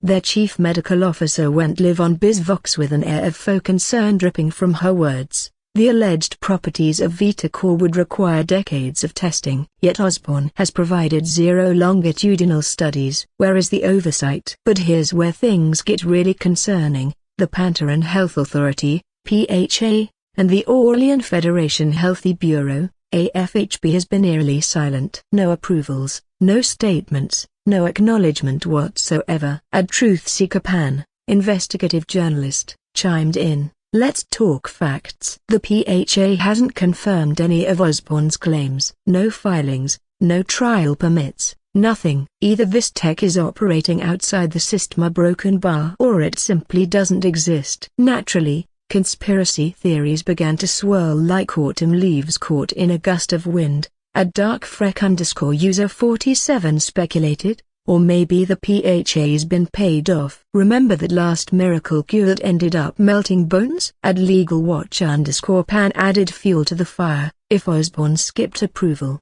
they're staring down trillion credit fines. So where's all the paperwork? Yet not everyone is skeptical about VitaCore's potential. @BurnSurvivor_me shared a shaky selfie illuminated by her screen glow, revealing her scarred face as she declared, I don't care about papers. If this pod can restore even half of what I've lost, I'd sell my soul for it. Her post ignited a mix of support and harsh realism in response. @Skeptical cautioned, and if it goes wrong? What then?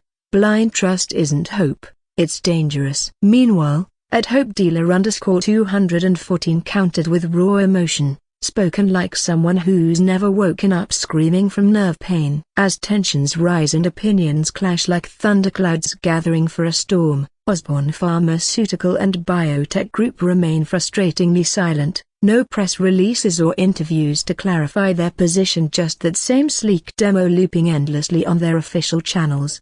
For days, the silence surrounding Osborne Pharmaceutical and Biotech Group felt like a heavy fog, thickening with every passing hour. Critics grew bolder, rival companies sharpened their knives, and public sentiment began to tilt towards skepticism. Then, without warning, the storm broke. At exactly 8 o'clock Pantera Standard Time, every major news network, social media platform, and government health portal was inundated with a deluge of information. A staggering 9.4 terabyte release hit the global net all at once. No teasers, no corporate jargon, just raw, unfiltered proof of their groundbreaking advancements. What did this data reveal? Full PHA, Pantaran Health Authority, approval documents, every stamp, every signature, complete transparency. FDA 3 certifications from all 12 sovereign health divisions. 1,842 pages of clinical trial data, showcasing metabolic impact studies, neural regeneration metrics, and long-term biocompatibility reports. Patent blueprints complete with open-source verification tags from 3 independent labs. But the real gut punch? 15 unedited trial videos. The footage was raw and unfiltered, a stark window into human suffering and resilience. No narration, no cuts, just powerful before and after sequences featuring real people, burn victims, patients battling degenerative diseases, trauma survivors, all undergoing treatment in the revolutionary MHP9 pod with the life-changing VitaCore infusions. A 5-year-old girl, case #TY887. Before third-degree chemical burns ravaged 65% of her tiny body, her frame swathed in weeping bandages. After, peacefully asleep in the pod, her skin smooth and unblemished, fingers instinctively reaching for her mother's hand. An 80-year-old war veteran, case #VX221. Before, chronic radiation necrosis gnawed at his legs, leaving behind blackened flesh. After, he walked, yes, actually walked, on regrown muscle and tissue, his gait slow but steady. A 27-year-old firefighter, case #LF339. Before fourth-degree burns stripped him down to the bone, his face marred by scar tissue. After, smiling, a genuine smile, as his features were restored with astonishing precision. One by one, these videos rolled on screen. No commentary was needed, the images spoke volumes. Suddenly,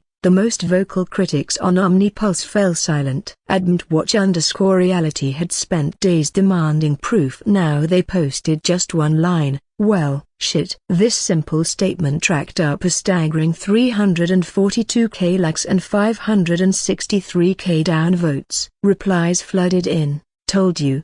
87k upvotes. Even at shadow_archivist, the conspiracy theorist who insisted this tech was black-budget reverse engineering, deleted their entire account in defeat. The #ShowUsTheData had once rallied skeptics but now overflowed with memes of people eating their words. Pharmaceutical giants found themselves caught off guard and scrambling to respond. Vanderlyn Biocorp's stock plummeted 18% within an hour of the video release. CEO Elias Vanderlyn issued a terse statement, "We welcome medical innovation and look forward to broken bar collaborative discussions." Helixion Pharma, previously running smear campaigns against Osborne's work, swiftly scrubbed every negative post from their feed and replaced them with optimistic slogans like, "A new era of healing has arrived." Meanwhile, Celestium's chief medical officer, who had questioned regulatory oversight, suddenly appeared on BizVox praising Osborne's meticulous adherence to standards. The panic spread beyond just a few companies. Every pharmaceutical firm in Pantra felt the tremors as stocks tumbled, and some smaller companies even declared bankruptcy within days.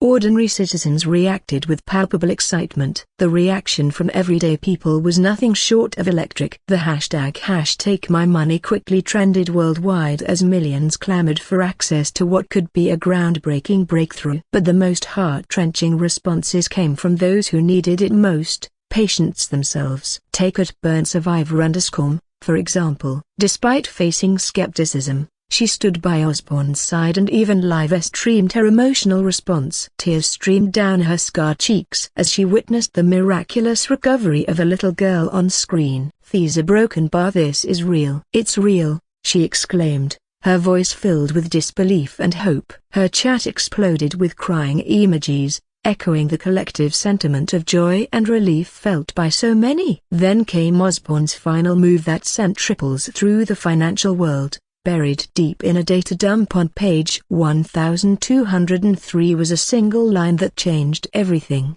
AMHP9 production scaling, 1,000 units, month by Q4. The game had officially changed. In response, Osborne's official Pulse account posted one powerful statement: "Science doesn't care if you believe in it." This simple yet profound message resonated widely, racking up an astonishing 100 million likes and 63.6 million shares. Major hospitals across Pantra bookmarked it instantly, eager to stay ahead of this revolutionary development. 5 days later, Osborne Pharmaceuticals and Biotech Group dropped a game-changing bombshell on the internet. At dawn, Pulse lit up with a notification that would send shockwaves through the medical community and beyond. Osborne Pharmaceutical and Biotech Group, @Osborne Official, declared, after extensive discussions with major hospitals and health authorities across Pantra, "We are thrilled to announce that all medical centers equipped with AMHP9 Emerald Rebirth Pods will now offer treatment for just 10,000 Unicreds per procedure. No hidden costs, no eligibility restrictions. Healing should be accessible to everyone." For 3 heart-stopping seconds, the internet held its breath, and then, Chaos erupted. The engagement metrics skyrocketed faster than any corporate announcement in history. Likes, 14.2 million in just 12 minutes. Shares, 58 million. Crashing 2 regional servers. Comments, a deluge of disbelief,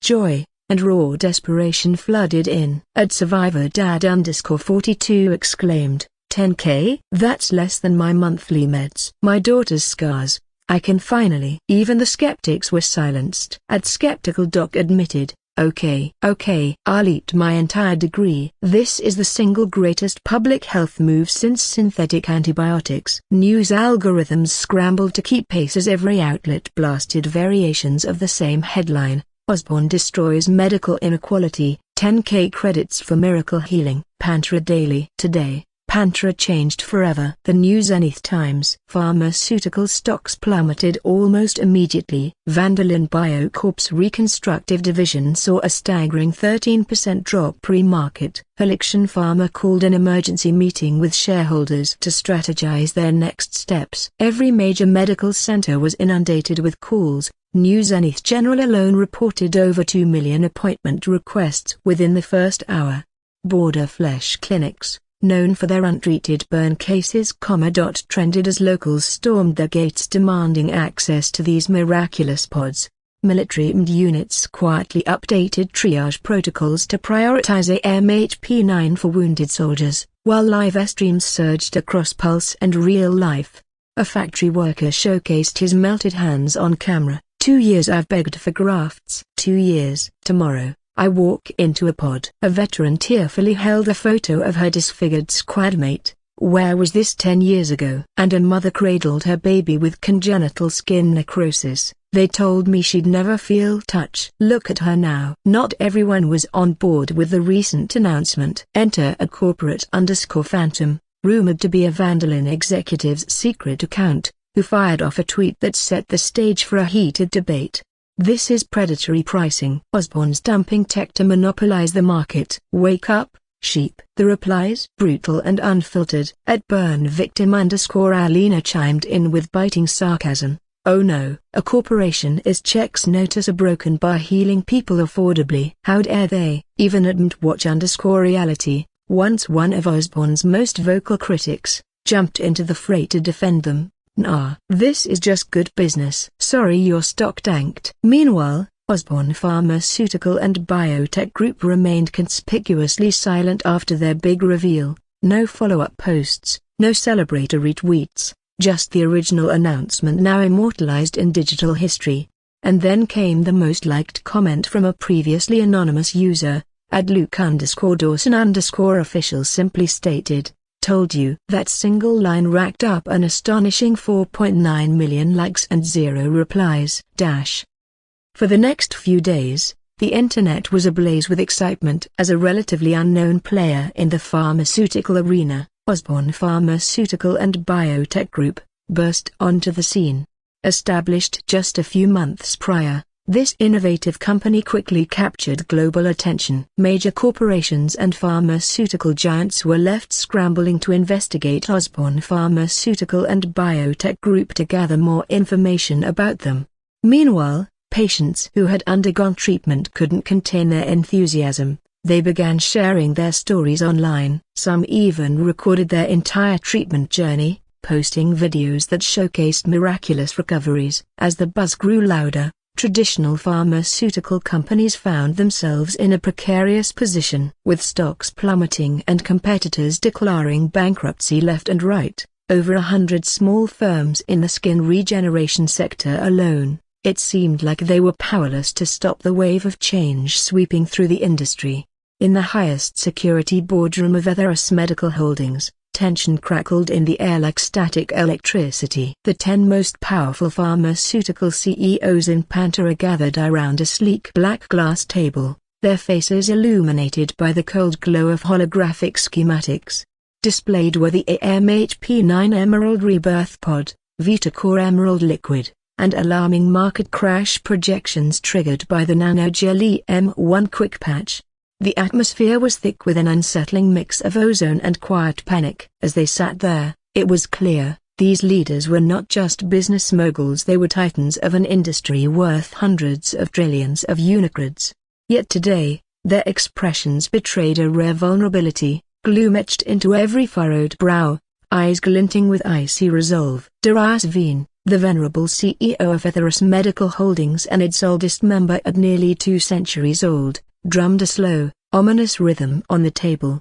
His company had long dominated synthetic organ farming. Across from him sat Lyra Solmarov from Next Gen Biosolutions, a razor-sharp strategist who had transformed gene therapy into a multi-trillion Unicreds enterprise.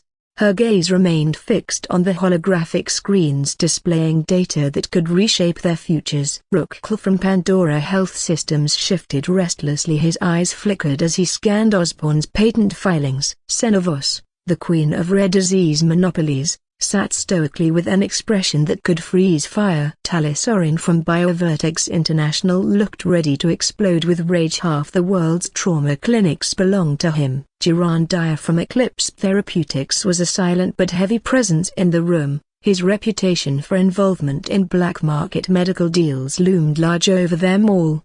The youngest CEO present, Vera Aldis from SynthLife Industries, typed rapidly into her data slate, while Corin Vade from Vita Forge Labs clenched his jaw tight enough to crack teeth over chronic pain management subscriptions. Marol from Nova Medical appeared almost amused as she steepled her fingers under her chin like a spectator at a thrilling play. And then there was Draven Sol from Obelisk Biotech, the ghostly figure whose influence permeated every hospital contract despite never appearing on stock filings.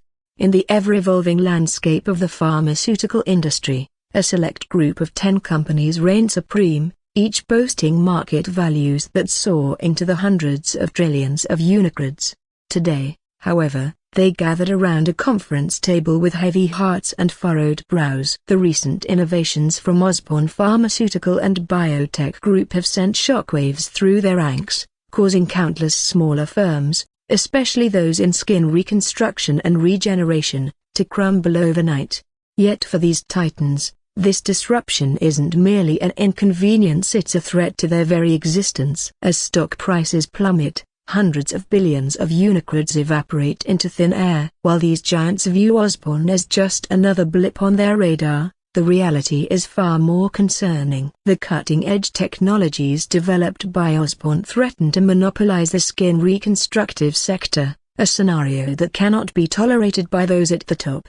The atmosphere in the room was thick with tension as everyone exchanged glances filled with apprehension. Darius Veen, CEO of Etherius Medical Holdings, broke the silence first. Osborne has rendered 40% of our combined product lines obsolete. A hologram flickered to life, showcasing real-time market data that painted a grim picture. Demand for Etherius synthetic skin grafts had plummeted by 68% within a week. Next-gen's nerve repair serums were spiraling into free fall. Pandora Health's military-grade burn treatments were already facing inquiries about contract renegotiations from the Defense Ministry. Senevos inhaled sharply. We've faced disruptors before. We either buy them out or bury them in litigation. Rookle interjected with visible concern. Not this time. Osborne's patents are airtight, their approvals flawless. And let's face it, the public adores them. As murmurs filled the room like an impending storm cloud, Darius raised his voice above the din. We need countermeasures, fast. If we don't act soon, Osborne will dominate the skin reconstructive sector. What do you suggest? He pressed. Talisorin growled defiantly. We can cut off their supple lead chains. No one sells them quantum-stabilized stem cells without our approval. Darius shook his head firmly. That won't work. Why not? Talis and others looked taken aback. Because, Darius replied while gesturing towards a new holographic display brimming with data, Osborne has already secured their supple lead chain. They're well prepared. Maro chimed in with a charming smile that belied her concern. Looks like they've done their homework. Lyra Solmar offered another suggestion. What if we push a danger narrative, leak reports about unstable nanite behavior or fabricate adverse reactions? Darius shook his head and said, no, the PHA has already publicly validated Ozorn's safety data. Any fabricated claims would backfire spectacularly. Vera Aldis, her voice unnervingly calm, interjected, "We outpaced them. Let's throw every unicode we have at reverse engineering their tech." Jules sighed, shaking his head again. "We can do that, but it'll take a long time. Preliminary reports suggest Ozorn is at least 5 years ahead of industry standards." Draven Sol leaned forward, his voice barely above a whisper yet charged with intensity. "We changed the rules." The room fell silent as his words hung in the air. "If we can't beat their science or broken bar, we rewrite the laws governing it." A slow, dark smile crept across Darius Veen's face as he tapped his hands on the table and surveyed everyone in the room. "I've come up with a few plans that could help us." The rest of the team exchanged glances filled with curiosity and skepticism. "Here's the plan. Phase 1. We lobby the Pantaran Health Authority to reclassify full-body cellular regeneration as a high-risk procedure, necessitating impossible new safety checks. Phase 2. We fund independent research papers questioning VitaCore's long-term effects. Phase 3: We approach Osborne Pharmaceutical and Biotech Group to explore investment or even a buyout if they're willing. Phase 4: the nuclear option. If all else fails to broken bar, we leak that Ozorn's tech was reverse-engineered from off-world bioweapons. Marl finally broke into laughter. "You realize if this backfires, we all look like cartoon villains?" Laughter erupted around the small conference room as they shared a moment of camaraderie amidst their scheming. As their laughter faded into thoughtful silence, one thing became clear: sometimes you have to play dirty to win in a world where innovation is king. The private elevator hummed softly as it descended, its glass walls transitioning from transparent to opaque, signaling entry into Etheras Medical Holdings' most secure level. Darius Veen adjusted his cufflinks, catching a glimpse of himself in the polished steel doors. Dark circles under his eyes hinted at countless sleepless nights since Osborne's shocking announcement. As the doors slid open, a sterile chill enveloped him, and he stepped into the underground laboratory buzzing with frenetic activity. The space was bathed in a cold blue glow from holographic displays, punctuated by the occasional flash of laser cutters at work. His polished Oxfords clicked sharply against the antiseptic white floors as he strode forward. "Status report," Veen commanded, his voice slicing through the lab's mechanical symphony like a knife. Dr. Lena Voss looked up from the disassembled AMHP-9 pod, her usually pristine lab coat now marred with something that glowed faintly green.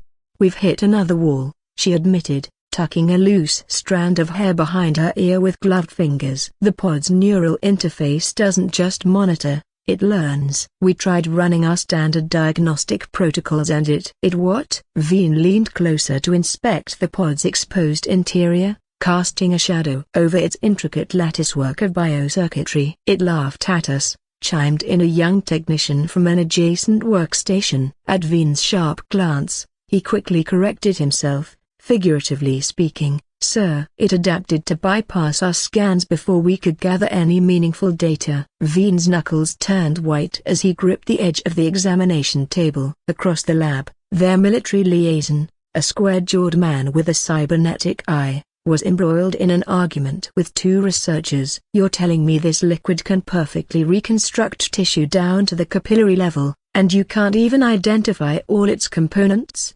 The liaison's mechanical eye whirred as it zoomed in on a holographic projection of VitaCore's molecular structure. Dr. K, head of biochemical research, wiped sweat from his brow nervously. "We've isolated the base carrier fluid, a modified perfluorocarbon, but those nanobots, they're not just repairing damage there." He hesitated for words. "They're rewriting biology," Veen finished quietly as he moved closer to a massive containment unit where a single drop of VitaCore floated in zero-gravity suspension, pulsating with an eerie emerald light. Suddenly, a crash echoed through the lab as a junior researcher dropped a tray of instruments near the nanogel testing station. Sorry," he stammered while scrambling to clean up his mess. Veen's gaze drifted toward the isolation chamber, where their reverse-engineered version of nanogel was undergoing a grim test. Inside, the lab rat twitched helplessly, its paw grotesquely swollen and discolored from the imitation gel they had applied. "Any progress?" he asked, though the answer hung heavy in the air like a dark cloud. "Any progress?" he asked, though the answer was obvious. Dr. Voss removed her gloves with a snap. "We've replicated 89.7% of the formula. The remaining components." She gestured helplessly at the suffering animal. "Without that last 10%, our version is essentially an expensive acid." The military liaison barked a laugh. "So what you're saying is, we've spent billions in R&D to create a weapon that melts flesh instead of healing it?" "Not helpful, Colonel," Veen snapped. He turned to his researchers, noting the exhaustion in their postures, the frustration in their eyes. "Walk me through the challenges again." Slowly. For the next hour, the scientists explained in increasingly technical terms why Osborn's technology might as well have come from another planet. The pod's quantum processors operated on principles they couldn't decipher. The Vita Core's nanobots defied conventional manufacturing techniques. Even the simple nanogel contained molecular structures that shouldn't have been stable at room temperature. And that's just the technical hurdles, Dr. Voss concluded. "Even if we could replicate the technology tomorrow, Osborn's patents are airtight. Their manufacturing process is completely proprietary." "We need a miracle?" Veen interrupted. His lips twisted into something that wasn't quite a smile. He reached into his briefcase and withdrew a slim metal case, its surface etched with the Etheris logo. The labs fell silent as he placed it on the central workstation. With deliberate movements, he entered a 16-digit code. The case hissed open, revealing a single vial of inky black liquid that seemed to absorb the light around it. "What is that?" Dr. Voss asked, her voice barely above a whisper. Veen didn't answer immediately. Instead, he turned to the wall-sized display showing real-time market data. Etheris stock had dropped another 8% this morning. Osborn's valuation, despite being a private company, was now estimated at over 15 trillion unicrods. "Phase 3, he said at last. "If we can't replicate their technology." He carefully lifted the vial, watching as strange swirls moved beneath its glass surface. "We'll make sure no one can use it." The researchers exchanged uneasy glances. The military liaison's cybernetic eye clicked as it focused on the mysterious substance. "Sir," Dr. Cole ventured cautiously, "what exactly are we looking at?" Veen slotted the vial into a waiting containment unit. "The future," he said simply. Then, to the room at large, "Prep the dark lab. We begin human trials tonight." As he turned to leave, the faintest tremor ran through his fingers. The only outward sign of the gamble he was about to take. Behind him, the stolen AMHP-9 pod sat in pieces, its secrets still stubbornly out of reach. A week later, a shocking video dropped online at midnight, sending ripples of horror across the internet. The footage was shaky and dimly lit, capturing a hospital room where a patient, face blurred for anonymity, thrashed in agony inside what looked like an AMHP-9 pod.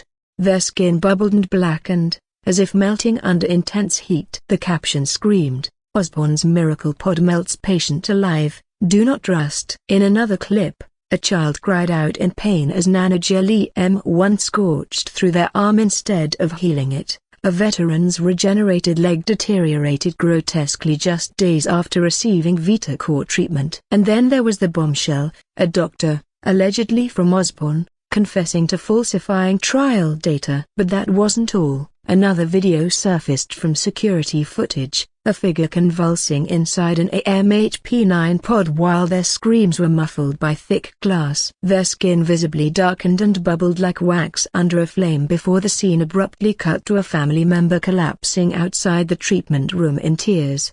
The caption read, "Osborn's miracle killed my husband." Across Pantera, millions of screens lit up with similar horror stories simultaneously.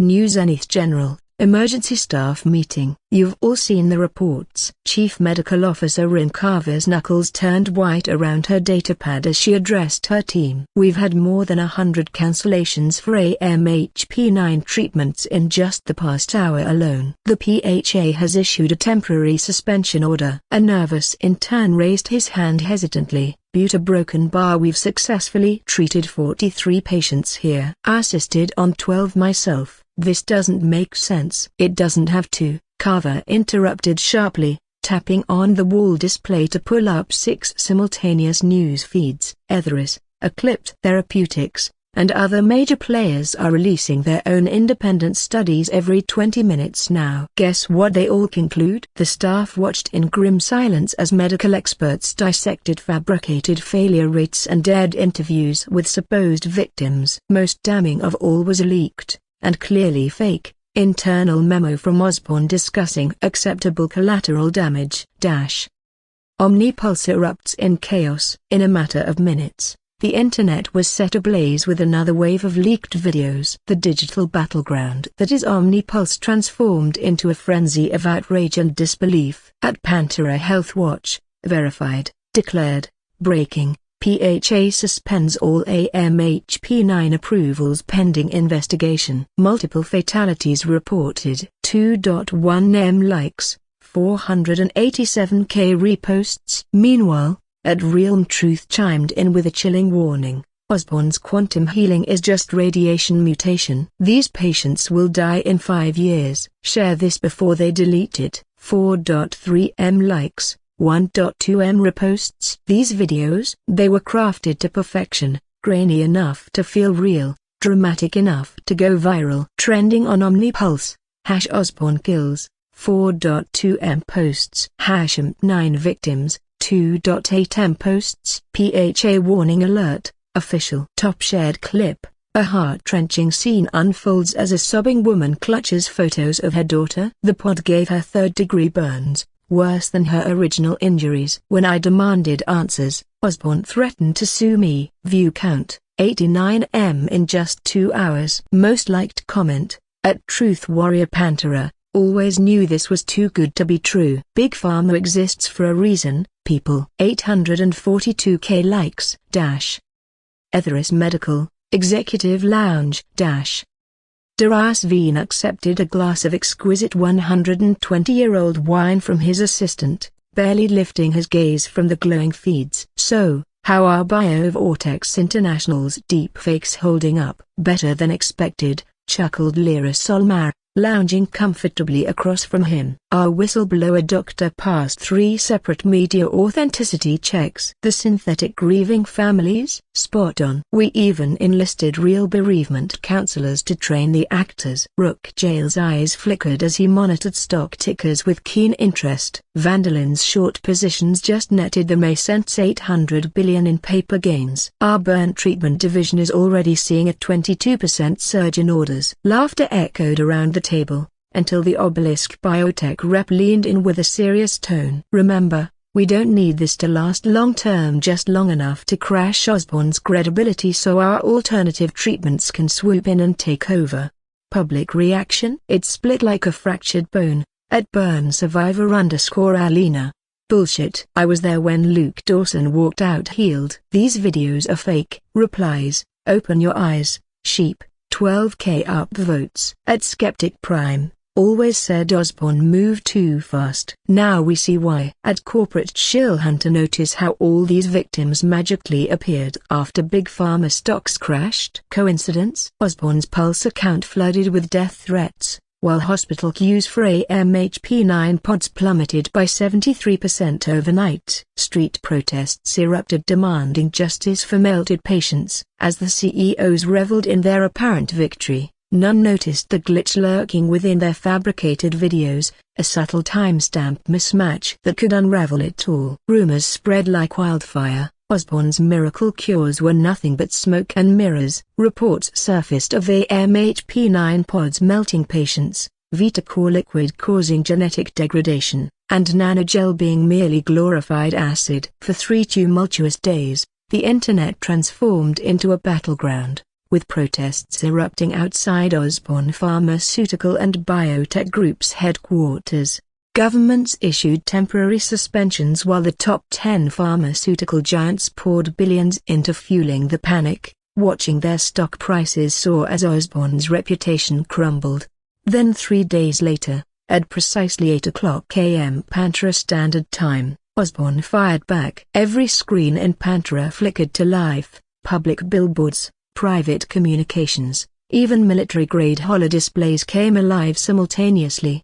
The iconic Osborne logo pulsed once before cutting to a stark white room where old Henry stood at the center. His expression was calm, but his eyes were sharp as a scalpel. "You've been lied to." As if by magic, the screen split in two. On one side played viral victim videos, on the other, real-time forensic breakdowns dissecting each claim. "This woman," Henry said, freezing a frame of a sobbing widow's, "is Tessa Yorin, a quality control officer at a certain pharmaceutical company." He zoomed in on her supposed burn. "Stage makeup." The timestamp fabricated. A second clip rolled, a child screaming as nanogel burned their arm. "This footage was filmed in Etherus Medical's testing lab," he noted coolly. "See that containment field? Standard for experimental toxins." Then came the hammer. "But let's show you what they've really been doing."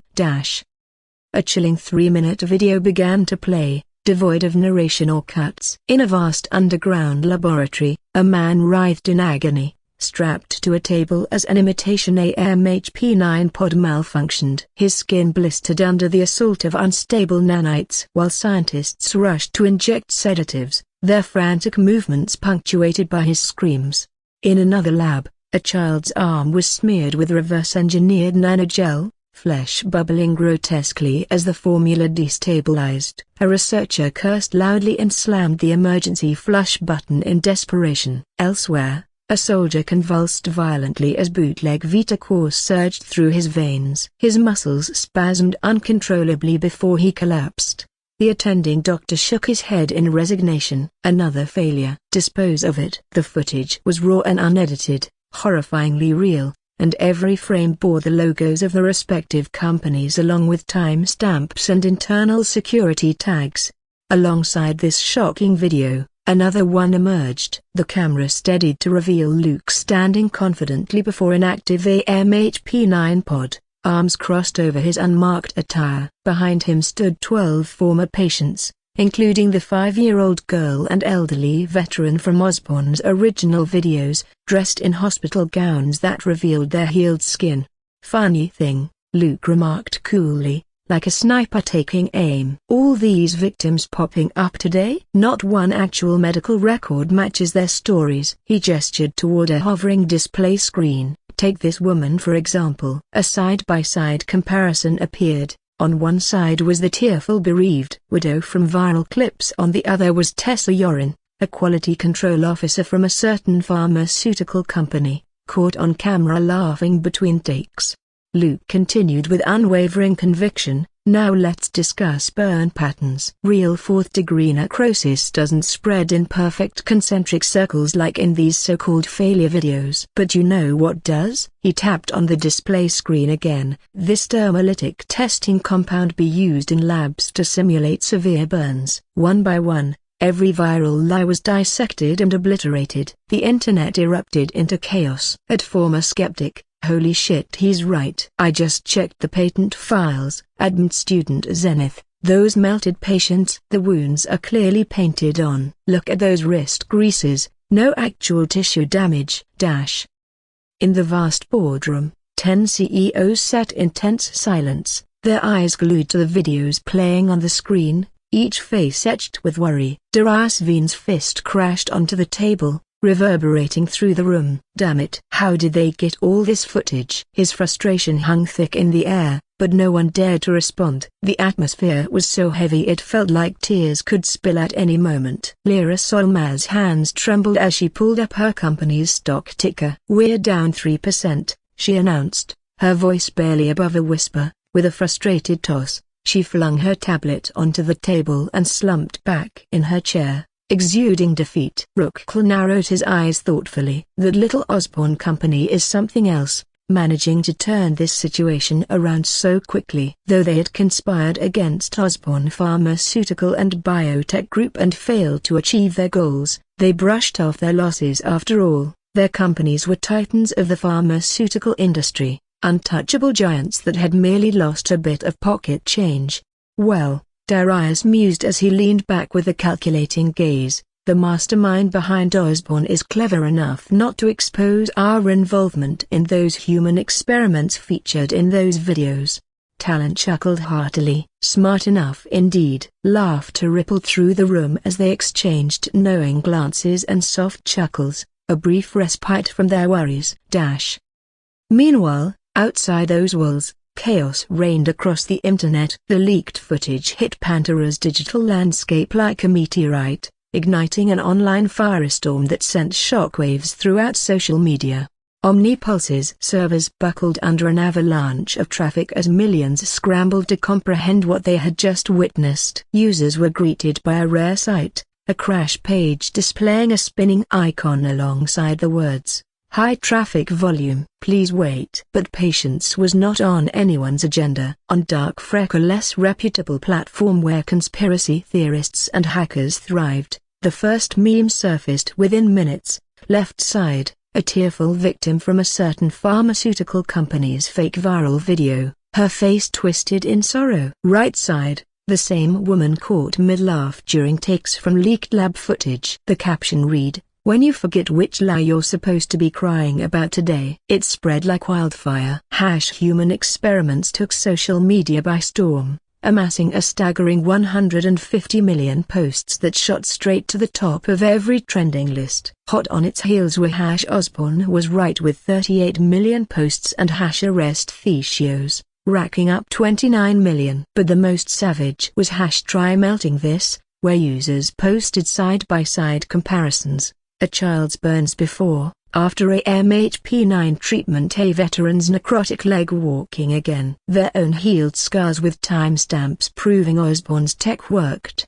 At Burn Survivor didn't bother with prepared statements. She simply turned on her camera, showing her once ruined hands, now smooth and functional, flipping through news articles about the scandal.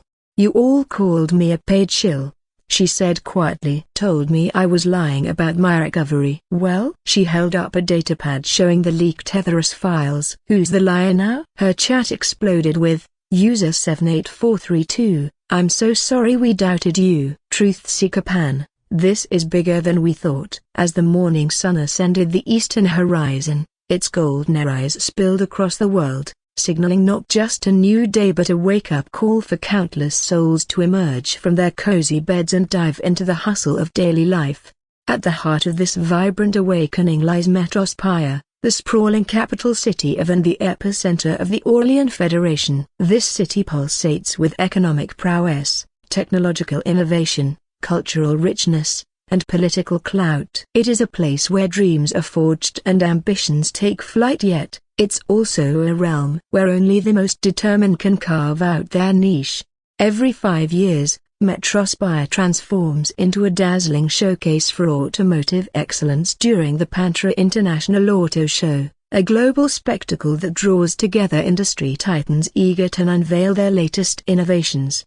This year was no exception, however. It promised to be both familiar and extraordinary. At the Pantra International Auto Show Exhibition Center in Metrospire, an electrifying atmosphere enveloped attendees as they navigated through a vast complex of glass and steel spanning over 2 million square feet. The air was thick with excitement, scented by polished metal and fresh leather, while high-voltage displays crackled with energy. Hours before any official reveal, crowds began gathering near the central pavilion, buzzing with anticipation about Osbourne Heavy Industries' groundbreaking entry into the automotive arena. The exhibition floor dazzled with extravagant booths showcasing hypercars adorned with holographic displays that shimmered like living metal. SUVs floated effortlessly over artificial terrain while concept vehicles glided silently along demo tracks. Yet none could match the palpable buzz surrounding Osbourne's enigmatic pavilion, its entrance shrouded by black drapes guarded by stern personnel clad in sleek uniforms. Whispers rippled through the crowd like a gentle breeze, carrying snippets of excitement and skepticism. "I heard that Osbourne Heavy Industries, part of the same parent company as Osbourne Pharmaceutical and Biotech Group, has built a car that doesn't need fuel," one voice exclaimed, eyes wide with disbelief. "No way. They're probably just another luxury brand trying to cash in on their name," another scoffed. "Did you see what they did in biotech? You really think they'd half-ass this?" Came a confident reply. "Yeah. After their other company made that revolutionary medical pod, I looked into it and found out they have nearly 15 companies across various industries. No way. That sounds exaggerated. Someone interjected. I thought so too, but I did some digging and discovered they're involved in everything from entertainment and gaming to mining, technology, banking, and finance. It's mind-boggling. Hiss. That many? Gasped another listener. Absolutely. I even opened an account at their bank. It's got a unique business model, and their banking app is top-notch. Is what you're saying true? HMPH. Why would I lie to you? Then I'll definitely check it out someday. If it weren't for Osborne Pharmaceutical and Biotech Group's groundbreaking work in medicine, I'd never have known about them. Same here. After all the buzz they created, I researched online and found out they're a century-old family rooted in Neoluminara with a rich history. Oh, but why haven't I heard of them before? It's because the family has been in decline for decades. Just months ago, the family head and his wife tragically died in a car accident. Their son is now leading the family. Look. It's about to begin. The crowd buzzed with anticipation as the lights dimmed dramatically. A hush fell over everyone as the drapes slid away with a soft whisper. Journalists jostled for position in the press pit. Camera drones buzzed around like angry hornets. Industry executives stood stoically in reserved sections, expressions carefully neutral while furiously scrolling through tablets for any scraps of information about Osborne's mysterious automotive debut. Suddenly, a single beam of light illuminated the stage as Oscar appeared, a vision in an expensive custom-made wine-colored suit, his wide grin revealing both nervousness and excitement. His fat cheeks trembled slightly as he gazed at the massive crowd below him with shining eyes. His heart raced with exhilaration. Taking a deep breath to steady himself, he spoke. Ladies and gentlemen, welcome to this grand press conference. My name is Oscar Osborne, President and Head of Research Development at Osborne Heavy Industries. Applause erupted as surprise flickered across audience members' faces. Oscar paused, a slight cough escaping him as he flashed a warm smile. Ladies and gentlemen, he began, his voice effortlessly cutting through the hushed anticipation of the crowd. For over a century, the automobile has been seen as merely a machine, a tool for transportation. But today, we redefine it. With a dramatic flourish, the black cover fell away. A collective gasp rippled through the audience as the iconic Osborne logo, a striking silver O encircled by vibrant emerald light, pulsed to life above the stage.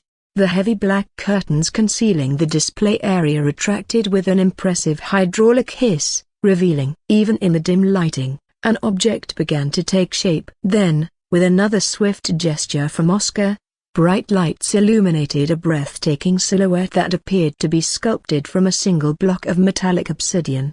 As full illumination flooded the stage, cheers erupted from the crowd. Ladies and gentlemen, Oscar's smooth baritone resonated as he stepped confidently into the spotlight. Meet the future of performance. I present to you the Hyperion GT20. Gasps filled the air once more as everyone's eyes were drawn to this magnificent black and gold beast resting majestically on its rotating platform.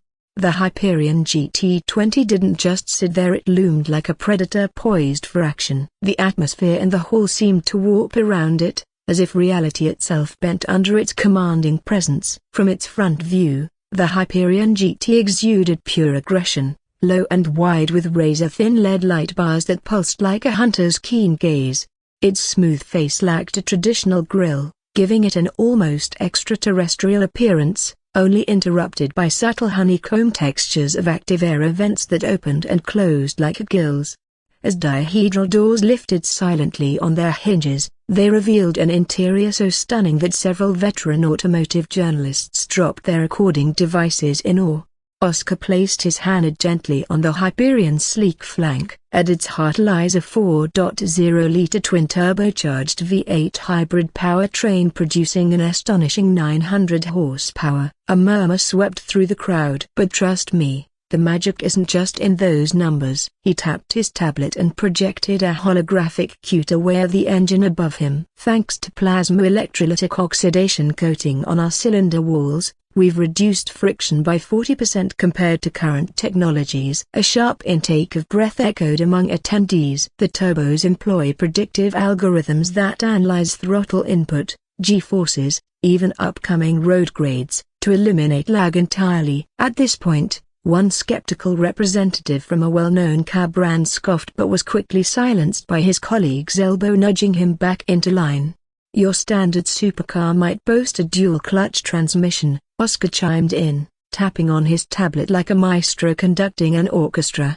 But the Hyperion GT? It's equipped with a mind-blowing 10-speed unit powered by AI that learns your driving style in real time. A journalist from Auto Pantera shot back incredulously, that's impossible with current processor speeds. With a knowing smile, Oscar replied, our quantum computing division might beg to differ. Next question. The crowd erupted in laughter and whispers of disbelief filled the air. As if on cue, the hologram transitioned to showcase the stunning carbon titanium monocoque. Thanks to 3D printed graphene reinforcement, Oscar explained proudly, we achieve an astonishing torsional rigidity of 72,000 Newton-meters/degree while keeping weight under 1,400 kilograms. Talk about engineering marvels. What about the suspension? Oscar gestured grandly as the display zoomed in. Active magnetic dampers with a lightning-fast 0.01 millisecond response time. They don't just react to bumps, they anticipate them. A veteran reporter from Motor Trend Pantera leaned over to his colleague and whispered,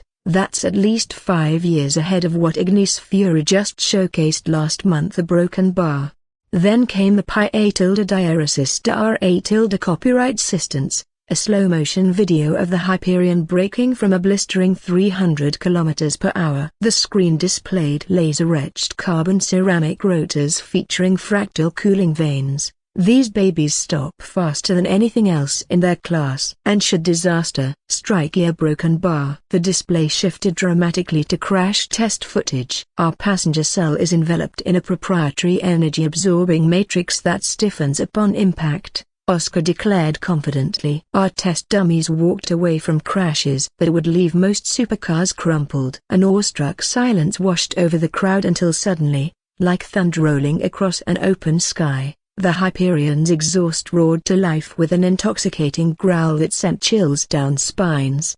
The cheers erupted so loudly they nearly brought down the roof. The crowd was still buzzing from the thunderous reveal of the Hyperion GT when the lights shifted, casting an eerie glow across a second veiled silhouette. A low, resonant hum pulsed through the exhibition hall as black drapes retracted with hydraulic precision. What emerged from the shadows wasn't just another SUV, it was a bold statement. Meet the Osborne Aegis, a true sentinel of innovation, its armored lines cutting an imposing figure under the spotlight. The murmurs in the crowd faded into stunned silence. This wasn't merely a luxury SUV, it was something entirely different. Oscar stepped forward, his polished shoes clicking against the stage as he approached this beast of brushed metal and darkened glass. He didn't need to raise his voice, the entire hall leaned in, captivated by what they were about to witness. The Aegis isn't just a vehicle, he began, resting a hand on its matte black flank. It's a fortress, a mobile command center, the safest, most advanced SUV ever conceived. Suddenly, a holographic display flickered to life above the stage, dissecting the Aegis layer by layer. The hologram zoomed in on its chassis, an engineering marvel crafted from Osborne nanocomposite alloy, a proprietary blend of graphene-reinforced titanium and shock-absorbing polymer matrices. Traditional SUVs rely on heavy steel frames, Oscar explained confidently. But not the Aegis. Its exoskeleton is 40% lighter than conventional armor plating yet 300% stronger. A journalist from Auto Pantera whistled low in disbelief. That's military grade. Oscar smirked knowingly. Better. Military grade tends to be bulky. Ours is sleek and powerful. The hologram shifted to show a simulated crash test, a 50-mile-per-hour impact against solid concrete. The front end crumpled just enough to absorb energy while keeping the passenger cell completely untouched. The Aegis doesn't just protect you, it redistributes kinetic energy, Oscar declared passionately. Hit us head-on, and that force is channeled around, not into, the cabin. Impressed murmurs rippled through the audience as the hologram transformed into a bustling cityscape simulation. The Aegis navigated traffic effortlessly before suddenly jerking right milliseconds before an oblivious truck ran a red light. Meet Brevis, Oscar introduced proudly, our predictive collision avoidance system that doesn't just see obstacles but anticipates them. A skeptical voice from the crowd, likely a rival engineer, piped up. No system can predict accidents before they happen. But Oscar didn't flinch. With confidence, he replied, ours does. Imagine this: lidar, millimeter wave radar, and 360-degree thermal imaging working together in perfect harmony. Our AI calculates risk a staggering 500 milliseconds before impact. If the driver doesn't react, no worries, the Aegis takes over. As if on cue, a hologram sprang to life, replaying a near miss in slow motion and illuminating the AI's intricate decision-making process. But it's not just about braking, it actively steers you out of danger. The room fell into stunned silence before erupting into applause. The hologram then zoomed into the engine bay, showcasing a marvel of modern engineering, a twin-charged 3.5 liters V6 engine with a block designed like bone marrow for optimal strength. Forged not from mere metal, Oscar continued passionately, but from an AI-optimized aluminum alloy, 3D printed at the molecular level for maximum resilience and minimal weight.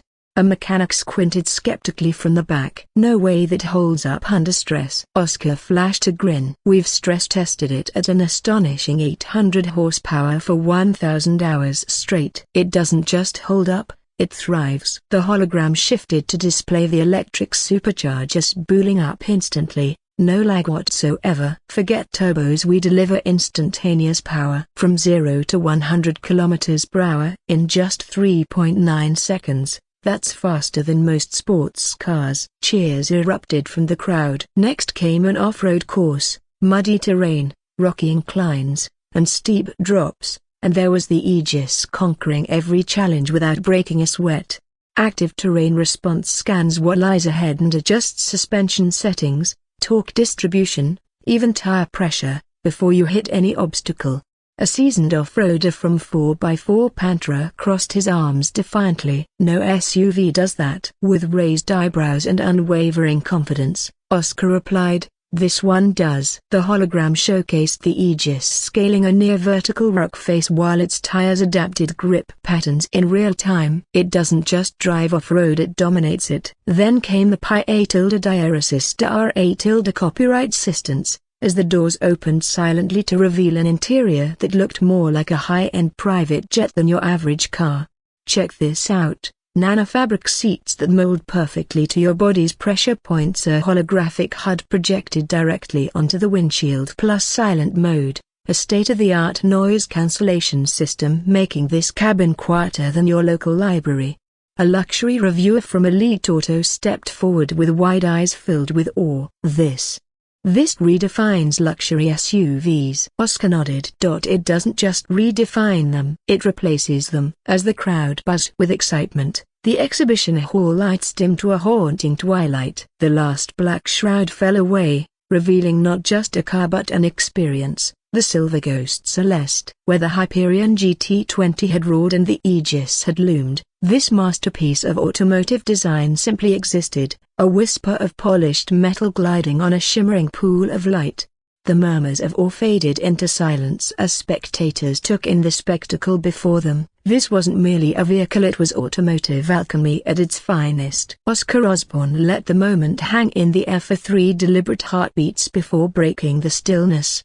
The Celeste isn't about numbers, he said, his fingers gliding along its fender, leaving no trace on its self-regulating nano lacquer. It's about what lies between them. With that, a holographic display sprang to life, unveiling secrets that made even seasoned luxury engineers gasp in disbelief. The hologram zoomed down to a molecular level, showcasing the Celeste's remarkable exterior. "Our reactive liquid metal coating isn't just paint," Oscar announced as he tapped his tablet. Suddenly, the car's surface shimmered and shifted from silver to deep midnight blue. Gasps erupted from the crowd. 10 million microfluidic channels circulate temperature-reactive pigments. Park it in sunlight. It lightens to reflect heat. On a winter night, it darkens to absorb warmth. An engineer from Elegance Motors dropped his glasses in shock. That can't be possible at scale." Oscar smirked confidently. "Our nano-deposition printers would beg to differ." Next,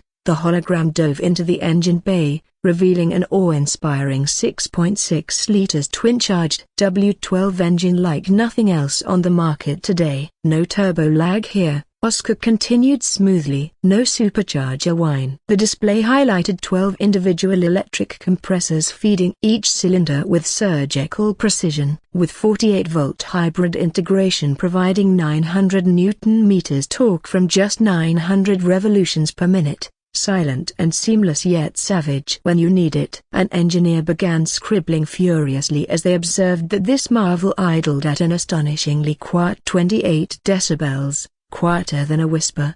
The doors opened without handles, unveiling an interior that seemed to defy physics itself. "Active noise cancellation isn't new," Oscar admitted casually, "but ours doesn't just block sound. It erases frequencies." The hologram illustrated how opposing sound waves were calculated in real time to cancel out air roar and wind noise, even passenger conversations in the back seat.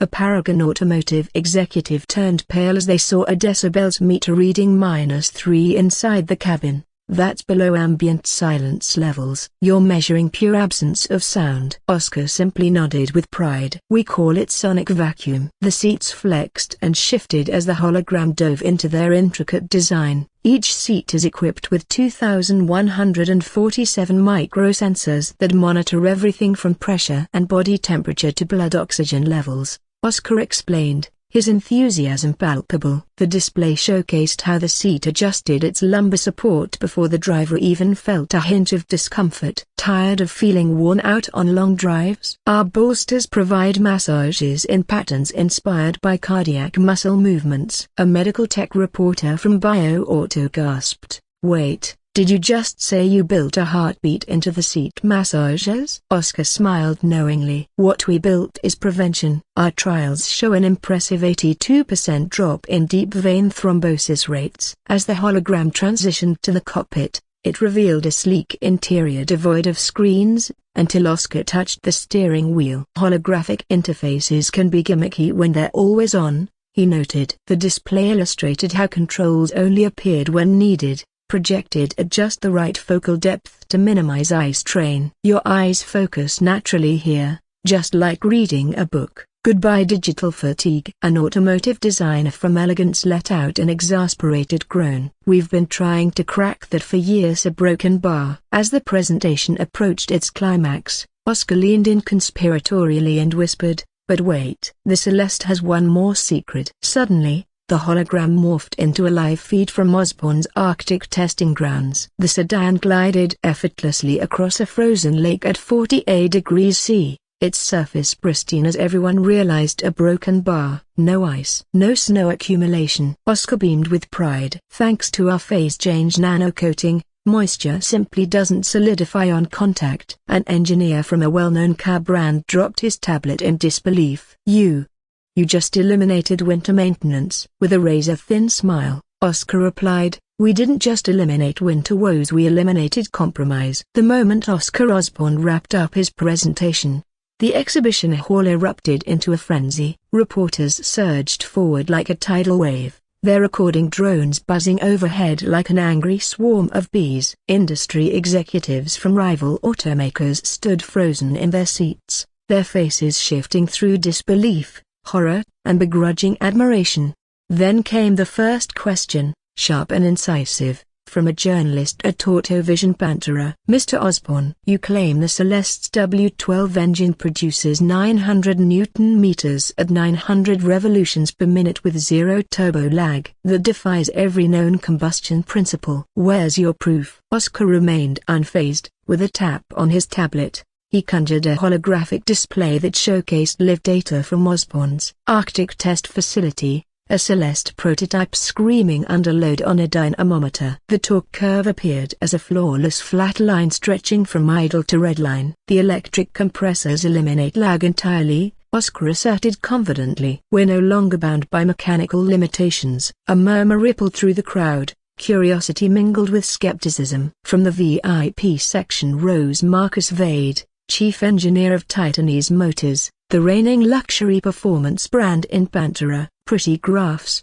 Osborne, he scoffed. But dynos can be faked. His voice dripped with doubt. Where are the third-party verification reports? With a sly smile, Oscar replied, they're in your inbox, Marcus. We sent them just an hour ago. Vade's expression darkened as his assistant leaned in to whisper, confirming that indeed those documents had arrived. Next up was a slender woman from Future Materials Weekly who pushed her way forward. You're saying this reactive liquid metal coating changes color based on temperature? That's thermochromics, which fades over time. How do you prevent degradation? Oscar gestured toward the Celeste on stage with pride. Traditional thermochromics rely on dyes. Ours uses nanoparticle lattice restructuring. Just like how chameleons change color. No decay and no fading. A scoff echoed from the front row. It was Darian Cole, head of RD at Aurum Luxury Vehicles. That's lab tech, not production viable. Show me a fleet of these after 5 years of ownership before we talk. Oscar tilted his head slightly and replied coolly, we already have. Our beta test fleet has been running in the southern wastelands for 3 years now. No coating failures whatsoever. Cole clenched his jaw in frustration. A reporter from Elite Auto Tech raised his voice above the growing din of excitement in the room. You're claiming -3 decibels cabin noise levels. That's physically impossible. Even a vacuum chamber has a 0 decibels baseline. Oscar nodded, unfazed. You're right about the numbers, but we're not measuring ambient noise. We're talking about noise cancellation efficacy. The difference between outside and inside. Our system doesn't just block sound, it creates inverse waveforms in real time. From the back, a skeptical voice chimed in. It was Luca Riven, chief acoustic engineer at Vanther Automotives, pushing through the crowd with an air of authority. That's nonsense. Active noise cancellation can't account for every frequency at once. There's always some leakage. Instead of getting defensive, Oscar calmly tapped his tablet again. The doors of the Celeste opened wide as he gestured invitingly inside. Why don't you hear for yourself? Riven hesitated but eventually stepped into the cabin. The doors sealed shut behind him,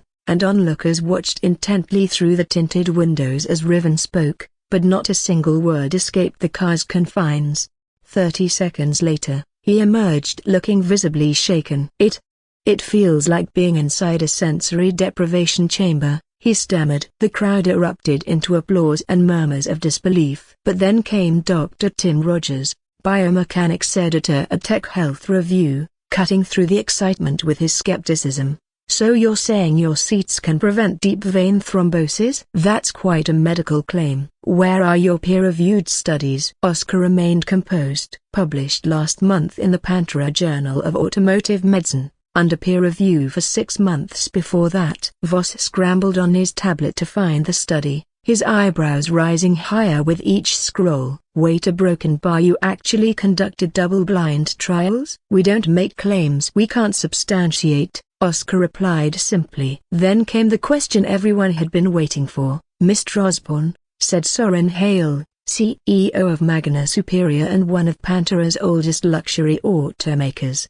He rose slowly from his seat, ice-gray eyes piercing through to Oscar's core. All this innovation, the reactive metal, silent cabin technology, medical-grade seats, a broken bar, what's the real cost? A hush fell over the crowd. Anticipation hung thick in the air. Oscar met Hale's gaze without flinching. 15 million Unicred space. Hale didn't blink. Instead he gestured toward other industry executives seated nearby. Not just price, the cost, he clarified ominously. You're not merely selling a car, you're making every other luxury brand obsolete overnight. That doesn't just disrupt the market, it destroys it. For the first time, Oscar's smile faded. Progress isn't about preserving the old, Soren. It's about building the new. The silence that followed was heavier than any engine block in the room. Then, from the back of the hall, a single pair of hands began clapping. Then another. Then the entire exhibition hall erupted into applause. As the applause faded into an electrifying silence,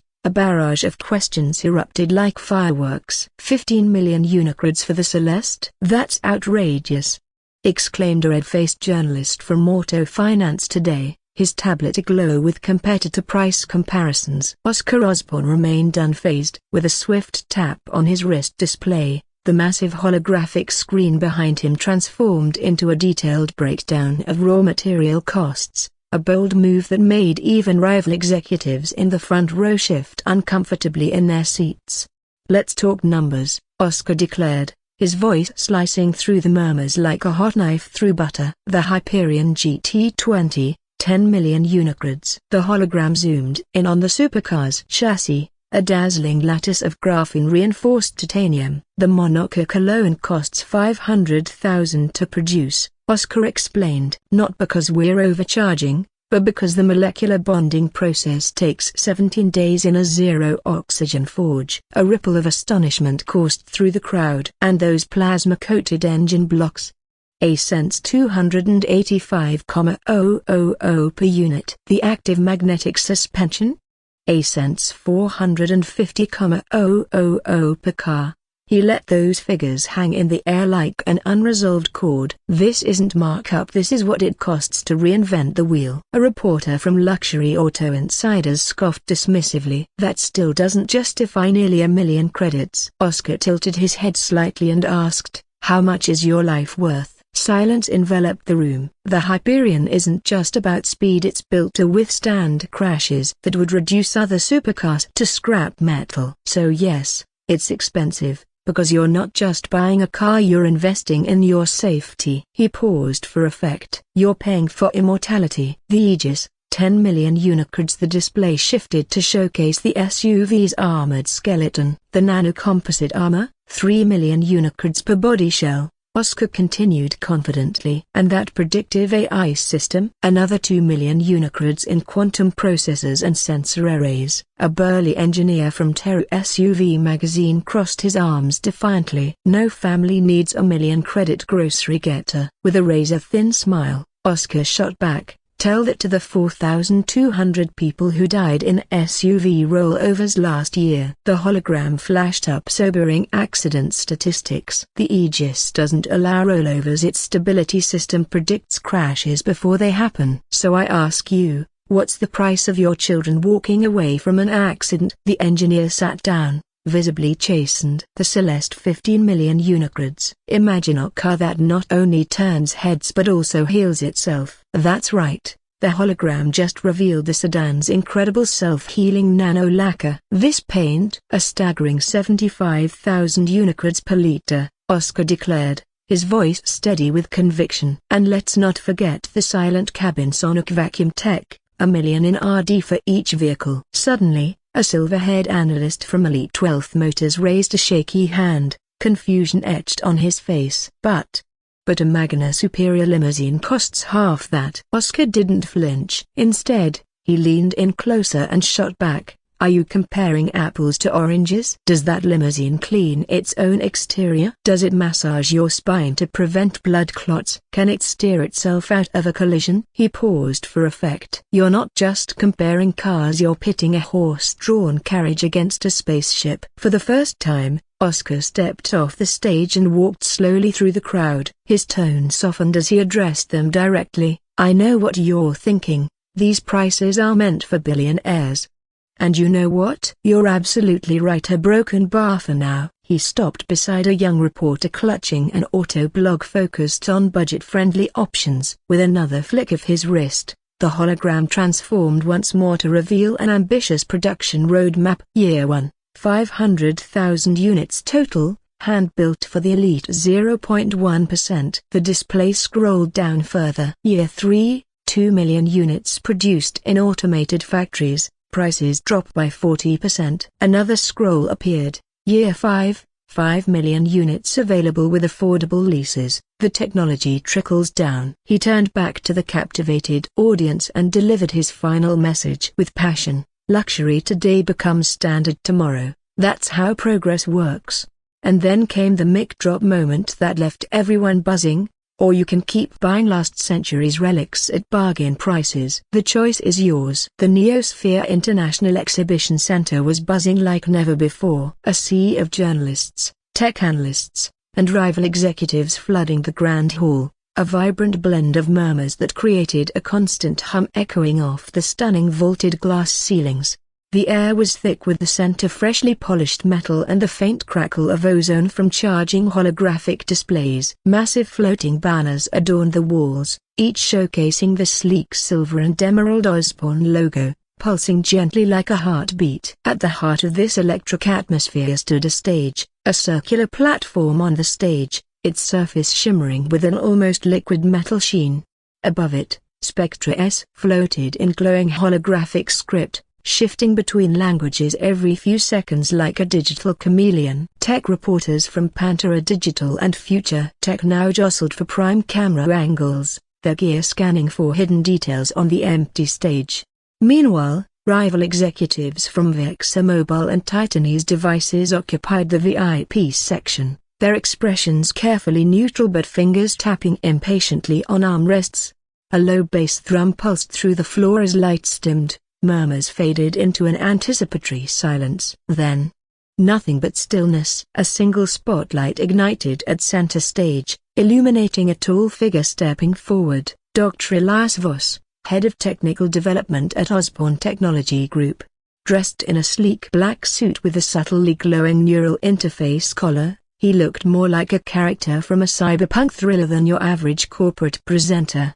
His sharp blue eyes scanned the crowd with laser focus. "Ladies and gentlemen," he began in a measured tone that commanded attention, "what you are about to witness is not just an iteration, it's a revolution." With an elegant gesture, he summoned the hologram of the Spectra S Pro Max to life, its layers peeling back like pages in an extraordinary book to reveal its inner marvels. The hologram zoomed in on the phone's exterior, a surface that shimmered with an almost liquid quality. "The Spectra S Pro Max is crafted from what we call reactive liquid metal matrix," Voss explained confidently. "It's not merely a shell, it's alive." A journalist from TechFront Pantera raised her hand eagerly. "You say living, does that mean it grows?" Voss smirked knowingly. "In a way. This alloy is embedded with billions of nanoscopic shape memory particles. Scratches? They heal within seconds. Dents? The material reflows to restore its original form." He tapped on the tablet to activate a simulation showing a steel blade dragged across the phone's surface, watching as deep gouges sealed themselves shut before their very eyes. A ripple of disbelief swept through the audience. "And what about colors?"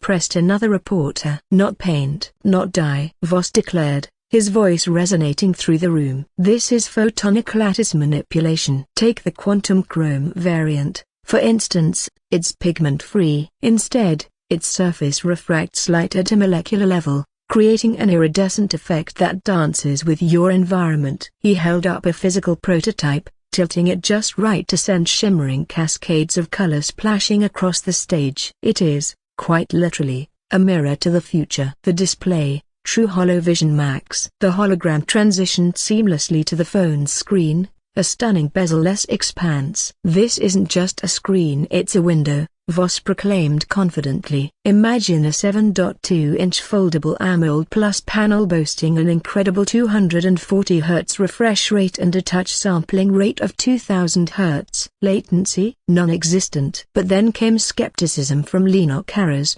display engineer at Lumina Optics. "No panel can sustain 240 Hz without sacrificing brightness or burning out in months." Voss nodded thoughtfully. "Conventional panels, sure. But ours utilizes quantum dot cooling technology. Each pixel is paired with a micro-thermoelectric regulator that dissipates heat instantly." With a tap of his finger, the hologram zoomed in on microscopic cooling channels intricately woven into the display substrate. "As for brightness?" He tapped again, and suddenly the display blazed with simulated sunlight at an astonishing 10,000 nits. You could use this under the glare of a desert noon and see every detail perfectly. Then came the pi a tilde diaresis r a tilde copyright assistance, and then a broken bar. There's this. The display detached from the phone in midair, projecting an interactive three-dimensional interface, a floating keyboard, a hovering video call screen, a fully immersive holographic game, hard light projection, no glasses required. Just pure, tangible holograms. The audience erupted into applause. Voss let their excitement simmer before continuing. Power. The eternal limitation, until now. The hologram dissected the phone's power core, a sleek graphene-wrapped module. Introducing Infinite Cell Max, a groundbreaking 7,000 a solid-state graphene battery with an astonishing 20-year lifespan that charges from 0 to full in just 3 minutes. A chorus of gasps filled the room. Impossible, shouted a battery engineer from Voltaic Systems. Even with graphene a broken bar, Voss interrupted smoothly. A broken bar that would melt a normal battery? Correct. Which is why we don't use ordinary materials. Our anode is lined with self-repairing lithium nanotubes to prevent dendrite formation, while our electrolyte features a room-temperature superconducting gel that eliminates resistance. He tapped on the tablet again, and the audience gasped as a live feed from Osborne's labs appeared. There it was, a Spectra S Pro Max charging up, its power meter soaring to 100% in the blink of an eye. And if that's not enough, he continued with a grin, check out the solar skin back panel. Step outside for just an hour, and you'll snag a whopping 30% charge. And when you move your hand, those kinetic coils are busy converting your motion into micro juice. The room fell silent for a moment, then erupted into applause. Voss smirked as the hologram shifted to showcase the phone's sleek rear, flaunting an impressive array of lenses. Let's dive into vision, he said enthusiastically. The Penta 250MP array features main sensor, f/0.95 aperture, light capture that rivals the human eye, ultra-wide lens, 200 degrees field of view with zero distortion, 15x periscope, lossless zoom made possible by fluidic lens tech, thermal cam, see in pitch black using heat signatures. X-ray scan penetrates materials for detailed structural analysis. A reporter from Phototech Global stood up, visibly shaking. X-ray? That's medical tech. And now it fits right in your pocket, Voss replied smoothly. Imagine checking wiring behind walls, authenticating important documents, or even scanning a broken bone in emergencies. He activated a demo that left everyone speechless, a live X-ray of a volunteer's hand displayed on screen, bones and tendons visible in real time.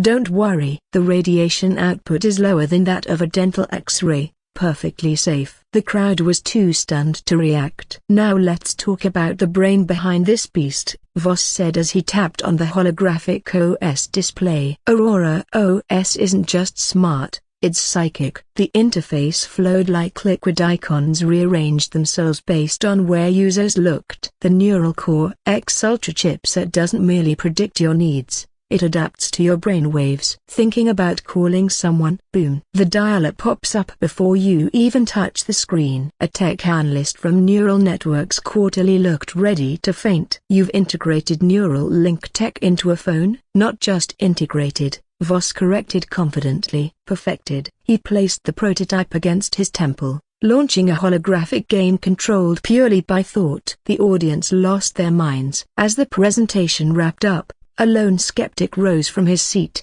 Darian Cole, the head of RD at Aurum Luxury Devices. This is a broken bar. Impressive, he conceded with a hint of reluctance. But what's the cost? Can anyone really manufacture this on a large scale? With a confident smile, Voss replied, actually, we already are. Suddenly, the hologram shifted to reveal a live feed from Osborne's cutting-edge factory. Rows upon rows of Spectra S Pro Max units gliding seamlessly off the assembly line.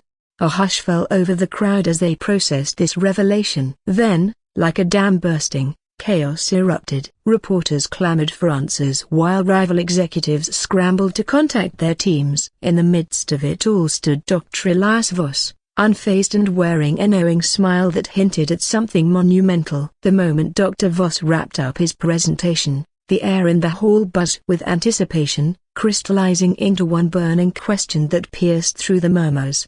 "Enough specs, what's the damn price?" shouted a finance reporter from Orlean Capital. A wave of nervous laughter rippled through the crowd. Even rival executives leaned in, their faces a mix of dread and morbid curiosity. Voss couldn't help but smirk. He had been waiting for this moment. "Ah, the part where we separate visionaries from bystanders." With a dramatic flourish, he swiped his hand, and the holographic display transformed into a stark, glowing price list. 1. Spectra X, base model, 3,500 Unicreds. Gasps echoed throughout the room. This was half the cost of current flagship competitors. "Impossible!"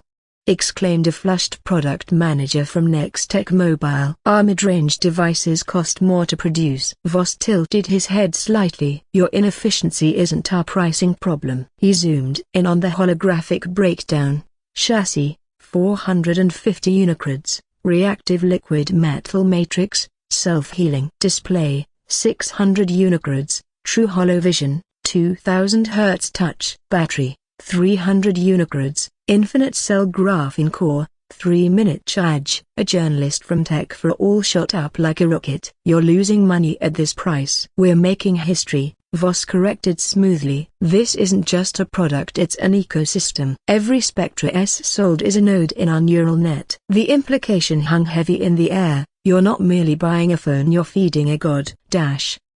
2. Spectra S Pro Ascents 4,500. The hologram highlighted its impressive upgrades: camera array, 900 Unicreds, 250 MP OmniVision 2.0 with X-ray/thermal capabilities. Holography, 1000 Unicreds, hard light 3D projection. 3. Spectris Pro Max 6000 Unicreds. Silence fell over the crowd before chaos erupted. 6,000 credits, roared an incredulous reporter from Budget Tech Pantera. "That's a year's salary for most Orleans." Voss remained unfazed. "And it's an absolute bargain for what it does." The hologram burst to life, showcasing the jaw-dropping features of the Pro Max. Neuralink, Ascents 1,500 Unicreds. Imagine controlling it with just your thoughts. Talk about mind-blowing VR experiences. Matter analysis, 1,200 Unicreds. X-ray spectroscopy that takes material science to a whole new level. Creator Engine, 800 Unicreds. An AI that embodies full artistic consciousness. Your creative partner. In the midst of this technological marvel stood a renowned surgeon from Neoluminara Medical, visibly shaken. "Wait. Are you saying this phone can analyze tissue in real time?" "Even better," Voss replied with a grin as he activated a demo. The Pro Max scanned a holographic patient, revealing a subdermal hemorrhage that was completely invisible to the naked eye. "It's not just a phone, it's a lifesaver." As excitement tripled through the crowd, Laura June from Celestia Mobile leaned in and whispered urgently to her COO, "We're done for." "Get ready," he announced confidently. "Pre-orders open tonight. The first 10 million units will ship next week." The moment the press conference wrapped up, the internet erupted like a volcano. Across the Orlean Federation and beyond, social media platforms buckled under the sheer weight of millions reacting simultaneously. Hashtags like #SpectraS and #Osborne or nothing shot to the top of every trending list within minutes. Memes, hot takes, and wild conspiracy theories flooded timelines as the world scrambled to process what they had just witnessed. OmniPulse, Pantera's largest social platform, descended into delightful chaos. @techbro_Orlean, verified influencer, 8.2M followers. "Just mortgaged my apartment for the Quantum X Pro Max. No regrets. #worth it." Likes, 1.4M. Replies, "You have an apartment?" A 42K upvotes. Skeptical Scientist, AI ethics researcher, Spectris isn't just an assistant, it's a parasite. You're letting a quantum AI live in your pocket, and no one's asking the tough questions. #digital overlord. Shares, 500K. Quote replies, Shut up and let me enjoy my tech. 312k likes. At poor student life. Me staring at the Spectre S price tag versus my bank account balance. Visible despair. Cries in Raymond. Replies, that 40% student discount though. 89k likes. Meanwhile, on Dark Freck, the underground forum for tech enthusiasts, a user named @CircuitBreaker posted jailbreaking Eidolon equals challenge accepted. First person to hack it gets 1M credits from me. Replies, you'll die trying. 822k upvotes. Behind closed doors, boardrooms across the tech industry spiraled into frantic discussions. Vexer Mobile HQ CEO Marcus Wright glared at the plummeting stock ticker on his office wall. Vexer's shares had nosedived by 18% in just 1 hour since Osborne's reveal. We need a response, now.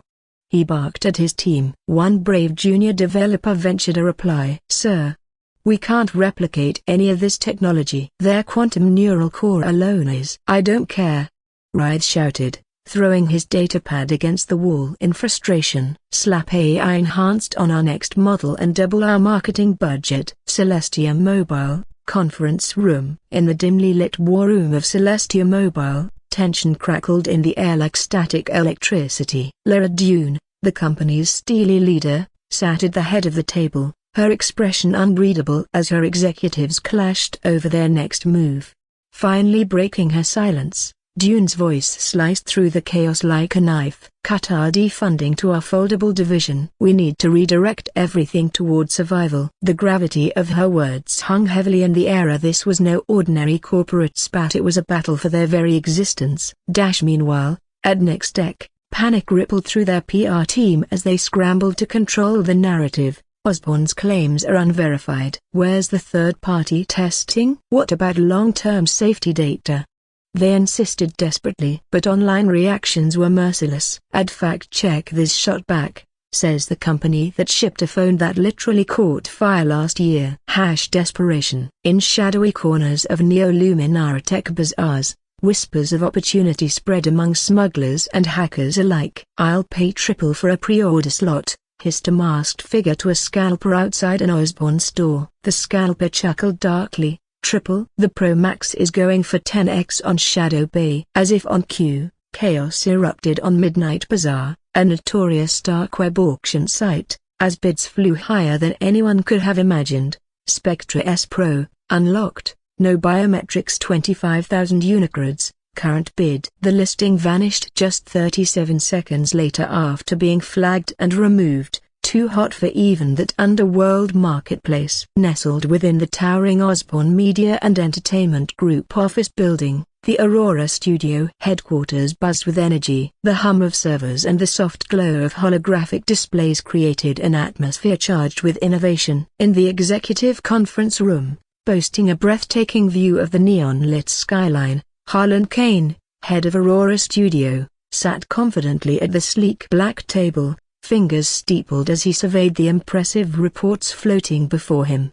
Surrounding him were the studio's top minds, Lena Smith, Chief Creative Officer, Darius Cole, Lead Developer, and Myra Chen, Head of Global Operations.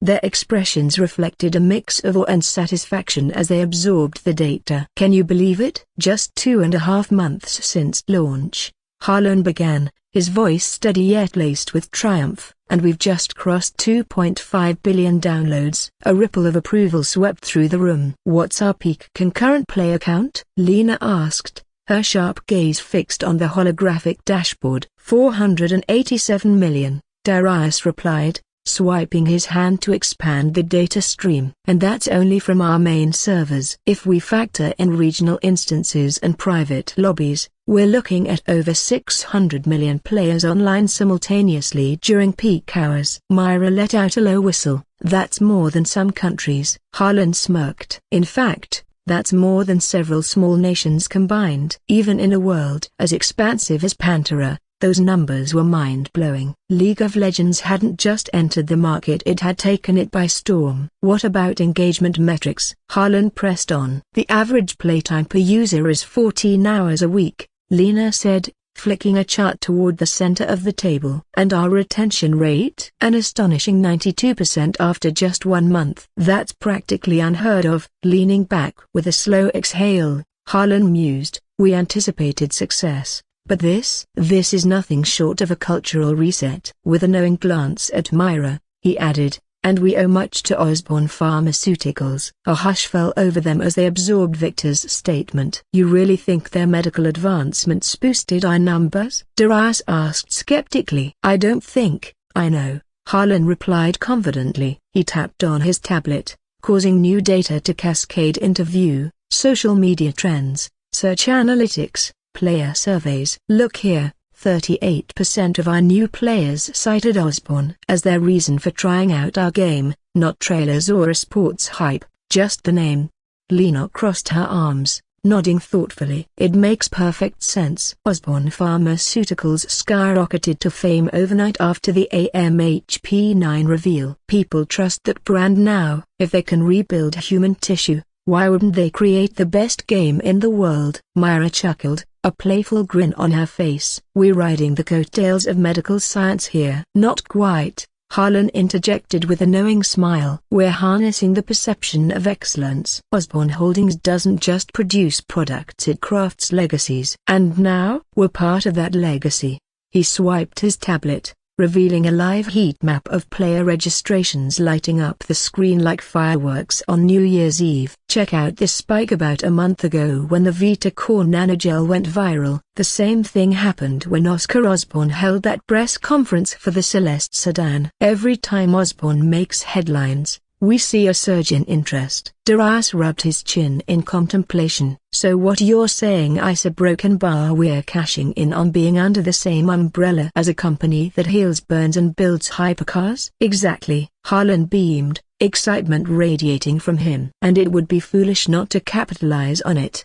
The conversation shifted gears from celebration to strategy. We need to strengthen our connection, Lena said, her mind racing with ideas. How about exclusive in-game items themed around Osborne tech? Maybe a Vita Core Healer Champion or a Hyperion GT skin for our speed-based characters? That might be too obvious, Darius countered with a smirk. But what if we did a crossover event? A limited-time game mode where players control nanobot-enhanced champions? Let's call it the Osborne Protocol. Harlan nodded slowly, considering the idea. That could definitely work. But let's think even bigger. He leaned forward, lowering his voice conspiratorially. What if we integrated some of their tech into our infrastructure? Myra raised an eyebrow, intrigued but cautious. How would that even work? The artificial intelligence developed by Osborne Technology for their Spectra S is groundbreaking, Harlan explained enthusiastically. Imagine having a game assistant that doesn't just recommend builds but learns your playstyle and adapts in real time. Or how about an advanced reporting system that detects toxicity before it escalates? The room buzzed with excitement at these possibilities.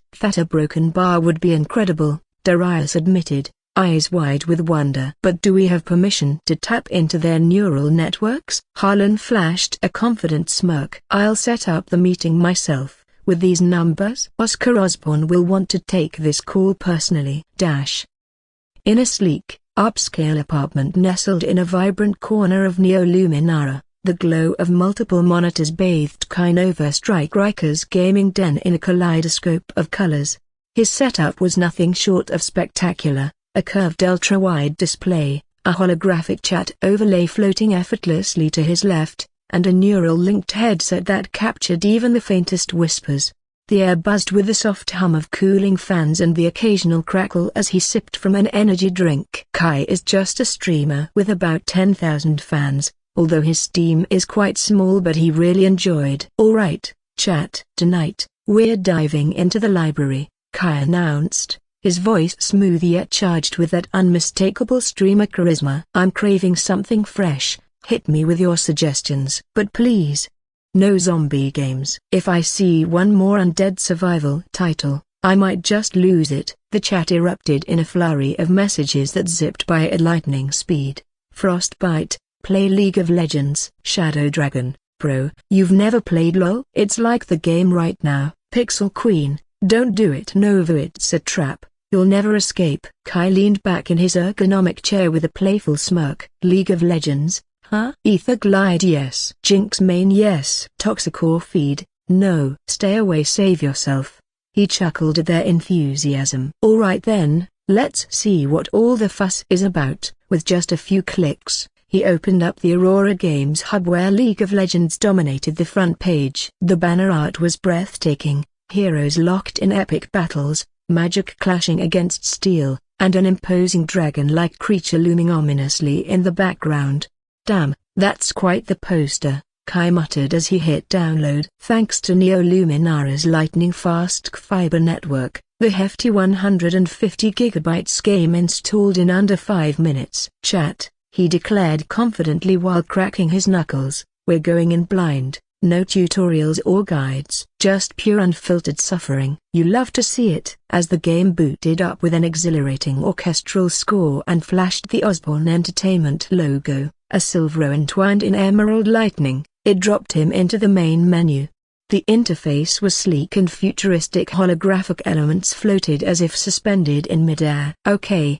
That's pretty cool, Kai admitted. Ignoring chat's protests over skipping the lore intro, they screamed. He dove straight into matchmaking. The game prompted him to select a role. You are broken bar. What's the easiest role? He asked his viewers. Frostbite, support, just heal people. Shadow Dragon, no go mid lane, you get to fight 1v1. Toxicor Feed, jungle, ha ha ha ha ha. Kai squinted at the screen, a mischievous grin spreading across his face. Jungle sounds peaceful. Like trees, monsters, maybe a river. I'll take it. The chat erupted in chaos. Pixel Queen knew. Ether Glide, you have chosen death. But it was too late. He locked in jungle and hit confirm with a flourish. A dazzling roster of champions appeared before him, each one more fantastical than the last: armored knights, spell-slinging mages, and even literal monsters. His gaze landed on Regan, the infernal warden, a hulking draconic warrior wielding an enormous axe. This guy. This is the one, Kai declared confidently. Big sword, well, axe, big dragon energy. Sold. Jinx Main a broken bar. He's one of the hardest champs in the game. Frostbite, actually unplayable. Ignoring their warnings like a true adventurer, Kai locked in Regan. The loading screen flickered to life, showcasing the enemy team's picks: a nimble assassin, a glowing sorceress, and a tank that looked like a walking fortress. Alright, let's do this, he said with determination. As the world materialized around him in breathtaking detail, Kai felt his breath catch in awe. He stood at the heart of the Azure Sanctum, their base, where the air crackled with ozone and magic danced through enchanted stone underfoot.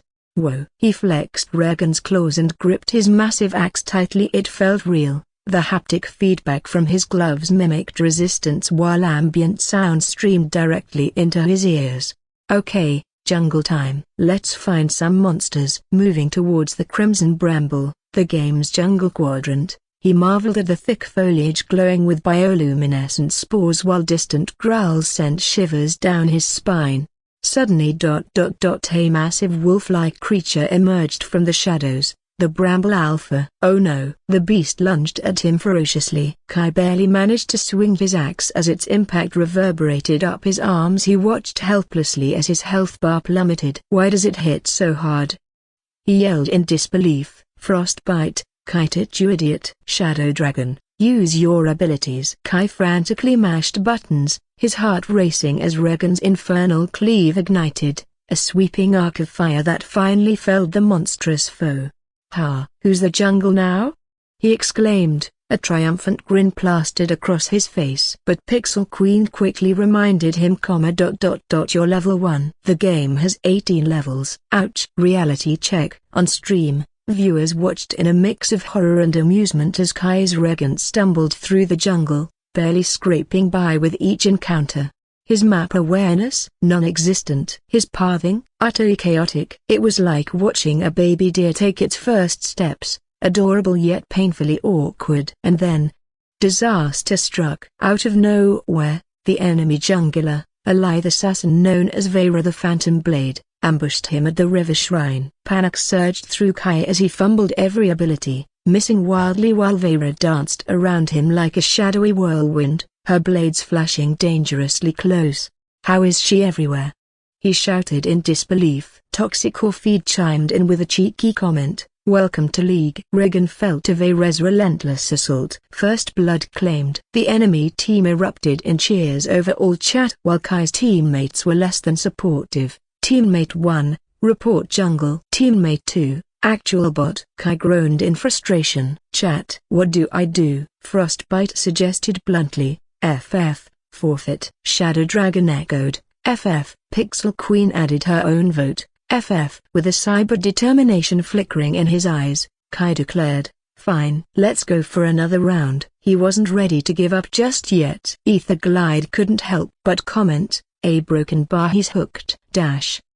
Kai Nova Strike Riker had seen better days. Humiliated, flamed, and outplayed more times than he could count. He had lost track of how many times he had been hacked and killed. He had been playing for hours now. The thrill of the game had dulled into a monotonous grind. His journey through League of Legends felt like a brutal descent into madness. Missed skill shots, accidental tower dives, and countless moments of him screaming in frustration, "Why can't I move?"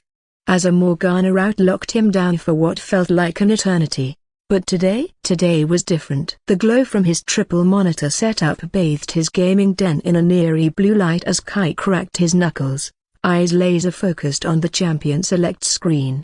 The chat was a whirlwind of messages flying by so fast that only his neural-linked overlay could keep up with the chaos. Frostbite, "Bro, if you pick Yasuo again I swear to God." Pixel Queen, "Just play Malphite. Press R and win." Toxic or Feed, laughs in 0-10 power spike. Ignoring the noise, Kai's cursor hovered over Garen, the might of Demacia himself. "No fancy mechanics today," he muttered with determination. "No dashes, no skill shots, just me, my big-ass sword, and the sweet sound of justice." He locked in. The chat erupted like a volcano. Ether Glide, "Oh my god, he is learning." Shadow Dragon, "Go?"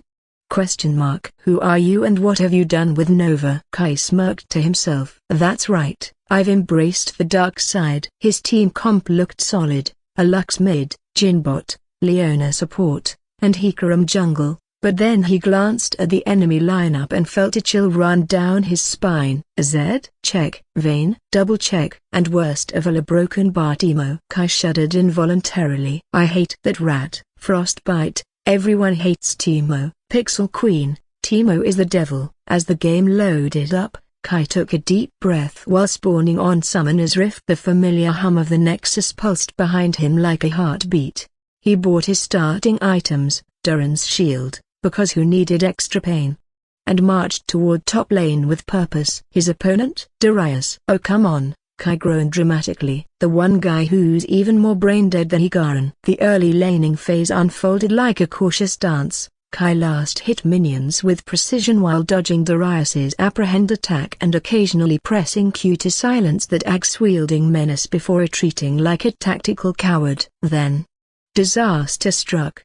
Hecarim ganked. Yes, finally, a team. Kai whooped as Hecarim charged in, sending Darius flying through the air. Kai spun like a Beyblade, EA Judgment, baby, and together they shredded Darius's health bar. But then, flash. Darius vanished, escaping with a sliver of health. Kai screamed, "No!" Frostbite, lol. Pixel Queen, classic. But wait, what was that? A golden snare wrapped around Darius. Lux had unleashed her ultimate from mid lane. "Lux, you beautiful sunshine child." Kai roared as the final spark obliterated Darius. First blood. And for once a broken bar. It wasn't Kai's death. By the 15-minute mark, Kai was sitting pretty at 3/0/2, a monstrous Garen stomping around with a Stridbreaker and the confidence of someone who finally learned how to press W at just the right moment. Then came the play. The enemy Zed had been terrorizing his team, assassinating poor Lux every time she stepped out of base. But this time, Kai was ready. Zed shadow dashed onto Lux and unleashed his deadly combo. She was dead. Until Kai's Garen sprinted in like a freight train, a decisive strike, silencing Zed mid-ult. "Spin to win, baby." Kai cackled as he pressed E, transforming into the Damasan blender that shredded Zed's health bar to pieces. Zed flashed away in desperation. Kai flashed after him with righteous fury. Justice, our Damasan justice. The giant sword came crashing down a broken bar. Zed exploded. Teammate 1, holy shit Garen. Teammate 2, wait, Nova Strike is actually good now? Kai's chat erupted into chaos. Frostbite, did he just outplay a Zed? Pixel Queen, what timeline is this? By 30 minutes in, Kai had transformed into an unkillable monster, decked out with Dead Man's Plate, Force of Nature, and Styrax Gauge. He was basically a walking brick wall wielding a sword. The enemy team desperately tried to stop him. Vayne tumbled and shot, only for Kai to press Q and silence her before spinning her into oblivion.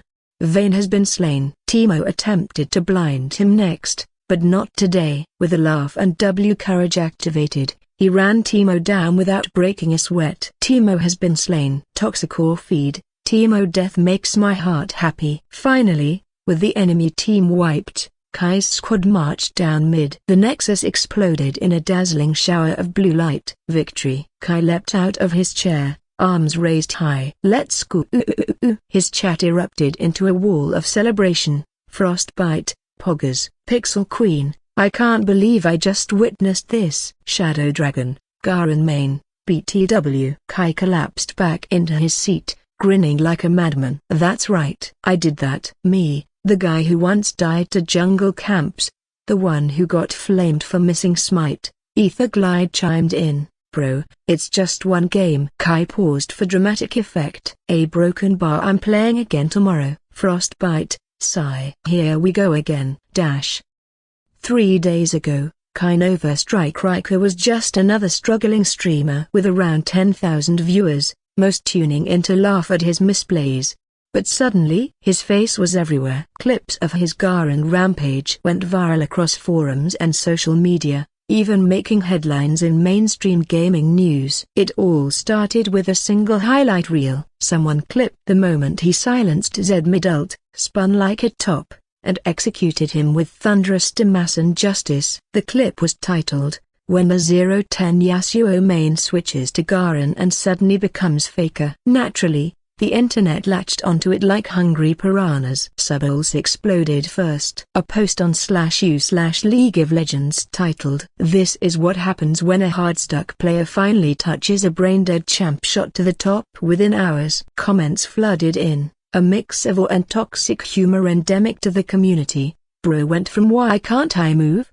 To justice demands retribution real quick. Garen Main's rise up. Our prophet has arrived. This is beautiful, like watching a baby bird leave the nest. Her broken bar only to start dunking on people. Static Pulse wasn't far behind either. Highlight channels spliced his gameplay with dramatic music and slow-motion effects featuring captions like, the redemption arc we didn't know we needed. One dedicated editor even created a montage titled Nova Strike's Journey from Iron to Broken Bar. Well, slightly less iron, juxtaposing his old Yasuo misplays with newfound Garen dominance. The video ended with text that read, sometimes, the outplay is admitting you suck and pressing Q-. As Kai's grid glitch chat transformed from a small gathering of regulars into an absolute war zone filled with new faces. Kai's grid glitch chat, once a cozy gathering of familiar faces, had transformed into an electrifying battlefield filled with newcomers. First-time viewer, is this the garden guy from Subholes? League fanatic, streamer diff. Random troll, fake. He paid Zed to throw. Caught off guard by the sudden influx of messages, Kai could only blink in disbelief. You are broken bar. Hey, chat. Yeah, it's me. The Garen guy, I guess. Frostbite, bro, you're famous. Pixel Queen, we're witnessing history. With virality came the inevitable debates. Nebula chirps threads erupted, dissecting whether Kai's newfound fame stemmed from skill, unlikely, luck, possible, or simply the fact that Garen was, as one user put it, a walking stat check with a sword taped to him. Garen takes negative skill. This proves nothing. Oh, so when Nova Strike does it, it's cool, but when I do it, I'm abusing Lolo. I mean a broken bar. He's not wrong. Garen is literally designed so your cat could play him. Even well-known streamer Project Shadow weighed in during his own broadcast. Look, I'm not saying Garen's broken a broken bar, but if a guy who used to die to minions can suddenly 1v9, maybe we need to have a talk. The league subbles devolved into a full-blown Garen debate, players passionately arguing over whether the champion was fair, overtuned, or just a product of Aurora's design laziness. Meanwhile, Kai kept playing and winning. Then came the stream that changed everything. Fully embracing his Demacian overlord persona, Kai queued up for ranked with newfound confidence as his viewer count skyrocketed into the hundreds of thousands, nearly reaching 1 million, all eager to see if his Garen streak was merely a fluke. Game after game, he dominated. He silenced assassins with ease, spun circles around ADCs like they were nothing, and dunked on anyone foolish enough to challenge him in the side lane. His builds were optimized, his macro gameplay surprisingly decent, and his W timing a thing of beauty. But it was Game 5 that truly showcased his prowess. The enemy team featured a smurfing Riven, a player named Blademaster69 whose win rate screamed I should not be in this elo. From minute 1, Riven attempted to style on Kai with wave manipulation and flashy combos. And what did Kai do? He pressed Q. Then E. Then R. Riven has been slain. Riven has been slain. And just like that, chaos erupted in the chat. Frostbite, bro just gapped a Riven main. Pixel Queen, skill issue? Toxic feed. Riven players in shambles. In the midst of this digital frenzy, the Riven player, clearly tilted, couldn't help but type, Blademaster69, wow, Garen so skilled. But Kai? For once, he had the perfect response. Nova Strike, smile. The clip of this epic moment spread like wildfire, faster than any meme before it. Crit glitch chat reactions, he's him. Subbles title. Local Garen enjoy destroys Smurf's mental in 3 buttons. Nebula chirps hot take. This is why top lane is a failed role. By the end of his stream, Kai's viewer count had tripled. The next few days felt like a whirlwind. He received an invitation from a league podcast to discuss his so-called transformation from Inter to Terra, but he politely declined. Who wants to sound like a fool on air? Even Aurora Games chimed in on his clip with a caption that read, when the villain arc becomes the hero arc. Merch companies began sliding into his DMs, eager to know if he wanted to sell Justice-themed mousepads. Old rivals from his Yasuo main days popped up in chat, some there to mock him, others begrudgingly admitting he'd improved. Yasuo or AFK, okay, but can you do it on a real champ? Nova Strike no, filled the air. The sidewalks were packed with people, their faces illuminated by the soft glow of city's neon lights. And there, amidst the sea of bustling bodies, walked Darian Moon. Darian wasn't exactly a standout guy. He was of average height, with messy dark hair and that slightly disheveled look of someone who had spent too many late nights glued to a screen. His faded black jacket, adorned with a peeling patch, flapped lightly in the wind as he trudged forward, hands stuffed deep in his pockets. His gaze flicked up to a flickering sign above an unremarkable building, Netherrealm Internet Cafe, cheaper rates in the district. Darian snorted at the name. Netherrealm? How dramatic can you get? But it was the closest spot with decent gaming rigs, especially since his home setup had finally given up the ghost after one too many rage-induced fist slams.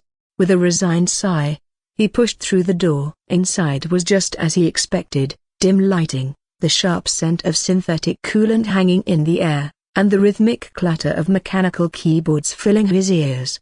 Rows of high-end gaming pods lined the walls, most occupied by players hunched over their screens, faces illuminated by the glow of League of Legends. A bored-looking attendant with neon green hair glanced up from behind the counter. Hourly or full day? 2 hours, Darian muttered as he swiped his wristcom over the payment scanner. Pod 17. Don't spill anything on the gear or you're paying for it. Darian rolled his eyes and made his way to his assigned station, weaving past a group of guys loudly arguing about that ridiculous Warwick buff in the latest patch.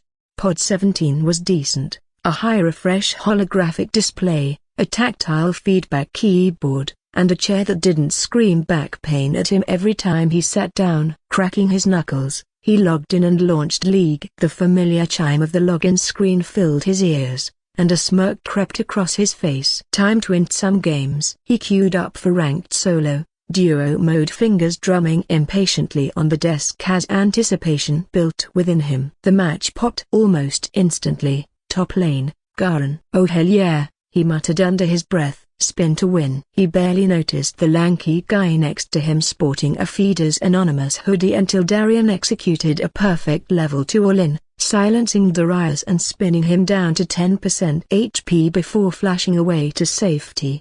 The guy next to him stopped playing entirely. "Yo," the hoodie guy exclaimed, blinking in disbelief. "That was clean as hell." Darian shrugged nonchalantly. "Darius players deserve it." Instead of returning to his game, the hoodie guy leaned closer, captivated by Darian's skillful manipulation of the wave. He froze it near his tower and then swiftly hunted down the Darius player as soon as he made a mistake. "Bro, you're styling on this guy."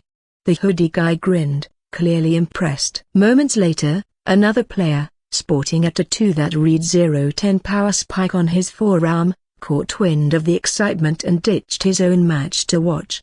"Wait, is this dude actually good?" the tattoo guy asked, eyebrows raised in curiosity. "No," the hoodie Huey chuckled. "He's just playing Garen.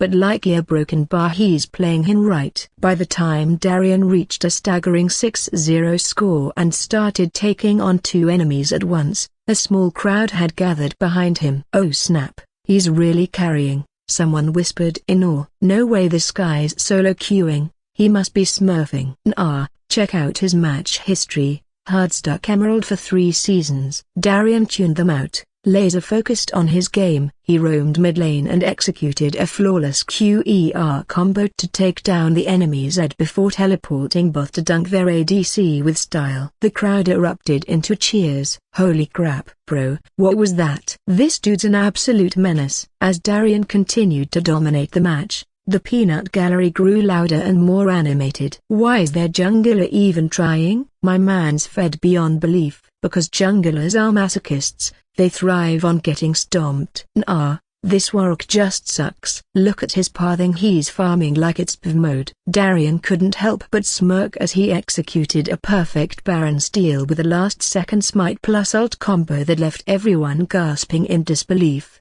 "Oh my god, he's him!" yelled the hoodie guy enthusiastically. "Nah," the tattoo guy countered skeptically. "He's not him.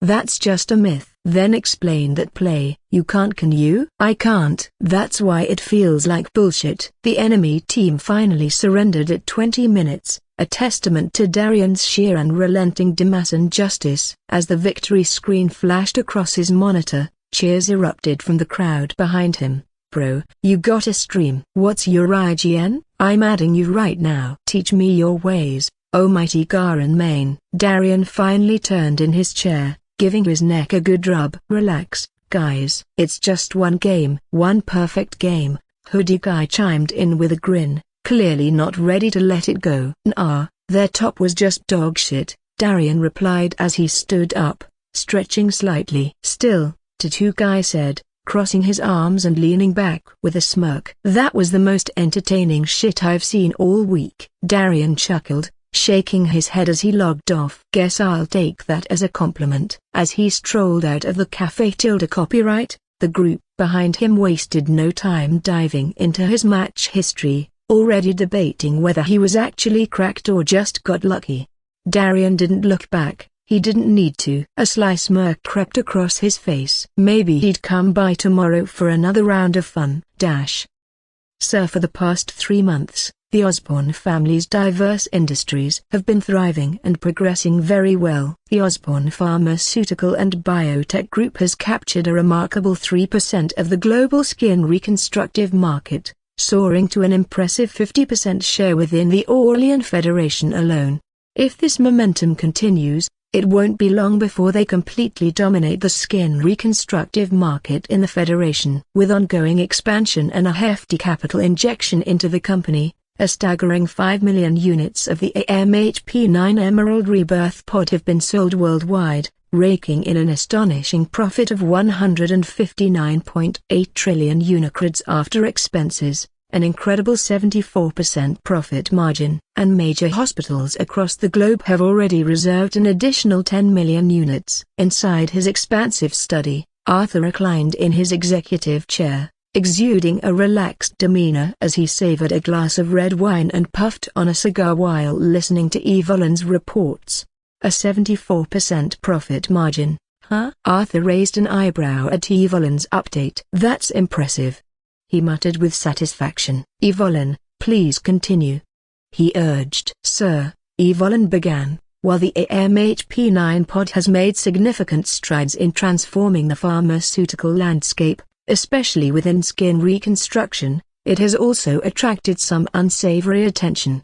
There are those attempting to fabricate false evidence against our product and others who are trying to reverse engineer our technology. But rest assured, I've taken care of everything. The flickering visage of Evelyn displayed countless data points as it reported. Arthur's eyes narrowed with disdain at this news. If competitors managed to crack their cutting-edge technology, it would raise serious questions about product quality. After all, their technology was 5 to 10 years ahead of Pantera. What about those top players? Have they made any moves since our last incident? Arthur pondered aloud. No sir, Evelyn replied. They've gone silent and halted all experiments related to the pod. Arthur furrowed his brows thoughtfully. It seems these giants have conceded defeat in the skin reconstructive sector, he murmured under his breath.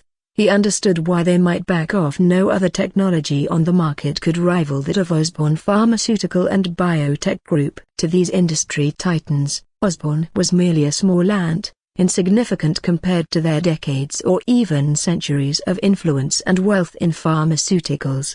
Each competitor held hundreds of trillions in assets and could sway global markets with just a thought. While Arthur celebrated their success with the MHP9 Emerald Rebirth pods, a game-changer poised for monopolization, he remained grounded enough not to underestimate these formidable opponents' arrogance could lead to swift downfall.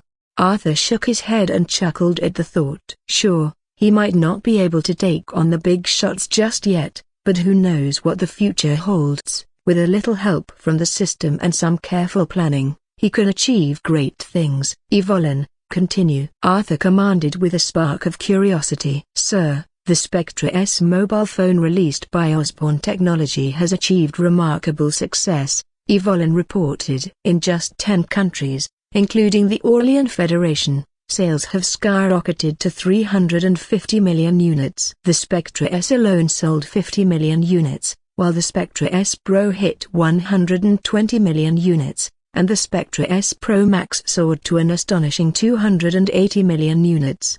This has netted a profit of 1.4 trillion unicreds with an impressive profit margin of 88.7%. Wow! Arthur's eyes widened in surprise and disbelief. He hadn't anticipated such staggering profits from just 10 countries. And sales were still climbing rapidly. If they included global figures, the numbers would be mind-blowing. After all, this $1.4 trillion was merely from 3 months' worth of sales in those 10 markets. Damn! Having advanced technology is like printing money, Arthur exclaimed as he took a deep breath and sipped his drink, a small smile spreading across his face. Evelyn, what about global sales data?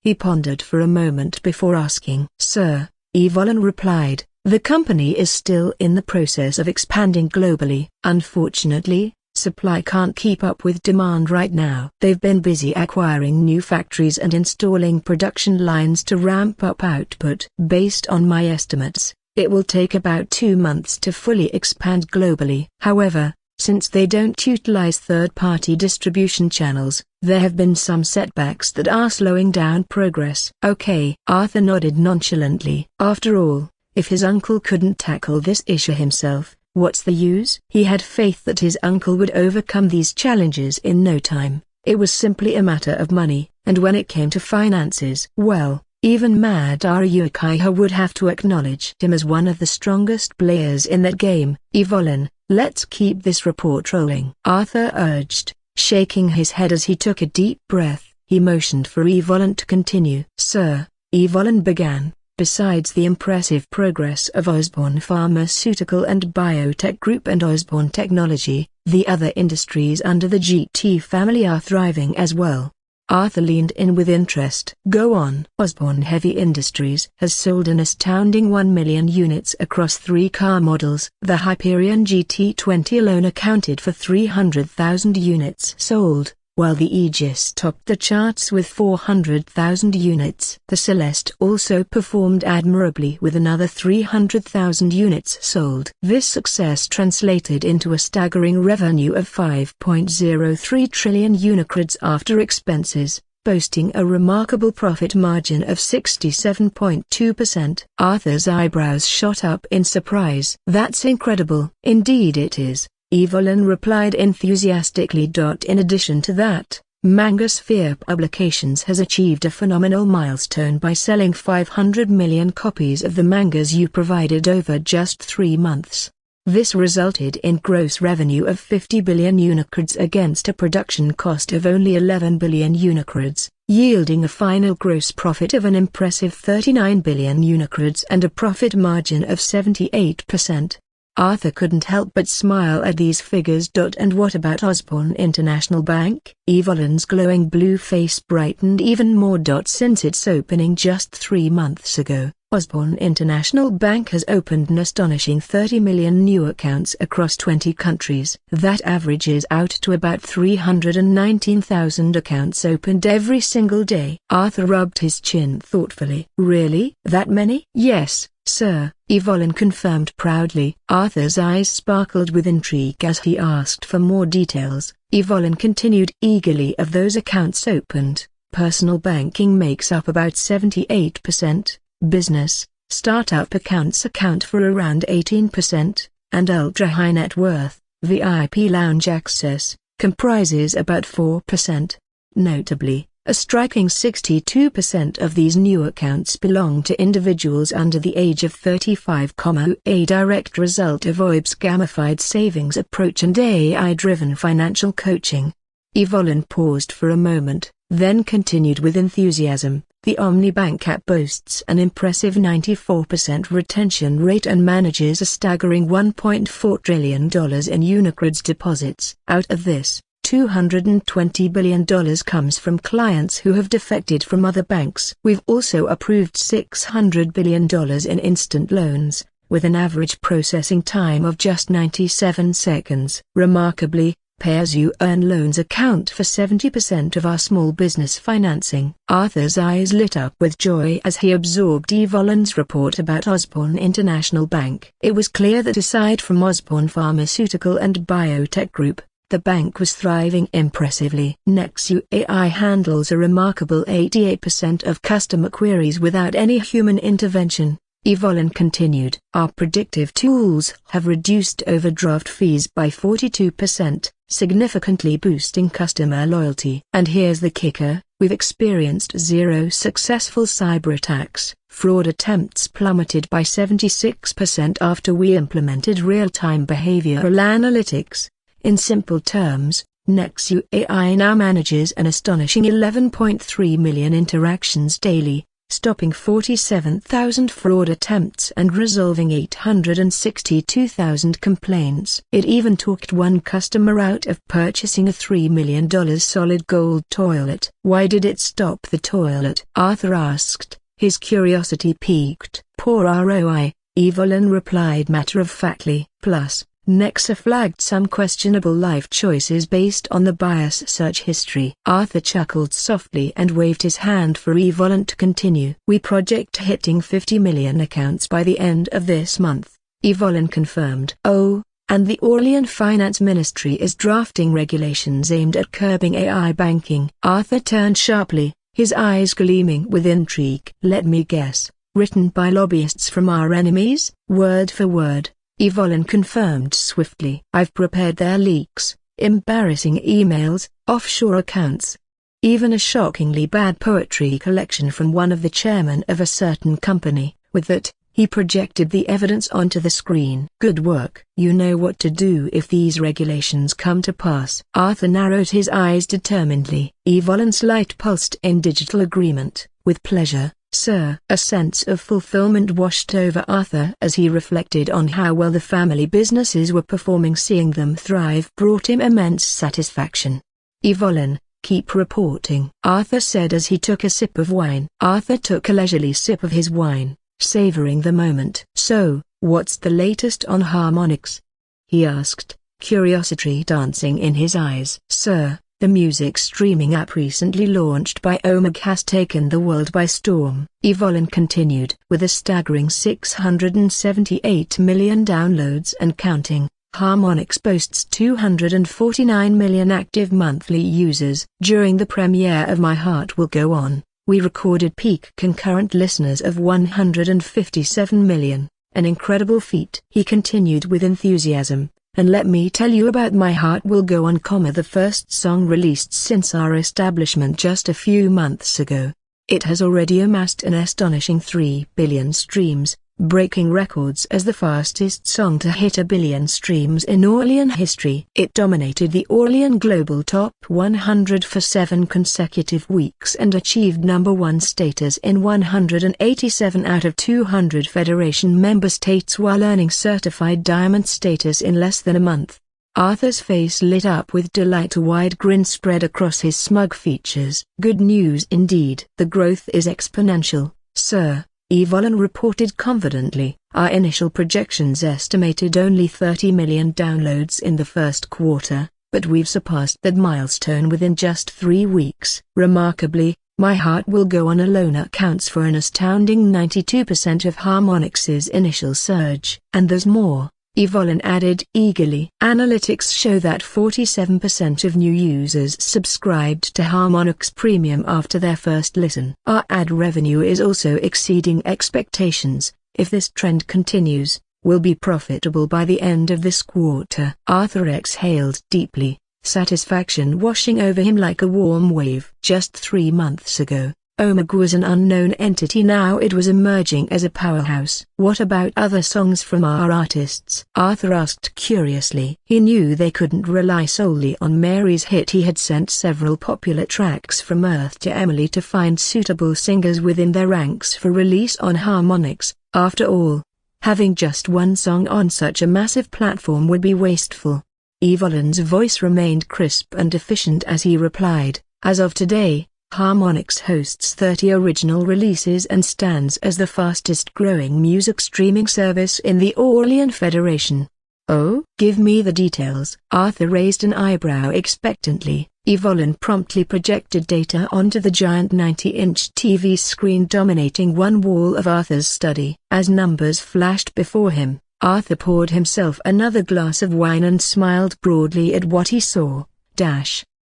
1. Bohemian Rhapsody, performed by Lucien Veen. Streams, 890 million. Charts, #2 on Orlean Global Top 100, holding strong for 3 weeks. Impact, viral dance challenge trending in over 150 member states. 2.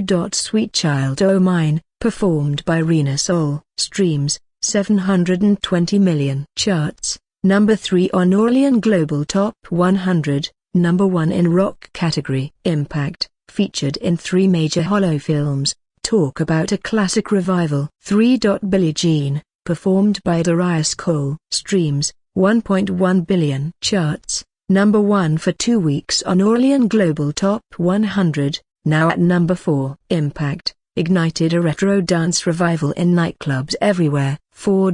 Rolling in the Deep, performed by Sarah Vex. Streams, 950 million. Charts, #5 on Orlean Global Top 100, reigning at #1 in Seoul. Impact, covered live by 3 celebrity singers. What a showstopper. 5. Smells Like Teen Spirit, performed by the Void Riders. Streams, 680 million. Charts, #7 on Orlean Global Top 100, dominating alternative charts. Impact, adopted as an anthem for youth protests across 3 systems. 6. Shape of You, performed by Jace Mirage. Streams, 1.4 billion. Charts, currently #1 on Orlean Global Top 100, dethroning My Heart Will Go On. Impact, most tune-warped song of the last 2 decades. Everyone's got it on repeat. 7. Uptown Funk, performed by Neon Kings. Streams, 1.05 billion. Charts,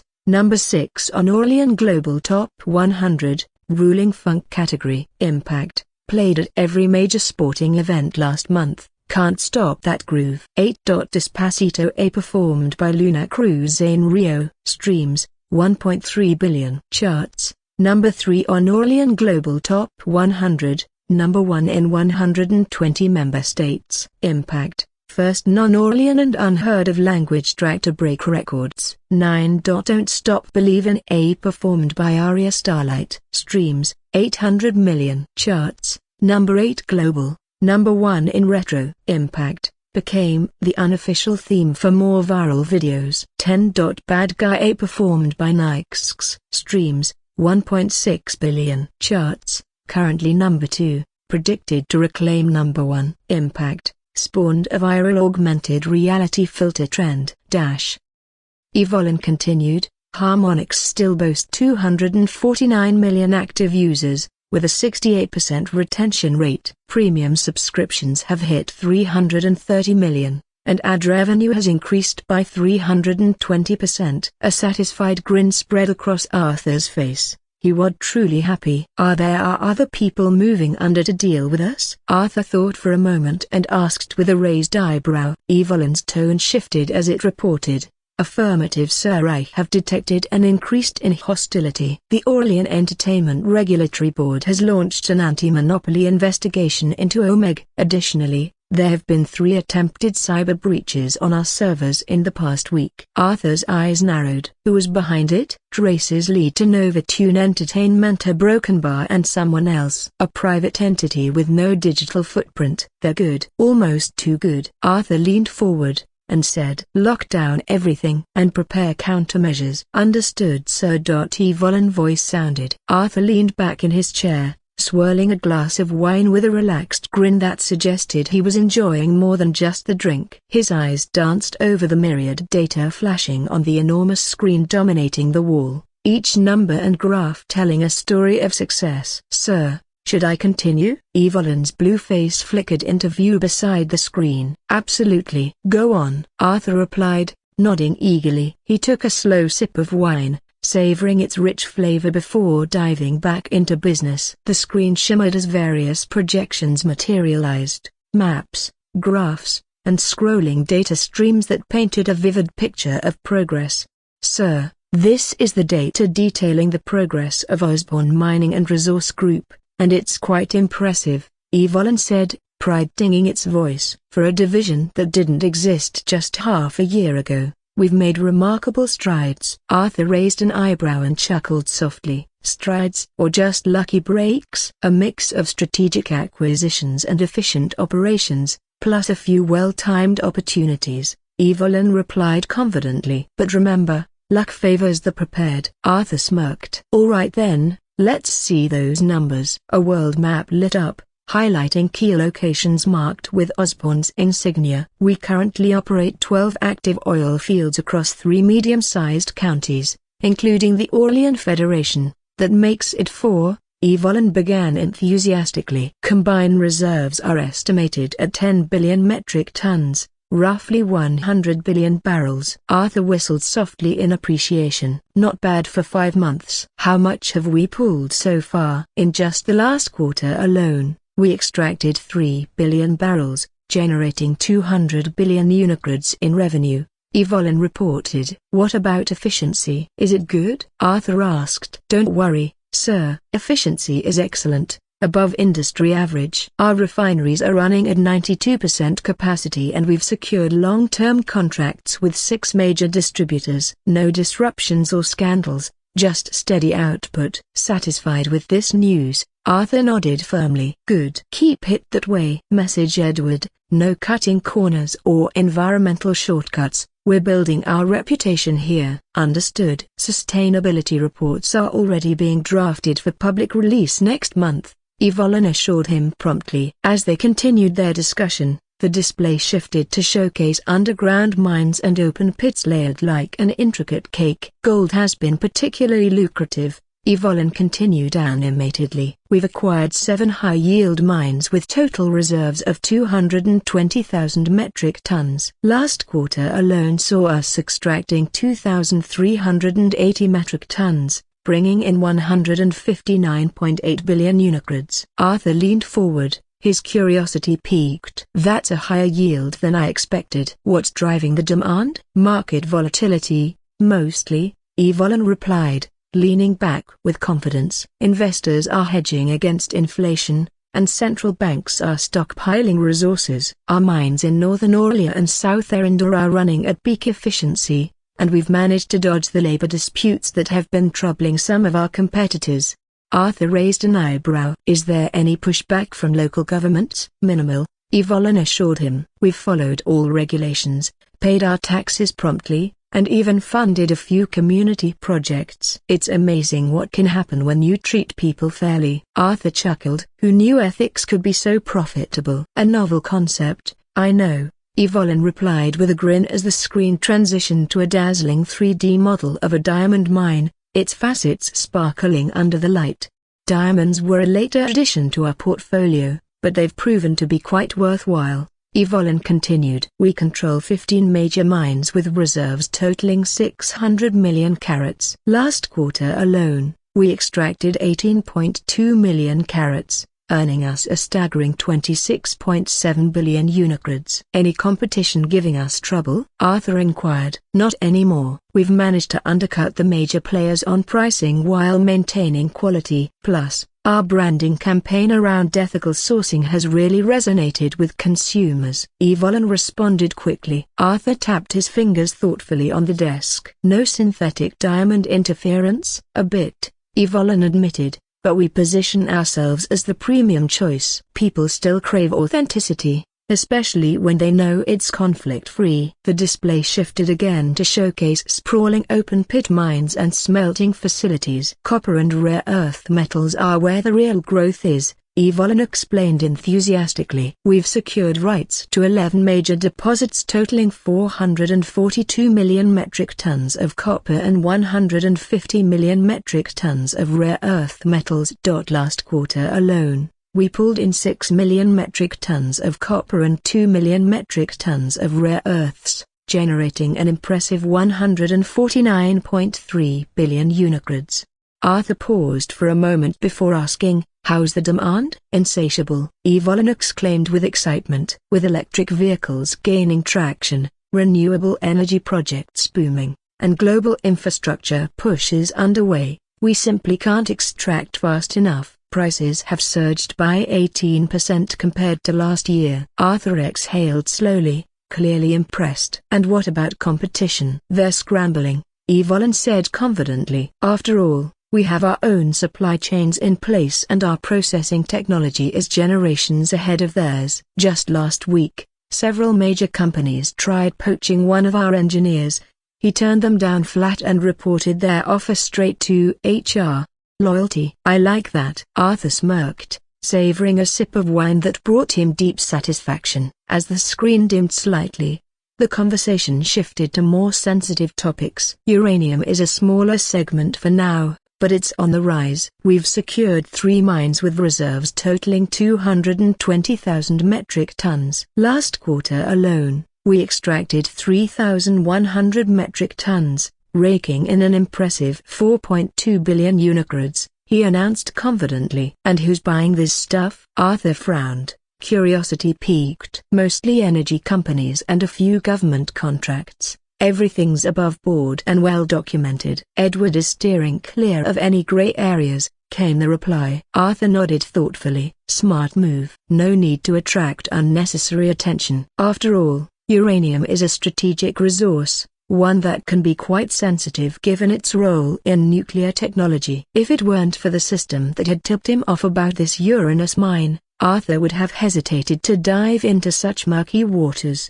The screen then condensed into a sleek report. In total, Osborne Mining and Resource Group has generated a staggering 540 billion unicrods in revenue over the last quarter, Evelyn announced proudly. Operating costs were kept at just 22%, leaving us with a net profit of 421.2 billion unicrods. Not bad for a division only 5 months old. Arthur set down his coffee with a satisfied smile creeping across his face. Nope, not bad at all. And this is just the beginning, Evelyn added. With new sites under development and promising partnerships in negotiation, next quarter's projections are looking even stronger. Leaning back in his chair, Arthur felt a wave of contentment wash over him as he contemplated their bright future ahead. The massive screen flickered, revealing the colossal blue visage of Evelyn, composed of billions of data points. "Sir, here's the latest on the Osborne Restaurant Group,"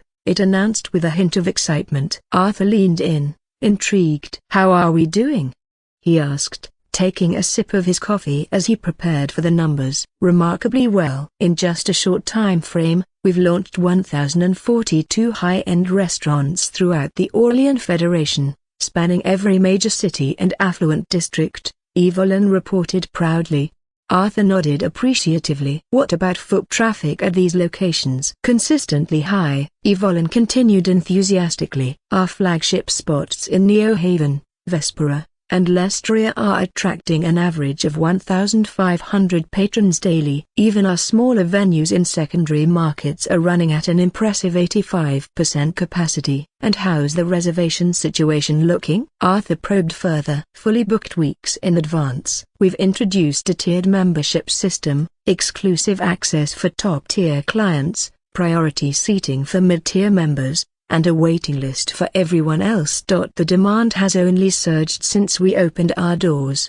Arthur smirked knowingly. "People do love exclusivity." Evelyn then expanded the display to showcase a stunning 3D model of one of their signature restaurants, a sleek space adorned with floor-to-ceiling windows that bathed the interior in natural light.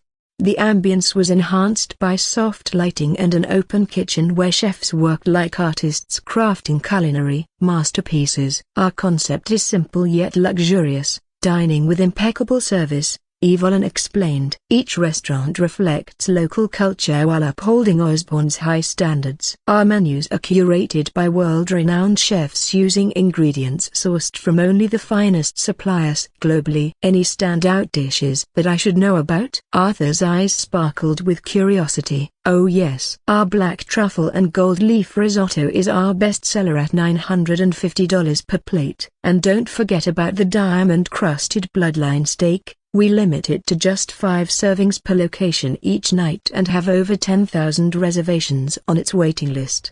Arthur raised an eyebrow in surprise. "Diamond crusted?" "Really?" "Absolutely. We use edible diamond dust, not so much for flavor but more as a status symbol," Evelyn explained with a knowing smile. "Social media influencers are even paying triple just to film themselves enjoying it." "Of course they are," Arthur chuckled while shaking his head incredulously. The screen then shifted to reveal a detailed financial breakdown. "In our first 3 months alone, Osborne Restaurant Group has generated $2.8 billion in revenue," Evelyn reported confidently. "And our profit margin sits at an impressive 42%, which is exceptional for this industry." "Break it down for me," Arthur said, a playful smirk tugging at the corners of his lips. "Absolutely, sir," Evelyn replied, as the screen flickered to life with impressive figures. "Dining sales, $2.1 billion, a whopping 75% of total revenue. Membership fees, $450 million, for those exclusive access tiers. Private events, $250 million, think weddings, corporate gatherings, and celebrity bookings." Arthur leaned in closer, curiosity piqued. "What about the costs?" "Not much at all," Evelyn explained confidently. "Thanks to our own supply chain, expenses are kept low. Labor is our biggest cost, but our robust training programs ensure efficiency. Plus, our strong branding allows us to command premium pricing." Arthur studied the numbers intently. "Are there any unexpected hurdles we should be aware of?" "Just a few minor bumps," Evelyn admitted. "We faced some supply delays during our first month as Osborne's supply chain got off the ground. Coordination was a bit rocky at first, but everything smoothed out quickly. There was also a brief controversy when a food critic accused us of overpriced minimalism." Intrigued, Arthur raised an eyebrow and asked, "How did you handle that?" "They invited him to a private tasting with Chef Laron," Evelyn replied with a grin. "He left raving about us and even secured lifetime reservation priority." Arthur chuckled softly. "That's classic." Evelyn then zoomed out on the screen to reveal an ambitious map dotted with proposed new locations. "We're already in phase 2. The company is targeting 500 additional openings over the next 6 months, including exciting international expansions into high-demand markets like Eurasia, Valkenburg, and Nazrani."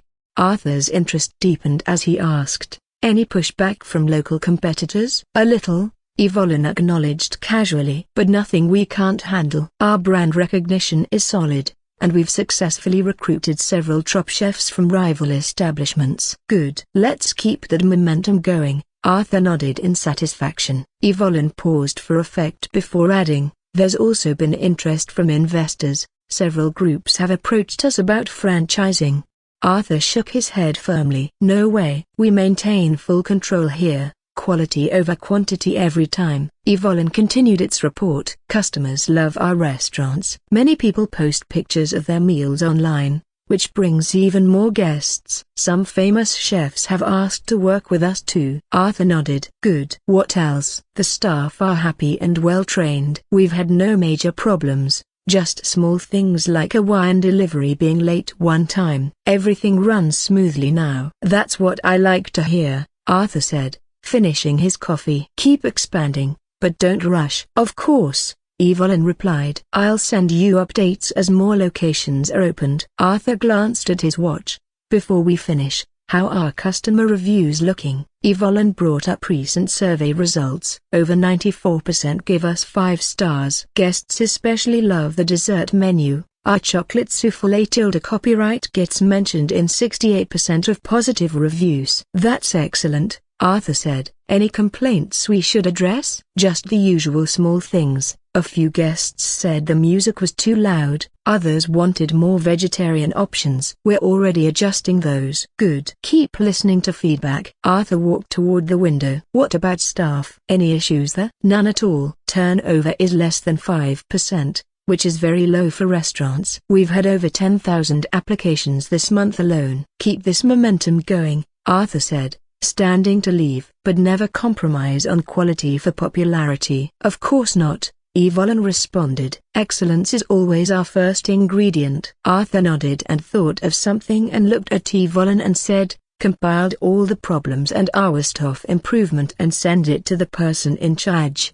"Understood, sir," Evelyn replied. For the next few minutes, Evelyn kept reporting on the remarkable progress of the various industries under the Osborne family. Arthur listened intently, a deep focus etched on his face, occasionally flashing a satisfied smile as he absorbed the news. It was clear that the advancements made by these once unknown enterprises had exceeded his expectations. Just a few months ago, these fledgling industries were barely on anyone's radar. Now they were standing out prominently in their respective fields. However, not every product from these industries has hit the market yet. Patience is key, after all. With cutting-edge technologies and resources acquired from the system mall, the family's ventures are well equipped to thrive for months to come.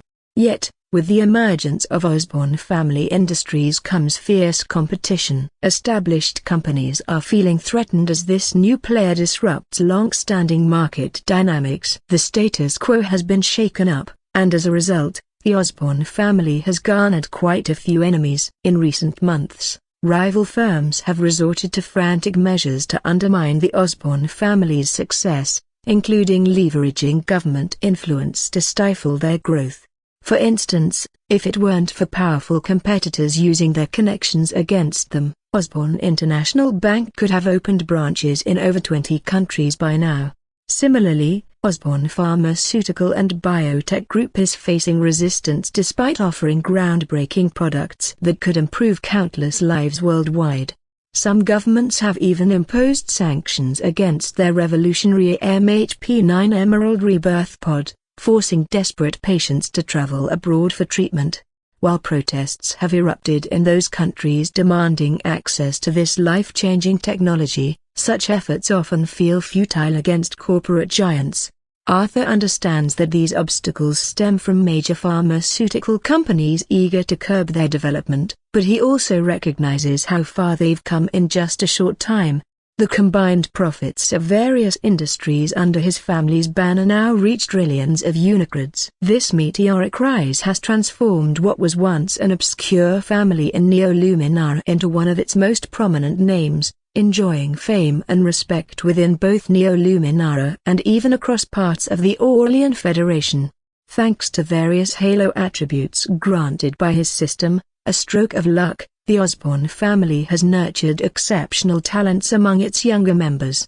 10 ambitious family members have already launched their own businesses with startup capital from Osborn Holdings. While these ventures may not be massive yet, they primarily thrive within the internet industry. They're certainly promising. The fortunes favor Halo has provided an impressive 40% boost in profits across all family-owned businesses. This explains why Evolin's reports reveal staggering figures. Osborn Pharmaceutical alone raked in 159.8 trillion unicorns within just months. Moreover, with fortunes embrace Halo enhancing luck for the family members while simultaneously backfiring malicious intentions aimed at them. Arthur can't help but chuckle at some bizarre incidents involving would-be attackers meeting strange fates. According to Evolin and some shocking videos Evolin showed him, one clip featured a guy who accidentally shot himself while attempting to target his second aunt, Emily. Don't even ask how that happened. Arthur was just as bewildered and had no clue what went down. Another unfortunate soul choked on his own saliva and met an untimely end. It's hard to believe, but there was something both ugly and darkly humorous about these incidents that made Arthur's lips twitch whenever he recalled them. As Evelyn dug deeper into their identities, it became clear that they were sent by Christopher, a relentless thorn in the Osborn family's side.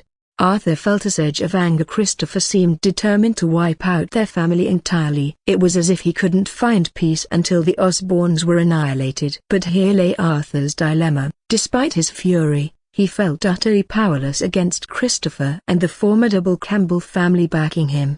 The power of the Campbell family is nothing short of formidable, and Arthur knows he can't afford to cross them. Just imagine the consequences if anything were to happen to Christopher. If even a hint of a connection between the Osborn and Kristoff surfaced, it could spell disaster for Arthur. He shudders at the thought. To handle Christopher, he requires meticulous planning. Foolproof strategies are essential. It's precisely why Christopher remains alive. Otherwise, with his tendency of not wanting to bottle up anger and endure suffering, Arthur would have already sent him packing to the underworld otherwise.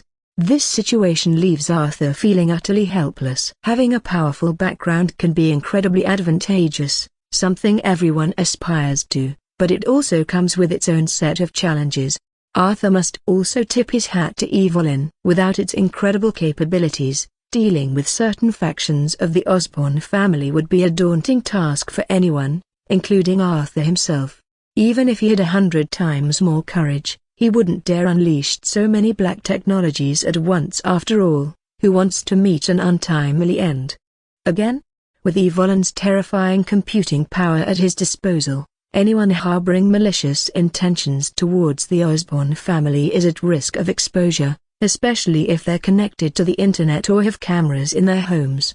Evelyn has effectively unearthed dark secrets about many recent adversaries of the Osborns, revealing enough incriminating evidence to put them behind bars for years. Even those with extensive connections would find themselves vulnerable. So why doesn't Arthur simply expose this evidence and get them arrested? Well, he has his own plans brewing.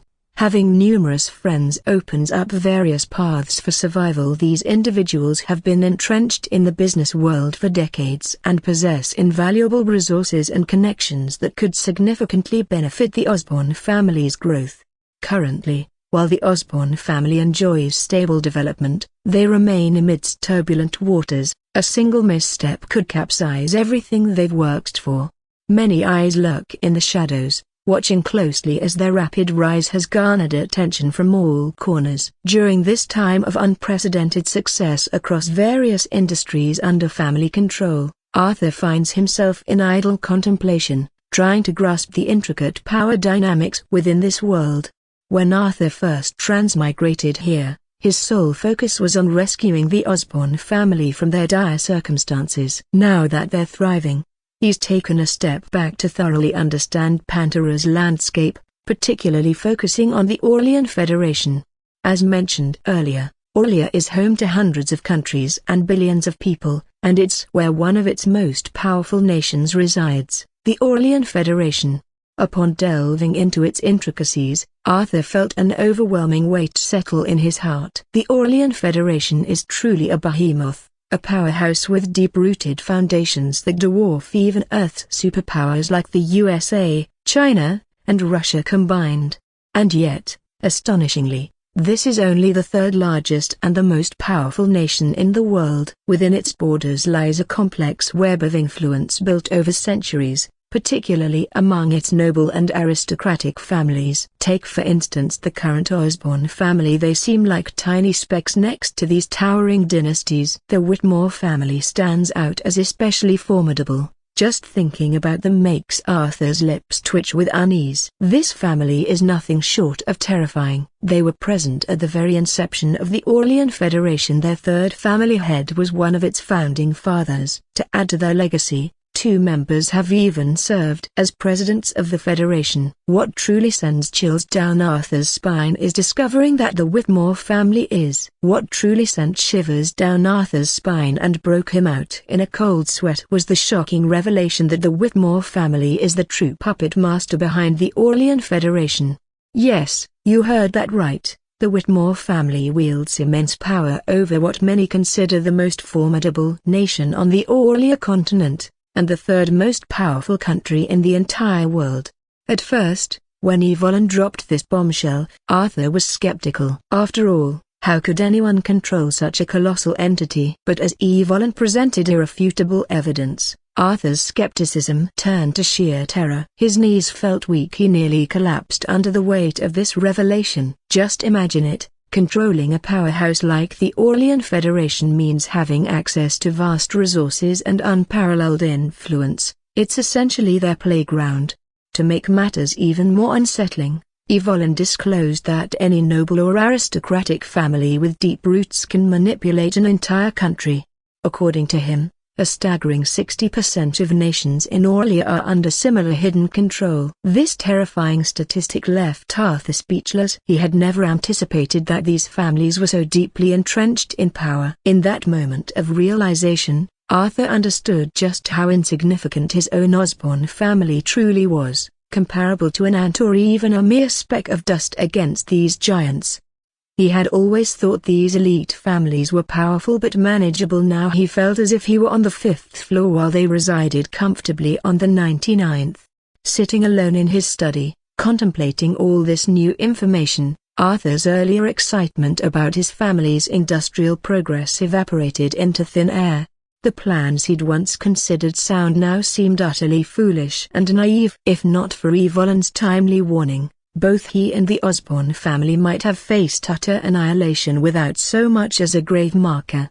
Damn, these guys are simply insane, Arthur muttered bitterly, fear flickering in his eyes. The strength of families like the Whitmores made him acutely aware of how vulnerable he truly was. He couldn't shake off the anxiety that one day they might come knocking at his door, and what would he do then? I hope that time never comes, he whispered anxiously. The threat level facing the Osborne family had escalated significantly. Their recent tries could easily catch these powerful families' attention. Unlike large corporations that could be dealt with through mere negotiations or public relations strategies, these aristocratic families were formidable forces to be reckoned with. As thoughts of his mission from Evelyn swirled in his mind, Arthur shook his head and let out a self-deprecating chuckle. No, this can't go on. I need to think fast. Staying here is detrimental for me and my family. Arthur had been mulling over a pressing thought, the need for the Osborne family to find a new place to settle down. Recent family developments had pushed this idea to the back of his mind, but now it was time to bring it front and center. Living under the watchful eyes of powerful figures made him uneasy. What if they saw him as an obstacle and decided to eliminate both him and the entire Osborne family? For them, it would be a piece of cake. Thankfully, He currently had no conflicts with these big players, only Christopher from the Campbell family, who, despite being ranked 5th among families, still wielded significant power that the Osbornes couldn't contend with.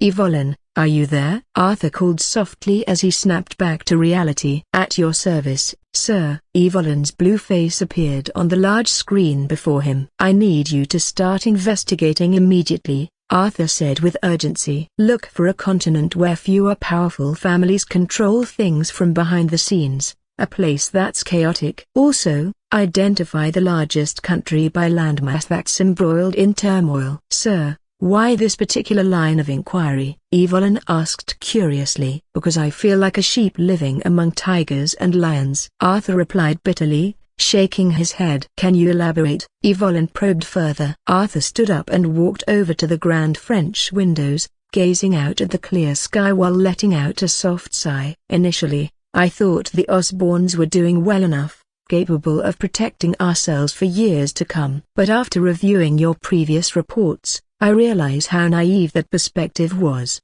He chuckled self-mockingly. Solemnity flickered in his eyes. "So you're worried about potential trouble from these big families?" Evelyn's voice echoed through the room. "Yes," Arthur admitted with a nod. "But you haven't offended them in any way." Evelyn pressed on. "Evelyn," Arthur replied patiently, "you don't understand human nature. Even without direct conflict, my presence could attract unwanted attention given how quickly our family is developing. It won't be long before we cross paths with someone whose arrogance rivals even Christopher's or even more than his, and then what will I do?" "So your plan is to find a suitable place for the Osborne family away from these powerful influences?" Evelyn summarized. "Exactly," Arthur confirmed. "That's why I want you to focus on continents steeped in chaos, ideally where countries are frequently at war. Find me one that's particularly torn apart." "You mean you want to fish in troubled waters?" Evelyn clarified. "You got it." Arthur nodded firmly. "Don't worry, I'll complete this task and get back to you soon," Evelyn assured him before vanishing from the screen. Arthur sank back into his seat, enveloped in a heavy silence. As he closed his eyes, a sigh of relief escaped his lips, accompanied by a bittersweet smile that tugged at the corners of his mouth. The weight of the moment pressed down on him. The Osborne family was facing challenges that felt insurmountable. This situation was anything but favorable. It was downright detrimental. Arthur has been granted a second chance in this world, a life he had always dreamed of, and he wasn't about to let it slip away. Sure, he had access to an incredible system filled with godly tools designed to accelerate the growth of the Osborne family. But deep down, he knew that these things took time, and time was something he couldn't afford to waste. He wasn't naive enough to believe that just because he possessed this system, everything would fall into place effortlessly. After all, what if he were to perish? The system would simply find another host without hesitation. It became clear to Arthur, abandoning his current plans with the Orlean Federation was essential. He needed to seek out a new foundation for the family's development before any further discussions could take place. With determination blazing in his eyes, Arthur snapped open them wide as clarity washed over him. "Looks like I need to convene another clan meeting." His thoughts raced with possibilities and strategies. As the evening sun dipped below the horizon, it painted long golden streaks across the luxurious marble floors of Arthur's sprawling bedroom.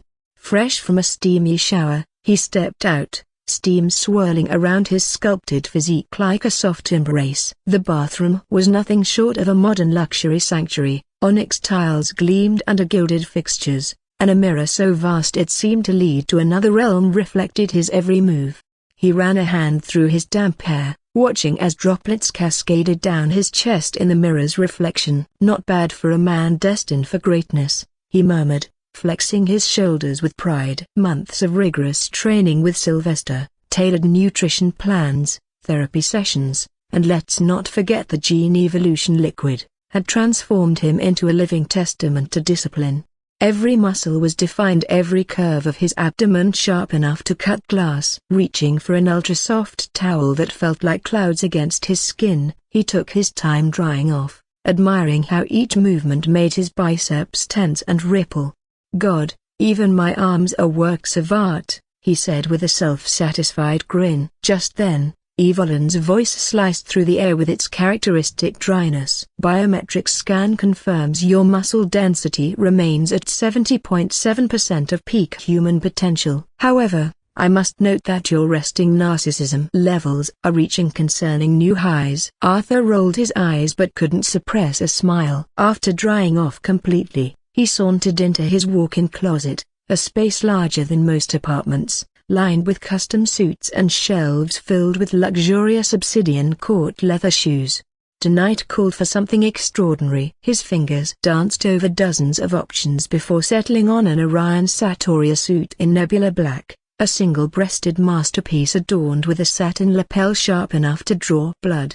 The fabric whispered against him as he slipped it on. The jacket hugged his shoulders like it was tailor-made just for him, which it was. This is why they invented mirrors, he mused aloud while admiring how perfectly the trousers tapered over his thighs. Underneath lay a palladium weave dress shirt in fresh cream, its mother-of-pearl buttons glinting playfully in the light. He selected an eclipsed platinum cufflink set engraved with intricate designs and fastened them carefully while catching another glimpse of himself. The sharp jawline and piercing blue eyes were hard to ignore.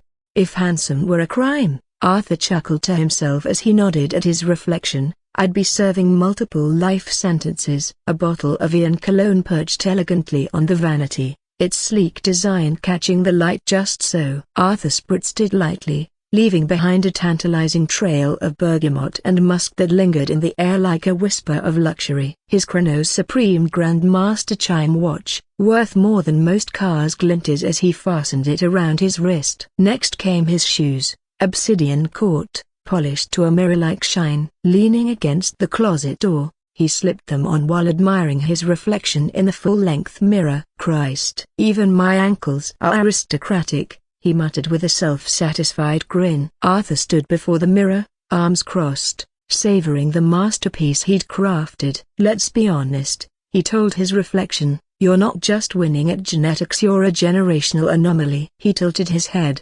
observing how his cheekbones cast dramatic shadows across his face. That jawline could solve world peace. Just point it at the Pantera World Council and watch them surrender. Gods, it's unfair, he mused aloud. How is anyone else supposed to compete with this? Just as he was lost in admiration, the door burst open with a bang. Ugh, not again. Arthur didn't flinch. He recognized that voice all too well. Liz stood in the doorway, arms crossed and her small nose scrunched up in mock disgust. She wore an oversized Orlean University hoodie, one she'd borrowed from him last month, paired with black leggings and mismatched socks, one striped and one dotted. Her golden hair was thrown into a messy bun held together by what looked like a hastily grabbed hair clip. Are you seriously talking to yourself in the mirror again? She groaned dramatically as she flopped onto his bed like she owned it. Arthur sighed theatrically. Liz, if you're going to barge in here unannounced, at least knock first. Some of us are busy maintaining divine perfection. Liz rolled her eyes so hard that Arthur was surprised they didn't get stuck that way. Oh please. You spend more time preening than I do studying. And yet somehow, Arthur shot back while flexing his wrist nonchalantly, I still have better grades than you. Liz rolled onto her stomach and propped her chin on her hands with feigned curiosity. So, where are you off to all dressed up? Another super important business meeting or another date again? Arthur adjusted his cuffs casually while avoiding her knowing smirk. Maybe. Oh my stars. You are. Liz cackled gleefully as she pointed at him. You're going on another date? Who is this mystery person? This has been going on for months. Arthur leaned against the doorframe with a self-satisfied grin. It's a networking event, he declared, puffing out his chest like a proud peacock. With one person? Liz shot him a look that could curdle milk. Networking can be intimate with just one person, okay? Arthur retorted, his voice rising defensively. Liz rolled her eyes dramatically, fake gagging for effect. Gross. You're gross. Finally tearing himself away from the mirror, Arthur crossed his arms and raised an eyebrow at her. Says the girl who still sleeps with a robot plushie. Liz gasped in mock horror, clutching her chest as if he'd just delivered a fatal blow. Mr. Bleep Bloop is a classic. At least he doesn't spend hours staring at himself like some kind of mirror demon. Arthur chuckled, clearly amused. Mirror what? You know, you're so obsessed with your reflection that one day it might come alive and drag you into the mirror dimension. With a smirk, Arthur shot back, if my reflection was sentient, it would probably thank me for being such a perfect vessel. Liz groaned and flopped back onto her bed dramatically. I can't believe we're related. Neither can I, Arthur replied playfully as he ruffled her hair while walking past. You're clearly the defective one. Liz kicked at him half-heartedly in protest. Shut up, and don't mess up my hair. Too late, Arthur said with a grin as he dodged her foot effortlessly. Now, if you'll excuse me, I have a very important meeting to attend. A date? Liz called after him teasingly. Goodbye, Liz. He responded over his shoulder. Tell this date of yours I said hi. She shouted back. As the door clicked shut behind him, Arthur sighed and muttered to himself, Evelyn, remind me to lock my door next time. Evelyn's voice hummed through the speakers with dripping sarcasm. But then you'd miss these precious sibling moments. Arthur rolled his eyes good-naturedly. I'd survive. Stepping out of his room and down the stairs, Arthur made his way to the garage where an impressive lineup of luxurious cars awaited him like eager suitors at a ball. He approached the gleaming Hyperion GT20 adorned with the Osborne family crest on its hood, a true masterpiece of engineering. As he slid into the driver's seat, the car's doors opened automatically and welcomed him inside. It was like stepping into another world where technology met comfort seamlessly. The dashboard curved gracefully around him like an embrace of holographic displays ready for action. Welcome back, Mr. Osborne, the car's AI voice ranged out in the car that sent shivers down his spine. Shall we awaken the beast? Arthur couldn't help but smirk. Let's not keep the city waiting. With a swift motion, his thumb brushed the ignition pad on the steering wheel. Suddenly, a deep, resonant growl erupted from the Hyperion's engine, a sound so powerful it vibrated through the garage like a dragon stirring from slumber.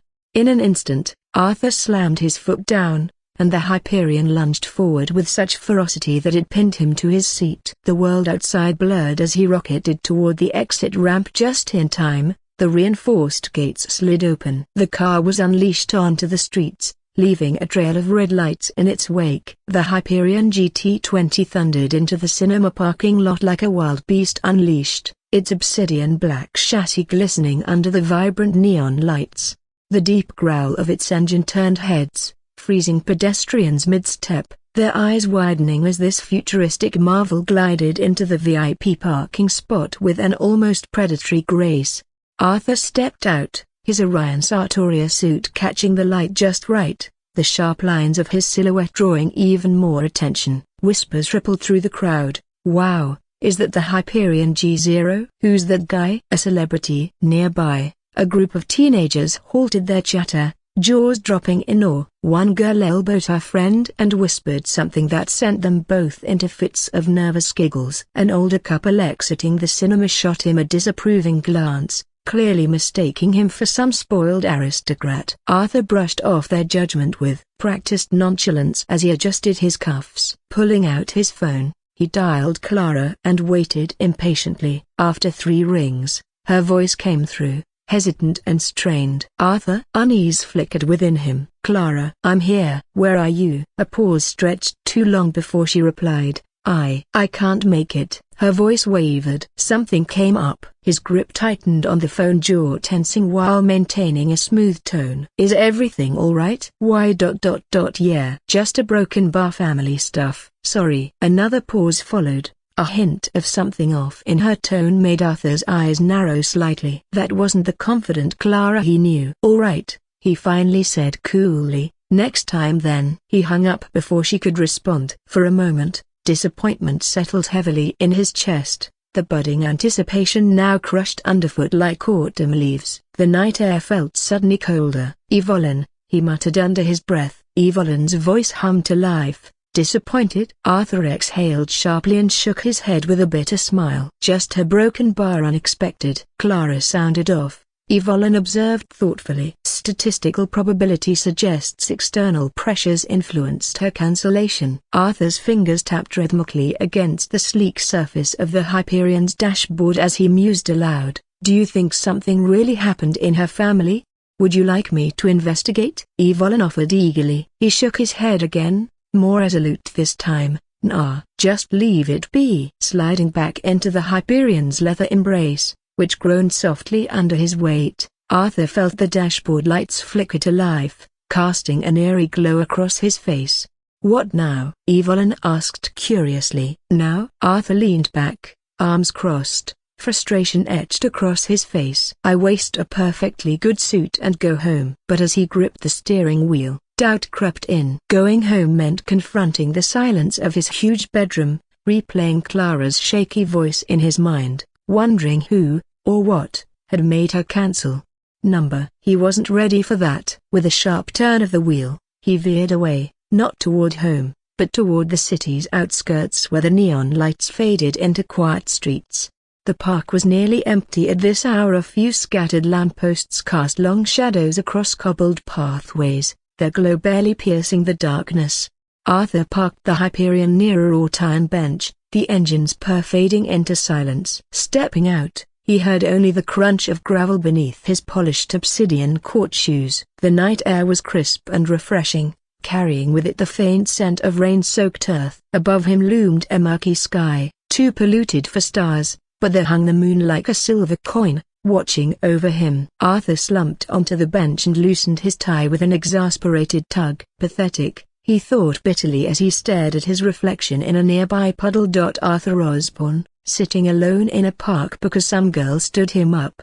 Evelyn's voice crackled through his earpiece. You're spiraling. I'm thinking, Arthur corrected dryly. Same thing with you, Evelyn shot back. Arthur snorted in response. Hilarious. He leaned back and stretched his legs. The fabric of his suit strained slightly under movement, a reminder of how this night had gone awry. A gentle breeze rustled through the trees nearby, carrying with it distant laughter from a couple walking along the park's edge. Arthur watched them idly, the way the man tucked a strand of hair behind the woman's ear and how she leaned into his touch. Ridiculous, he thought as he looked away. Just then, a familiar voice sliced through his thoughts. Mr. Osborne. Arthur raised an eyebrow and turned to see Ophelia Sinclair standing just a few feet away, tall and poised, her black hair cascading over one shoulder like an elegant waterfall.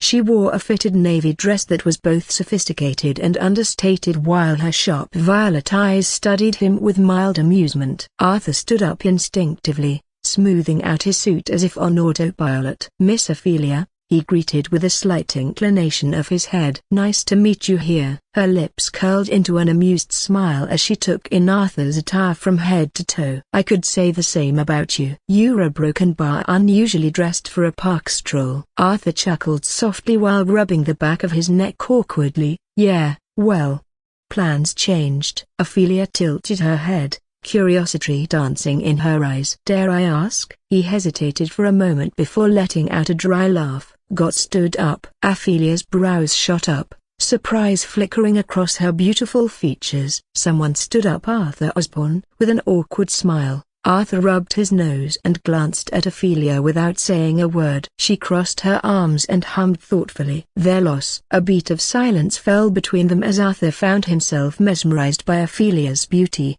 lost in thought. Then, on an impulse that surprised even him, he gestured toward the cinema glowing in the distance. The movie's still playing. May I have the honor of inviting Miss Ophelia to join me? That is, if you're free? He locked eyes with her, sincerity shining through. Ophelia blinked in surprise before a playful smirk crept across her lips. Why not? I'm quite bored myself and have nothing planned. Arthur's eyes lit up like fireworks as a wide grin spread across his face. He quickly opened the car door for her with an inviting gesture. As they settled into the plush interior of the Hyperion, Arthur couldn't help but steal glances at her radiant smile. Maybe this night wouldn't be such a waste after all. The cinema lobby buzzed with an electric energy, a dazzling kaleidoscope of neon signs and flashing marquees casting vibrant reflections on the polished marble floors.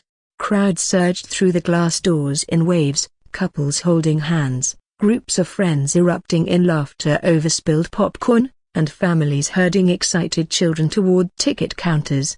Arthur held the door open for Ophelia, a gentlemanly smile lighting up his face as he gestured for her to enter first. Thank you, Ophelia replied lightly, returning his smile with a small nod. As they stepped into the bustling lobby, a towering display poster caught their attention. To the left, Titanic, emblazoned in gilded letters.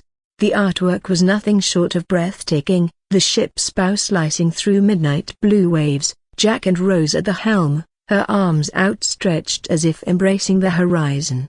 At the bottom, the Osborne Media and Entertainment Group logo gleamed prominently. "Your marketing team really outdid themselves," Ophelia remarked, studying the poster with admiration. Arthur rubbed his nose and grinned. 2 months of promotions, billboards, influencer campaigns, a broken bar, even an orchestral cover of the theme song in Orleans Square. Ophelia chuckled before glancing around curiously. "Does your company own this theater too?" "Yes," Arthur nodded enthusiastically. "We have a chain of theaters across the entire country, and this is one of them." A subtle spark lit up Ophelia's eyes as she glanced at him again before nodding appreciatively. Nearby, a group of teenagers debated animatedly as they passed by Arthur and Ophelia. "Dude, we have to watch Titanic. With all those promos and trailers, it's got to be good." "No way. I'm not sitting through 3 hours of a sinking ship. Let's see Crimson Fury instead." "Are you kidding? Osborne Media has been hyping this for ages. My sister said the effects are insane." Listening to their banter made Arthur's chest swell with pride. Ophelia arched an eyebrow playfully as she caught sight of his puffed-up posture. "Enjoying your ego boost?" "Yeah, I'm enjoying it immensely," he admitted with a grin. The concession line snaked around velvet ropes, thick with the scent of butter and caramelized sugar wafting through the air. Arthur guided Ophelia toward the VIP counter where an awestruck attendant gaped at them. "T2 Titanics?" the kid stammered, eyes darting between Arthur's sharp suit and Ophelia's effortless elegance. "Yes please," Ophelia replied smoothly. Arthur took a moment to admire her before adding, "And 2 midnight nebulas." The attendant blinked in surprise. "The broken bar, you a broken bar glowing one?" "Yes please," Arthur confirmed with a nod. As the kid hurriedly scrambled to prepare their order, Ophelia turned to Arthur, her beautiful eyes filled with a hint of confusion. "Midnight nebula?" she asked, arching an eyebrow. "Our signature cinema drink," Arthur replied with a grin. "It's a carbonated starlight berry infusion sprinkled with liquid gold flakes. And guess what? It glows in the dark." Ophelia nodded slowly, intrigued. When their drinks arrived in sleek black glasses, the liquid swirled with bioluminescent blue hues and shimmering flecks that sparkled like distant constellations. The popcorn was served in an elegant engraved tin bucket emblazoned with Omega Premium. "Truly overkill," Ophelia said, shaking her head in disbelief as she took in the extravagant display but couldn't help breaking into a small smile as she accepted the bucket. The usher guided them to their seats. Plush, velvet-lined recliners nestled in the center of the VIP balcony, offering a breathtaking view of the screen below. The general seating area was packed to capacity, a murmuring ocean of eager anticipation. "Full house?" Arthur exclaimed, his eyes widening at the bustling crowd below. This was Osborne Media and Entertainment Group's first movie release. He anticipated a good turnout but never expected it would be this packed. Ophelia rolled her eyes playfully and replied, "Your company has been promoting this film everywhere. They even used catchy songs and giant billboards right in the city center to draw people in. So how could it not attract a crowd?" Arthur coughed slightly at her remark but felt a surge of satisfaction at witnessing such enthusiasm for the film. After all, back on Earth, Titanic was the first movie to cross $1 billion at the global box office from 1997 to 2010 and won 11 Oscars. Arthur isn't worried about the quality of the movie at all. Just then, the lights dimmed dramatically. A hush fell over the audience as Omega's logo materialized on screen, a silver phoenix soaring across a starry backdrop. As the opening notes of the soundtrack began to swell, Arthur stole a glance at Ophelia. The glow from her midnight nebula drink cast an ethereal light across her sharp features. Her violet eyes sparkled as they reflected flickering images from the screen. He had to admit, Ophelia's beauty was simply breathtaking. While Clara was lovely too, she paled slightly in comparison. "What?" Ophelia murmured softly, sensing his gaze before turning to meet his eyes. "Nothing," Arthur stammered quickly, averting his gaze back to the film. "I'm just surprised you agreed to come watch a movie with me." Ophelia popped a kernel of popcorn into her mouth and chuckled softly but chose not to respond further. "Oh, I've always wanted to ask you this." She suddenly seemed deep in thought before turning back toward him. "When we first met, you called Benedict a simp. What does that mean?" Arthur's face twitched at the sound of Ophelia's voice, a mix of surprise and nervousness bubbling up inside him. "Damn!" he cursed inwardly, forcing an awkward smile as he turned to her.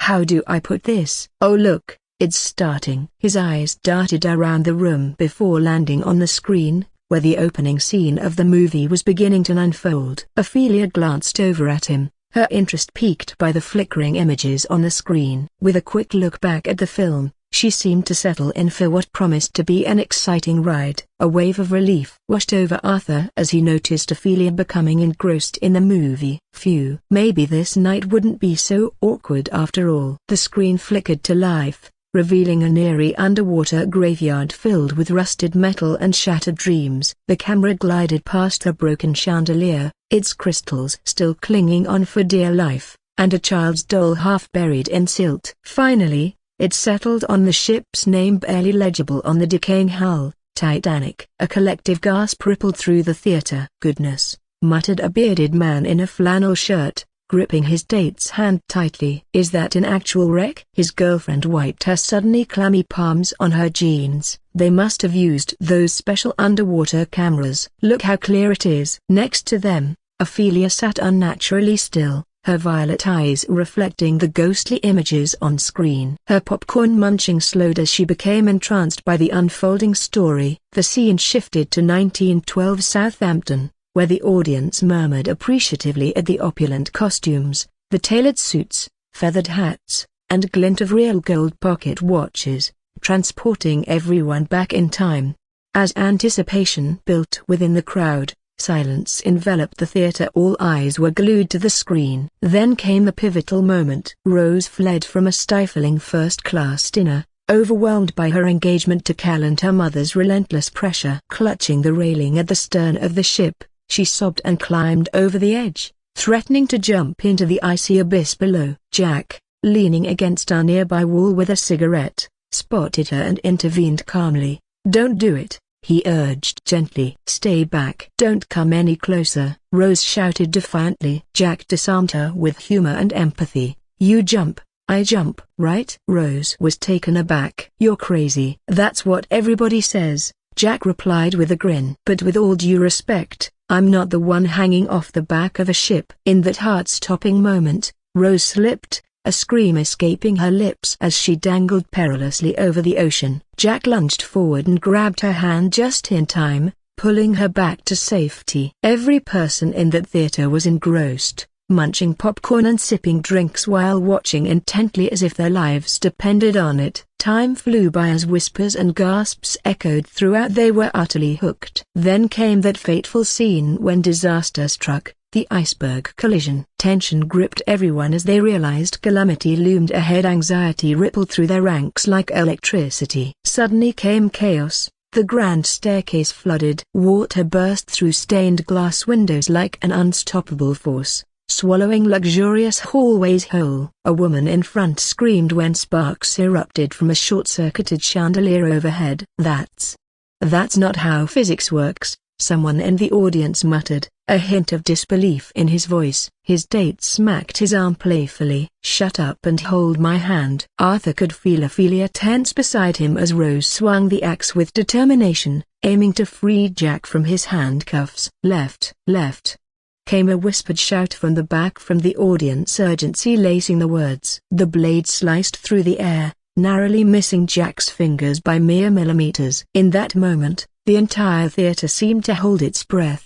A collective exhale echoed as one when the danger passed. Then came the heart-wrenching scene where Jack and Rose clung to a floating wooden door for dear life. Rose lay atop it, just above the icy water's surface, while Jack was submerged up to his chest, struggling against the cold that threatened to pull him under. His lips were blue, each ragged breath betrayed his impending fate. "Listen, Rosie broken bar, you're gonna get out of here," he said with a desperate intensity. You're gonna go on and make lots of babies. You're gonna watch them grow into wonderful people. You're going to die an old lady, warm in your bed, not here, not tonight, not like this. Do you understand me? Tears streamed down Rose's face as she sobbed. I can't feel my body. Jack replied softly but firmly, winning that ticket was the best thing that ever happened to me. It brought me to you, and I'm thankful for that. As Jack's grip weakened and silence fell between them, Rose realized he no longer responded to her frantic pleas. Jack, Jack!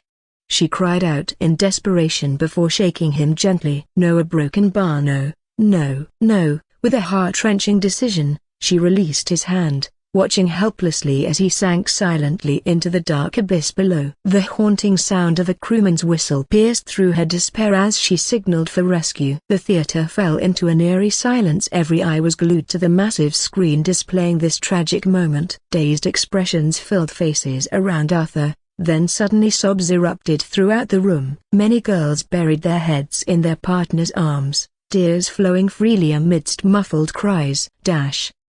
The theater doors swung open with a dramatic flourish, unleashing a torrent of emotionally shattered moviegoers into the shimmering lobby. The atmosphere buzzed with a mix of sniffles, animated chatter, and the occasional heartfelt sob. Arthur surveyed the scene with a sense of triumph. This was precisely the reaction Omag had been aiming for.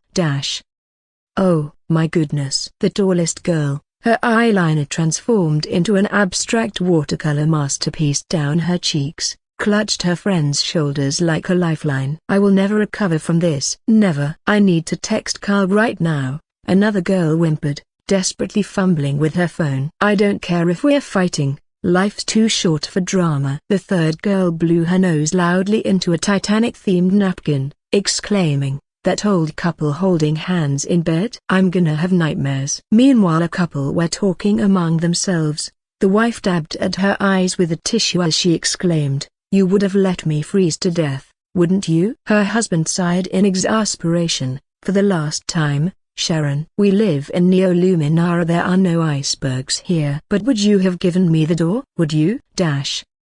Meanwhile, another group of friends were talking among themselves. Did you see that long tracking shot during the sinking? Absolute genius. Sadly lanky guy with horn-rimmed glasses. And the direct use of practical effects for the flooding was mind-blowing. His friend, a girl sporting vibrant purple hair, interrupted eagerly, forget that. The score. That iconic song. I need it injected into my veins. A third student pulled out his phone excitedly. I'm downloading harmonics right now. Osborne's streaming service has the Dolby Atmos version. A group of frat brothers were huddled together looking at each with various expressions. Dude.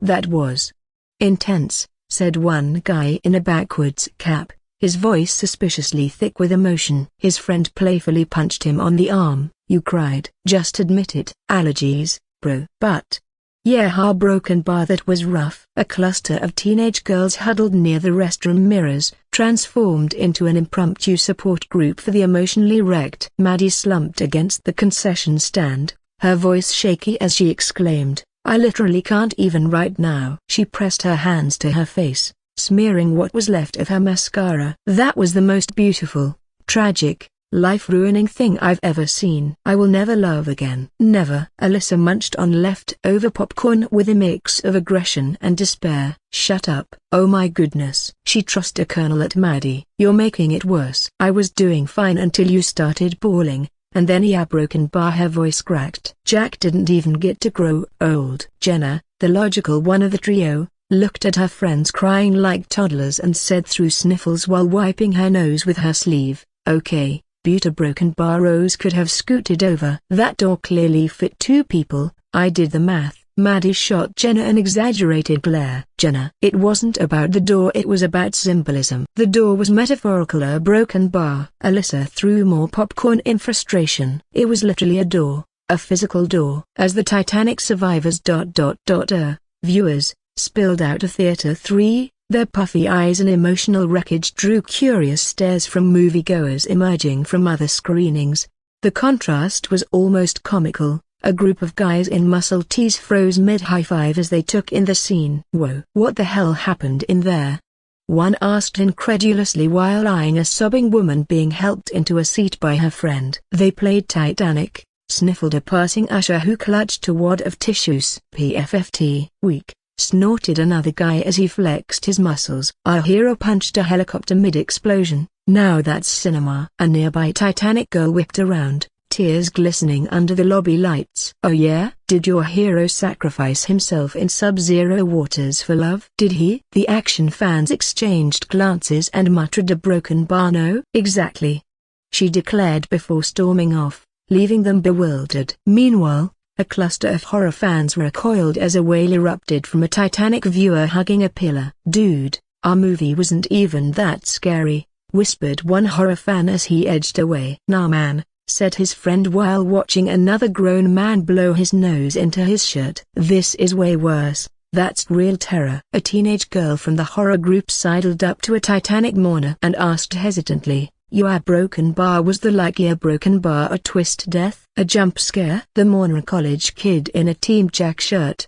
purchased at the concession stand mid-movie, looked up with hollow eyes. "Worse. A love jump scare," he muttered, still reeling from the film's dramatic twists. Nearby, Chad and Tiffany found themselves ensnared in a Titanic-like emotional fallout. Tiffany, arms crossed defiantly, shot him a glare. "You wouldn't have given me the door." Chad paused mid-sip of his soda, bewilderment washing over his face. "Huh? You heard me." Her eyes narrowed like storm clouds gathering for a downpour. "If we were on that door, you'd be all like, 'Babe, it's cool, I'll just tread water for 3 hours.'" Chad scoffed incredulously. "That's crazy. I'd obviously find another door." "There was no other door, Chad," Tiffany yelled, her frustration echoing through the lobby. A nearby group of Titanic fans nodded vigorously in agreement. "Okay, first off," Chad waved his drink dismissively, "that door could have fit 2 people if they stacked." Gasps. The entire lobby turned to stare at him. Tiffany's expression went nuclear. "I knew it. You're exactly the kind of guy who would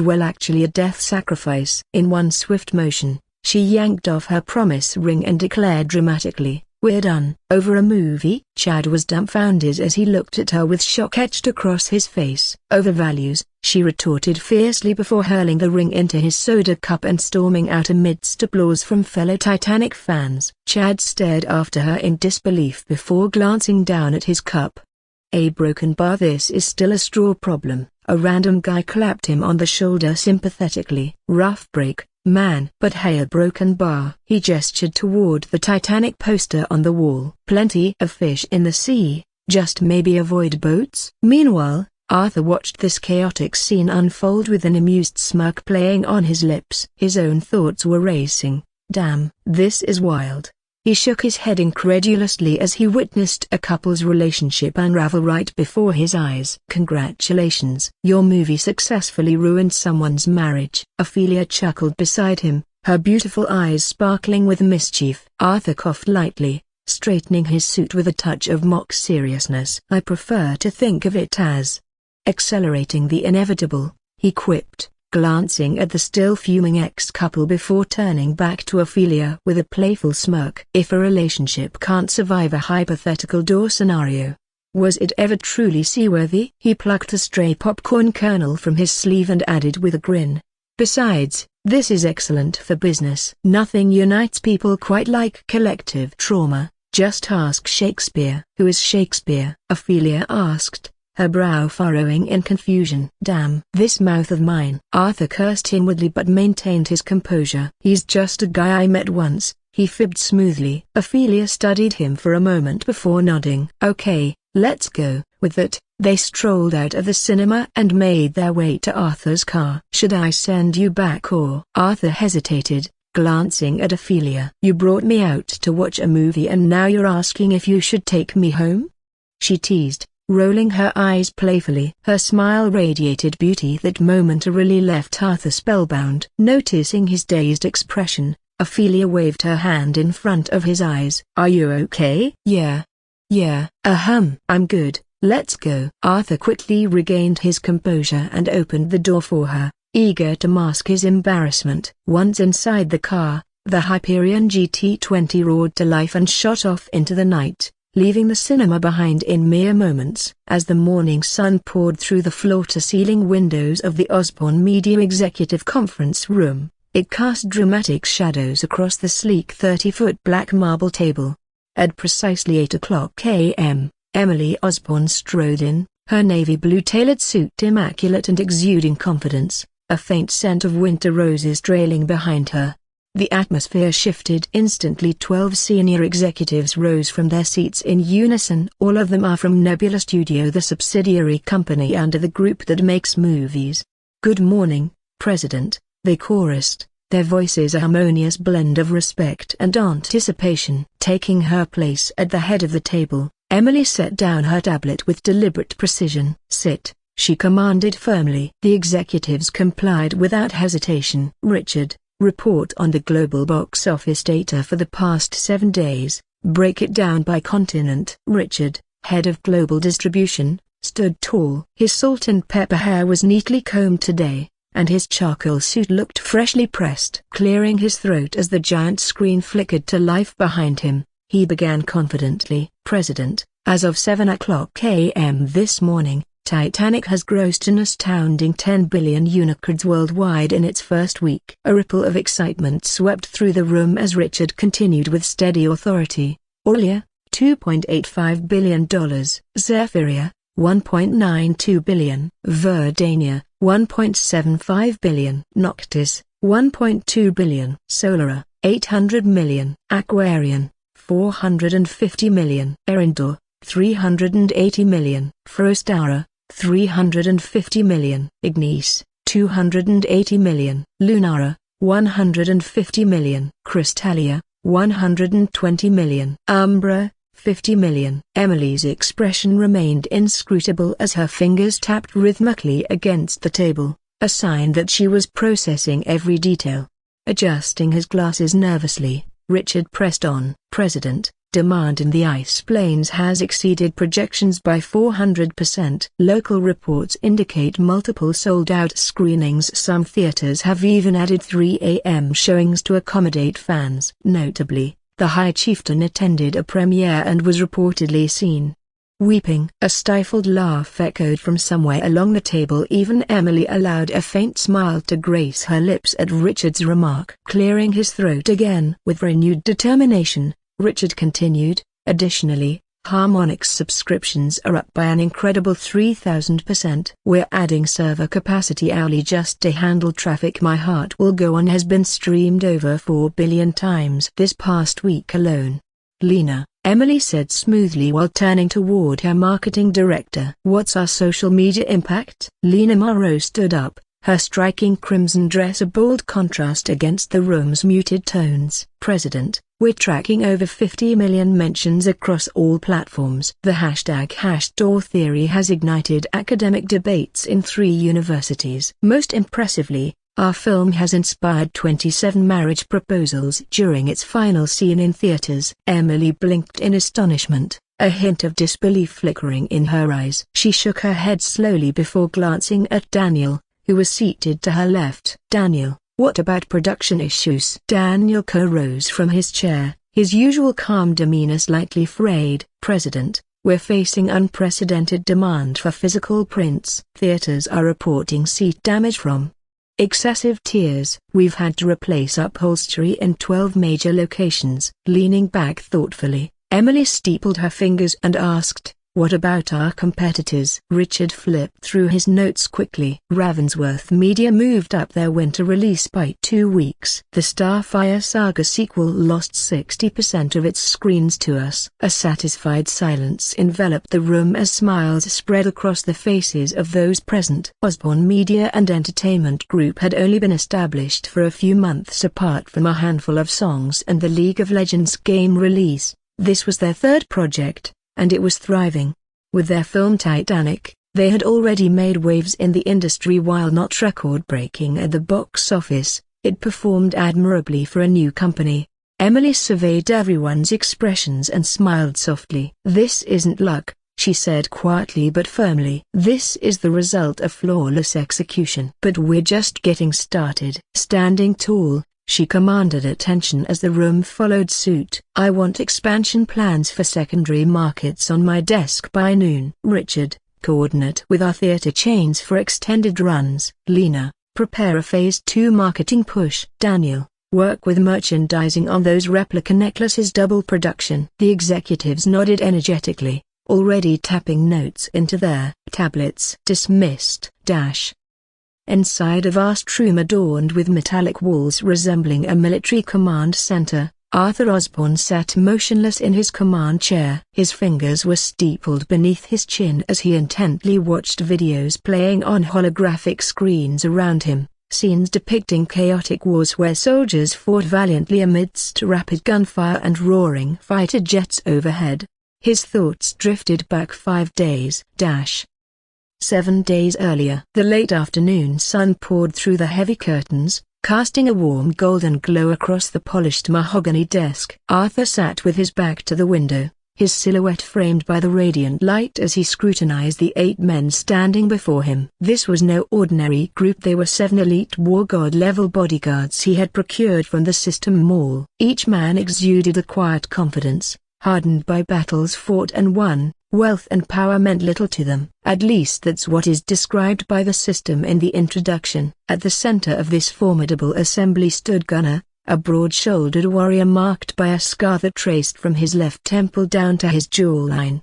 His dark eyes glinted with intelligence and calculation as he awaited Arthur's words. Leaning forward, Arthur rested his elbows on the desk, breaking the tension in the air. "Gentlemen," he began, "as of today, you have an incredibly important assignment. From now on, you are the command structure of Aegis 7. A ripple of exchanged glances flickered among the men, their eyes sparked with intrigue and curiosity. Gunnar crossed his arms and regarded Arthur with a hint of confusion in those sharp eyes. Aegis 7? Yes, Arthur replied smoothly. Aegis 7 is a private military company. Officially, you'll provide high-risk security for corporate assets. Unofficially, you answer only to me, and you will become our Osborne family's most potent secret weapon. He gestured toward a giant screen that suddenly illuminated in dazzling blue light, revealing profiles of 1,000 men. Gunnar and his comrades turned their attention to the screen, their expressions shifting to serious contemplation. These men form an army, Arthur continued confidently. Each one is elite. Each has reasons to disappear into our ranks without raising alarms. By tomorrow, they will assemble at Blackwater Valley, a military base I'll provide coordinates for. Dane, one of the men with a furrowed brow, spoke up hesitantly. "Boss, 1,000 men is essentially a battalion. Do you expect us to turn them into a cohesive unit in just days?" Arthur's smile was thin but resolute. "I expect you to do it in 2. He waved his hand again. Images shifted on the screen to showcase vast landscapes, the Blackwater military facility complete with barracks and armories. "You'll have access to systems tactical database," Arthur explained further. "Training simulations, mission protocols, encrypted communications included. The system will handle logistics, weapons, armor, transport, but it's up to you all to shape these recruits into Aegis 7. Gunnar studied both screen and strategy before looking back at Arthur with determination etched on his face. "And what about our first mission?" Arthur paused for effect before responding thoughtfully. "Vanya,